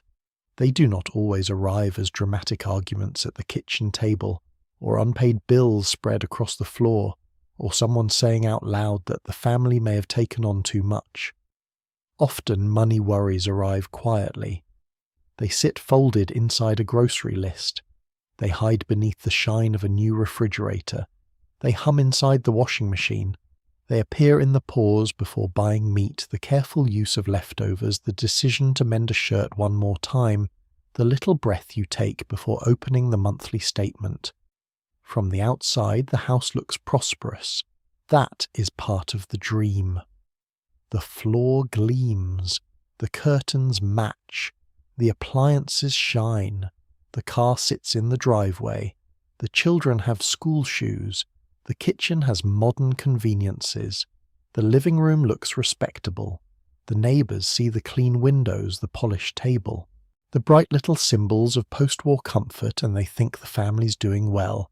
And perhaps it is. In many ways it is.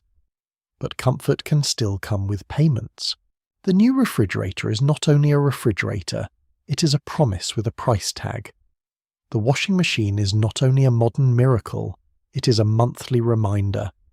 The vacuum cleaner, the mixer, the toaster, the sofa, the curtains, the car, the television, the floor, wax, the Sunday clothes, the school supplies, all of them belong to the image of a family moving forward. And forward, it turns out, can be expensive. You feel this most clearly in the kitchen. The refrigerator hums in the corner, bright and proud, a symbol of modern life. It keeps milk cold, leftovers safe, butter firm, and vegetables hopeful for as long as vegetables can maintain hope. It also carries a quiet weight. Maybe it was bought on credit. Maybe it replaced an older icebox or a smaller model. Maybe your husband was proud the day it arrived, standing with his hands on his hips, looking at it as though the family had joined the future. You were proud too. Of course you were. A new appliance could feel like progress. It could make life easier in real ways. It could save time, protect food, reduce labour, and give the kitchen a bright sense of possibility. You could open the door and feel that cold light spill out clean and modern, as if America itself had moved onto the middle shelf beside the eggs.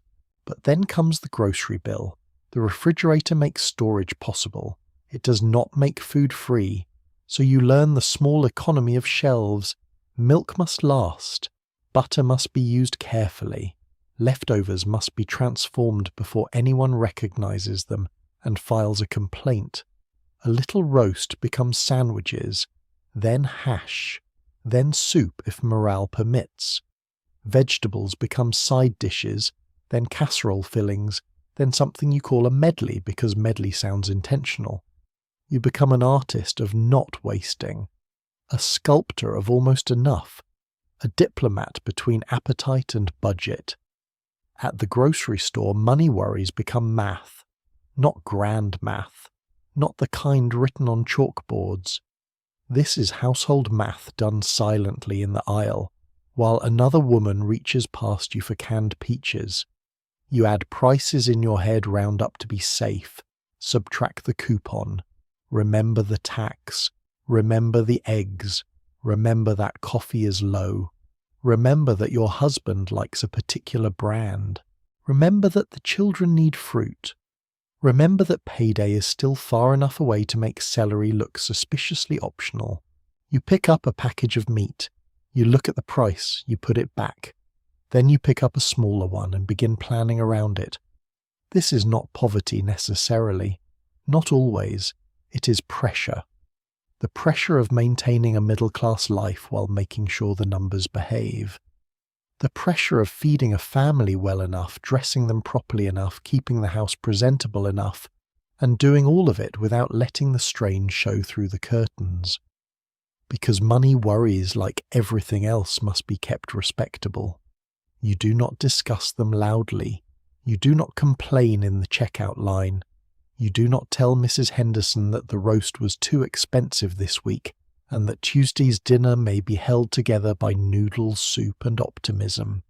You smile. You pay. You carry the bags home. You unload them as if every item was chosen freely and not through a delicate negotiation with the household budget. At home, the bills wait. They may sit in a drawer, or in a little stack near the telephone or tucked under a paperweight on the desk.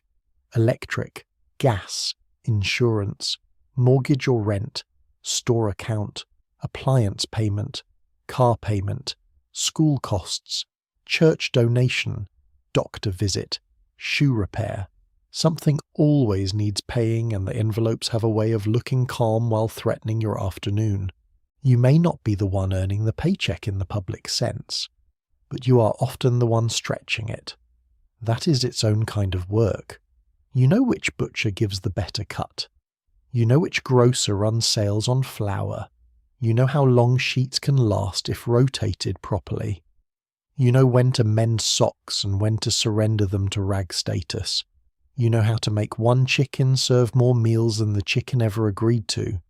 You know which brands matter, and which ones only pretend to matter because advertisements have learned to speak directly to insecurity. The magazines tell you what a modern home should have. The budget tells you what it can survive. Between them you live. The polished floor is part of this too. A shiny floor looks like care. It looks like pride. It looks like stability. But floor polish costs money. So do soap brushes, rags, wax replacement mop heads, and all the little supplies that make cleanliness possible. Cleanliness may be praised as virtue, but it is also an expense. A house does not shine for free. You kneel with the wax and cloth moving in circles across the floor, and the smell rises sharp and chemical. The work makes your arms ache. The floor begins to glow. This glow matters. It tells guests the household is managed. It tells your husband the home is kept. It tells neighbours that you are maintaining the standard. But as you buff the floor, you're also thinking about shoes. The children's shoes, one pair nearly outgrown, one pair scuffed beyond polite repair. Sunday shoes that still fit, thank goodness, unless feet have plans of their own. Children's feet are expensive little conspiracies. They grow without consulting the budget. A child can go to bed with shoes that fit and wake up apparently prepared to join a larger family. You press harder into the floor. The shine deepens. The worry does not leave. Then there are the appliances. The washing machine bangs, but it works. The vacuum overheats, but it works. The oven door does not always close properly, but it works if lifted at the right angle and spoken to gently. Replacing any of them would be difficult. Repairing them costs money too. So you learn their moods, you coax them, you adapt. You arrange your chores around their weaknesses like a nurse caring for temperamental metal patients. The washing machine starts thudding during a load of towels. You freeze. Not because of the noise alone, but because every strange sound becomes a possible bill. Is it breaking? Can it be fixed? What would a repairman cost? Could your husband manage it himself? Should you mention it tonight or wait to see if it happens again? The machine bangs once more. You rearrange the load. It quiets. You exhale. The crisis passes, but not fully. It has left a small note in your mind. Watch the washer. Another thing to remember. Another worry folded into the day. Even beauty has a budget. Lipstick, powder, hairpins, stockings, cold cream, soap, a dress for church, gloves, shoe polish. These things may seem small, but small things gather. And because looking pleasant is part of the role, personal upkeep becomes both expectation and expense.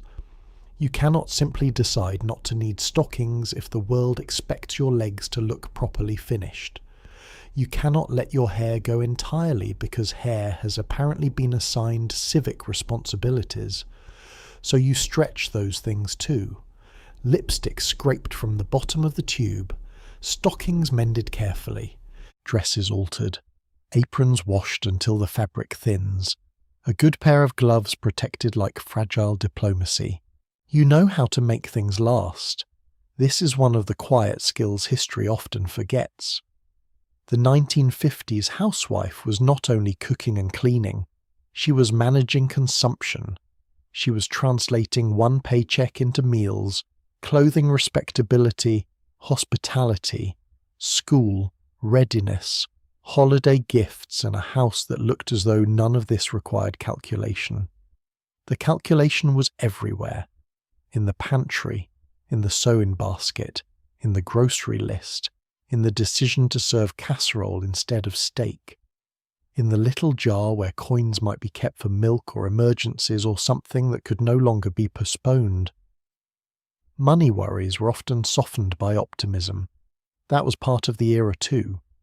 Many families believed things were improving. Many were buying homes, cars, appliances, televisions, furniture, and futures. Credit could feel like a bridge into a better life. New products promised ease. New neighborhoods promised belonging. New kitchens promised the modern world brought indoors. But a bridge still has weight beneath it. And someone often stood in the kitchen making sure the bridge did not creak too loudly. You hear your husband talk about the payment. Maybe not often. Maybe only now and then. He sits at the table with an envelope or mentions that things will be tighter this month, or says the car needed work or that the television payment is due. His worry may be brief, spoken, then set aside. Yours becomes practical immediately. If this bill is higher, dinner changes. If dinner changes, the grocery list changes. If the grocery list changes, the pantry must stretch. If the pantry stretches, the children may notice. If the children notice, you must make the meal sound intentional. That is the part you do. You turn financial pressure into normal family life. You call it a simple supper. You call leftovers a favorite. You call the cheaper cut a slow-cooked treat. You call restraint good sense. You make thrift look like care instead of worry. And sometimes it is care. There can be pride in managing well, pride in a pantry arranged neatly, pride in a dress mended so cleanly no one sees the repair, pride in a dinner that costs little but feeds everyone, pride in a floor polished by your own hands glowing in the evening light as if the house itself is grateful. But beneath the pride is the fear of slipping, not falling dramatically, just slipping enough for someone to notice. A worn cuff, a sparse fridge, a dull floor, a child's shoes too tight, a dinner stretched too far, a neighbour's glance. Respectability in this world is maintained by tiny margins. You stand in the kitchen at night after everyone has eaten. The refrigerator hums, the floor shines faintly, the bills are tucked away for now, the appliances are quiet or at least quiet enough. The house looks calm from the outside, and maybe that is the strangest part. The calmer it looks, the more carefully it may have been managed. You turn off the kitchen light and pause in the doorway. The room falls into shadow, but the polished floor still catches a little glow from the hall. It looks beautiful, steady, safe. A house like a promise. A promise paid for in installments, coupons, careful portions, mended hems, and the quiet arithmetic of a woman who knows exactly how much is left. And tomorrow when the light comes in, the house will shine again. Not because worry has disappeared, but because you have learned how to polish around it. The feelings of a 1950s housewife do not always have names. That is part of the difficulty. The house has names for everything else. The good towels, the ironing basket, the grocery list, the casserole dish, the church dress, the bill drawer, the medicine cabinet, the linen closet, the junk drawer. Though no respectable household calls it that too loudly, every object has a place, every task has a time, every room has a purpose. But the feelings, the deep ones, the strange ones, the quiet ones that gather beneath the apron and behind the lipstick often have nowhere proper to go. They do not fit neatly in a drawer. They do not stack like towels. They cannot be polished until they shine. And so they are carried, softly, privately, often without being spoken aloud. By the time the money worries have been folded back into the drawer, by the time the floor has been polished around them, by the time the refrigerator hums in the dark kitchen like a small mechanical secret, the housewife may finally have a moment to feel something. Not a large moment, not a dramatic one, just a pause at the sink after everyone else has drifted into the evening. A plate in her hand, warm water running, a window gone dark above the basin, and suddenly there it is, a feeling. Not exactly sadness, not exactly anger, not exactly loneliness. Something quieter and harder to explain. The feeling of being needed all day and not quite seen. There is no easy household word for that. You can name the dishes, you can name the laundry, you can name the shopping, cooking, dusting, mending, soothing, smiling and volunteering. But the feeling underneath them is more slippery. It moves away when you try to look at it directly. So perhaps you call it being tired. That is safe. Everyone understands tired. Tired is acceptable because it sounds temporary. Tired can be fixed with sleep or coffee or a good night, or fewer errands tomorrow, though tomorrow has already made other plans. Tired does not threaten the structure of the house. Tired does not ask whether the structure itself is heavy. So you say you are tired, if anyone asks. Often they do not. And even if they do, the question may come at the wrong time. Your husband may ask how your day was while removing his shoes, half listening, already settling into the chair. A child may ask why you look funny when you're trying not to cry over a burned pan, which is both sweet and devastating. A neighbour may say you seem busy, and busy is not an invitation to confess. Busy is a social curtain. You smile and say just tired. Just. That small word does so much work. Just tired. Just busy. Just one of those days. Just the usual. The usual can hold an entire unspoken life. There may be frustration in it. Not loud frustration. Not plates thrown or doors slammed. More often it is the small heat that rises when someone walks past a full trash can without seeing it, or asks where the clean shirts are while standing in a house, maintained almost entirely by your memory.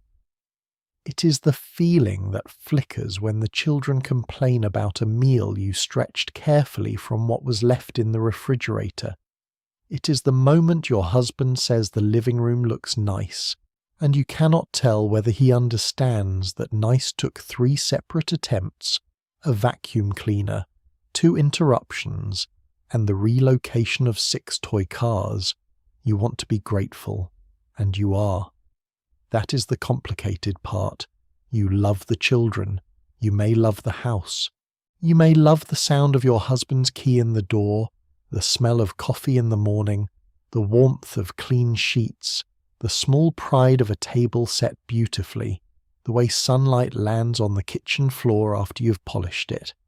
You may feel genuine satisfaction in caring for people. You may feel dignity in keeping a home. And still somewhere beneath that love there may be a question. Is this all of me? The question may come softly, while folding towels, while stirring soup, while waiting for the telephone to stop ringing, while looking at an old photograph from before marriage, before children, before the house became a living machine that required your hands at every hour. You may remember a younger version of yourself who imagined something, though perhaps she never said it clearly. A job, a trip, a room of her own, a talent, a study, a city, a kind of quiet nobody interrupted. The memory is not always regret. Sometimes it is only curiosity. Who would she have become? Then the dryer stops, or the child calls, or the oven timer rings, and the question folds itself away like a letter never mailed. There may also be loneliness. A strange kind of loneliness because you are rarely alone. That is the unfairness of it. The house is full of voices. Children asking, husband speaking, neighbours calling. Women at church greeting you. PTA mothers discussing committees, the telephone ringing, the radio murmuring. The whole day is filled with sound, yet there can still be loneliness underneath it. Not because no one is present, because no one asked the right question. Not what is for dinner, not where is my shirt, not did you remember the meeting, not can you bring cookies, but how are you really? And if someone did ask, would you know how to answer? The decade does not give you much language for certain things. Sadness may be called nerves, anxiety may be called being run down, restlessness may be called needing a change of scenery, though the scenery usually remains the kitchen, the laundry line, the grocery aisle, and the church basement. Exhaustion may be softened into overdoing it. Dissatisfaction may be treated as ingratitude before it is understood as pain. So you learn to translate yourself into acceptable terms. I have a headache. I did not sleep well. It has been a long day. The children kept me busy. The weather must be changing. All of these may be true. None of them may be the whole truth. The whole truth is too large for the telephone table. It would not fit beside the notepad and the dull pencil. Sometimes the feeling is invisible even to you until night. During the day there is too much movement for feeling. Morning has breakfast. Afternoon has chores. Evening has dinner. Each hour hands you the next task before you can become too aware of what you're carrying. Work becomes a way of outrunning the question. But at night the house changes. The children sleep. Your husband reads or dozes. The kitchen is clean again for now. The living room sits in lamplight pretending no one has used it. You step into the hallway and hear nothing demanding your name, and in that rare quiet the feelings begin to arrive. One by one, a little sadness, a little pride, a little anger, a little tenderness, a little fear that time is passing faster than you can understand, a little guilt for feeling any of this at all. Guilt may be the most obedient feeling of the decade. It arrives quickly. If you are tired, guilt reminds you that other women have it harder. If you are lonely, guilt reminds you that you have a family. If you are frustrated, guilt reminds you that your husband works too. If you dream of something different, guilt asks whether the clean towels are not enough, and then shame stands nearby holding its hat politely. This is why so many feelings remain unnamed. Naming them might make them real, and if they are real, something might have to change. Change is a dangerous word inside a house built on routine, so you keep going. You fold the towels, you write the list, you make the beds, you tie the apron, you answer the phone, you freshen the lipstick, you ask others about their day, you place your own day into a smaller sentence and set it aside. But feelings do not disappear because they are not named. They live in the body, in the tight shoulders, in the tired eyes, in the sigh released only after the door closes, in the way a woman stands at the sink for 1 extra minute after the dishes are done, not because there is more to wash, but because she has forgotten what it feels like to move without being needed. And still there is resilience here. Not the loud kind from speeches, the quiet kind. The kind that survives inside women who are told to smile and somehow still made lives, friendships, families, humour rituals, and little private forms of escape. A cup of coffee with a neighbour who understood more than she said. A letter to a sister. A library book tucked beside the bed. A song on the radio. A joke whispered in the kitchen. A few minutes alone in the car before carrying groceries inside. Small freedoms, small breaths, small proofs that the self beneath the role was still there. You stand in the dim kitchen at the end of the day drying your hands on a towel. The house is quiet. The refrigerator hums. The polished floor catches a little light from the hall. Everything looks peaceful, and perhaps it is peaceful. Partly. But peace is not the same as being fully known. You fold the towel and hang it neatly by the sink. You turn off the light. For a moment in the doorway, you let the unnamed feelings stand beside you. You do not fix them. You do not explain them. You simply allow them to be there. Sadness, gratitude, longing, love, resentment, pride, weariness, hope, all of them together, all of them human. Then you step into the hallway where tomorrow's clothes are waiting. Tomorrow's breakfast is already forming in your mind, and the final question begins to rise from the quiet rooms of the house. Why does this image, this polished woman in the warm kitchen, still stay with us after all these years? The 1950s housewife still haunts American memory because she's not only a person, she is an image. A kitchen light glowing at dusk, a dress with a fitted waist, a warm casserole being carried to the table, a woman smiling beside a refrigerator that hums like the future, children with combed hair, a husband in a chair, curtains drawn against the evening, floors polished so carefully they seem to reflect not only the lamp, but the promise of an entire decade. We know this picture. Even if we did not live inside it, we know it.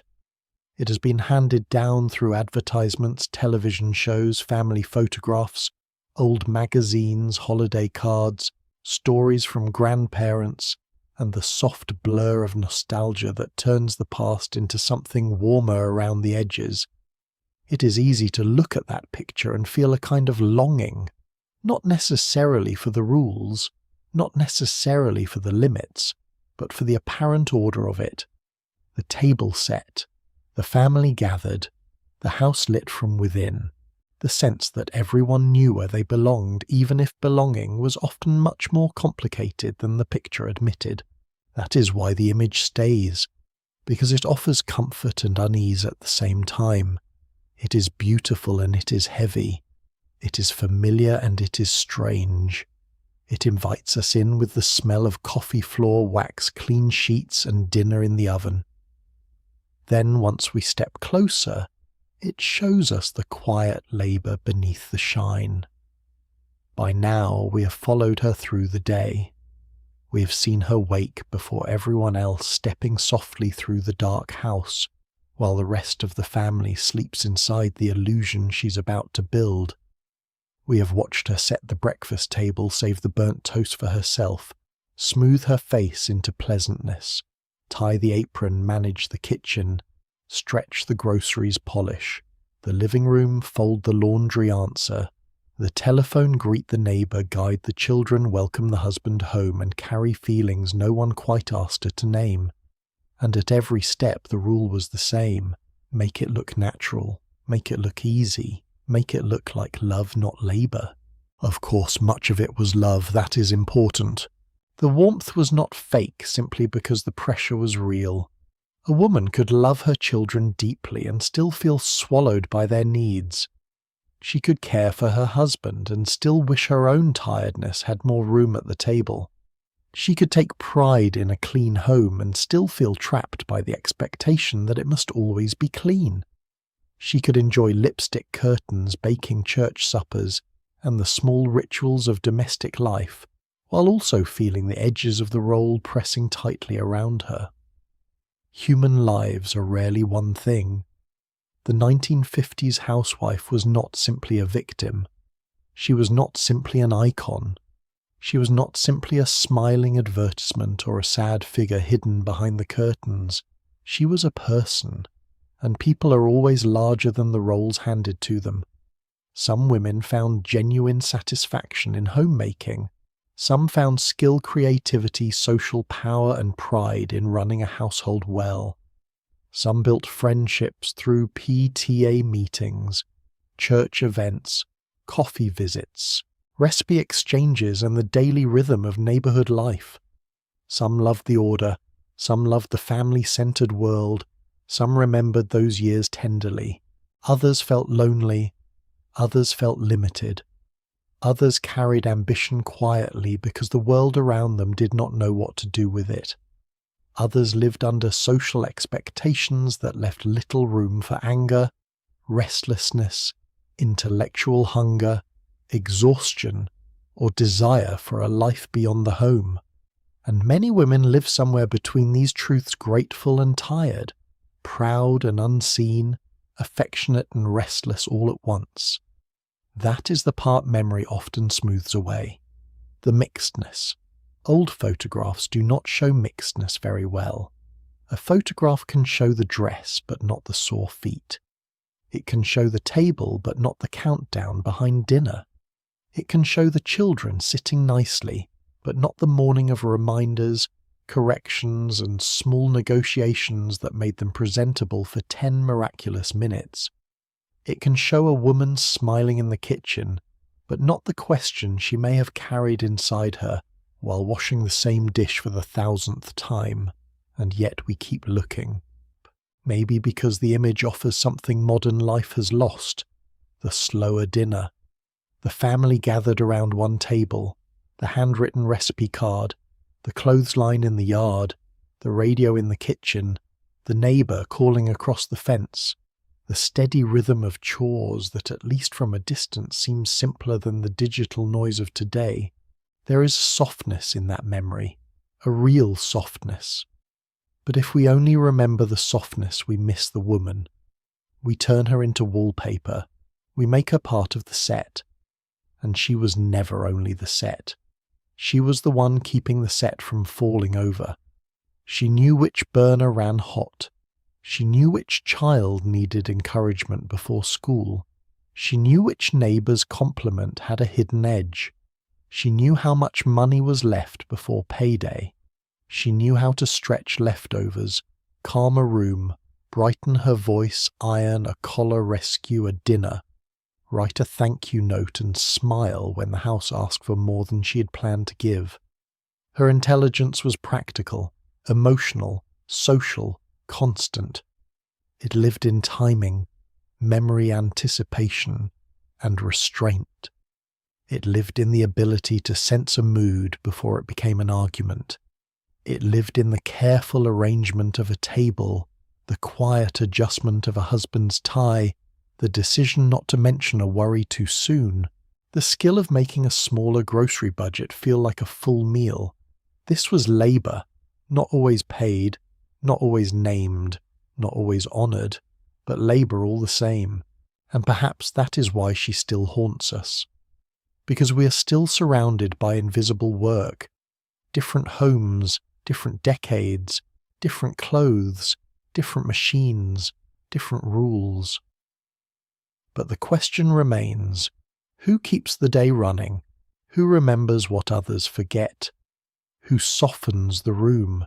Who notices the missing item, the tired child, the empty shelf, the unpaid bill, the emotional weather gathering at the edge of the evening? The 1950s housewife becomes a mirror, not because we should return to her world exactly as it was. We should not. There were too many narrow expectations, too many exclusions, too many women asked to shrink themselves into cheerfulness, too many families who did not fit the polished picture and were made to feel invisible because of it. Race, class, marital status, disability and circumstance shaped who was allowed into the suburban dream and who was kept outside it. The image was never universal. It was never as innocent as it looked. But memory does not only ask us to admire, it asks us to understand, to look at the glowing kitchen and see both the warmth and the pressure, to look at the apron and see both care and constraint, to look at the smile and wonder what it cost to keep it steady. The housewife remains in American memory because she stands at the doorway between nostalgia and truth. She reminds us that the past was not a simple place. It was not all better. It was not all worse. It was human, tender, unfair, funny, exhausting, beautiful, absurd, and full of ordinary people trying to survive the rules of their time with as much grace as they could manage. And maybe tonight that is where we can leave her, not frozen in the advertisement, not trapped forever beside the stove, but moving gently through the house after everyone else has gone to bed. The dishes are drying, the children are asleep, the living room is finally still, the telephone is quiet, the refrigerator hums in the dark like a small moonlit engine. She stands in the kitchen doorway, no longer performing for the neighbour, the church ladies, the PTA, the magazines, or the family photograph. Her lipstick has faded, her hair has softened, her apron is untied. For once no one is asking her to be pleasant. She is simply there, a woman at the end of a long day. Tired, yes, but not empty. She has carried more than the picture ever showed, and if we remember her carefully, honestly and gently, perhaps we give back a little of what history failed to notice. So tonight, as you settle into your own quiet room, let the old kitchen light fade softly behind you. Let the polished floors, the folded towels, the casseroles, the curtains, and the careful smiles drift back into the past where they belong. And if these slow stories from old America have kept you company, consider subscribing to the Nostalgian so we can keep walking together through the hidden rules and forgotten rooms of another time. Leave a small comment if this story reminded you of someone, a mother, a grandmother, an aunt, a neighbour, or maybe simply a woman in an old photograph whose smile feels different now that you know how much it may have held. Good night, my friend. Rest well. And tomorrow, we will open another quiet door into the past.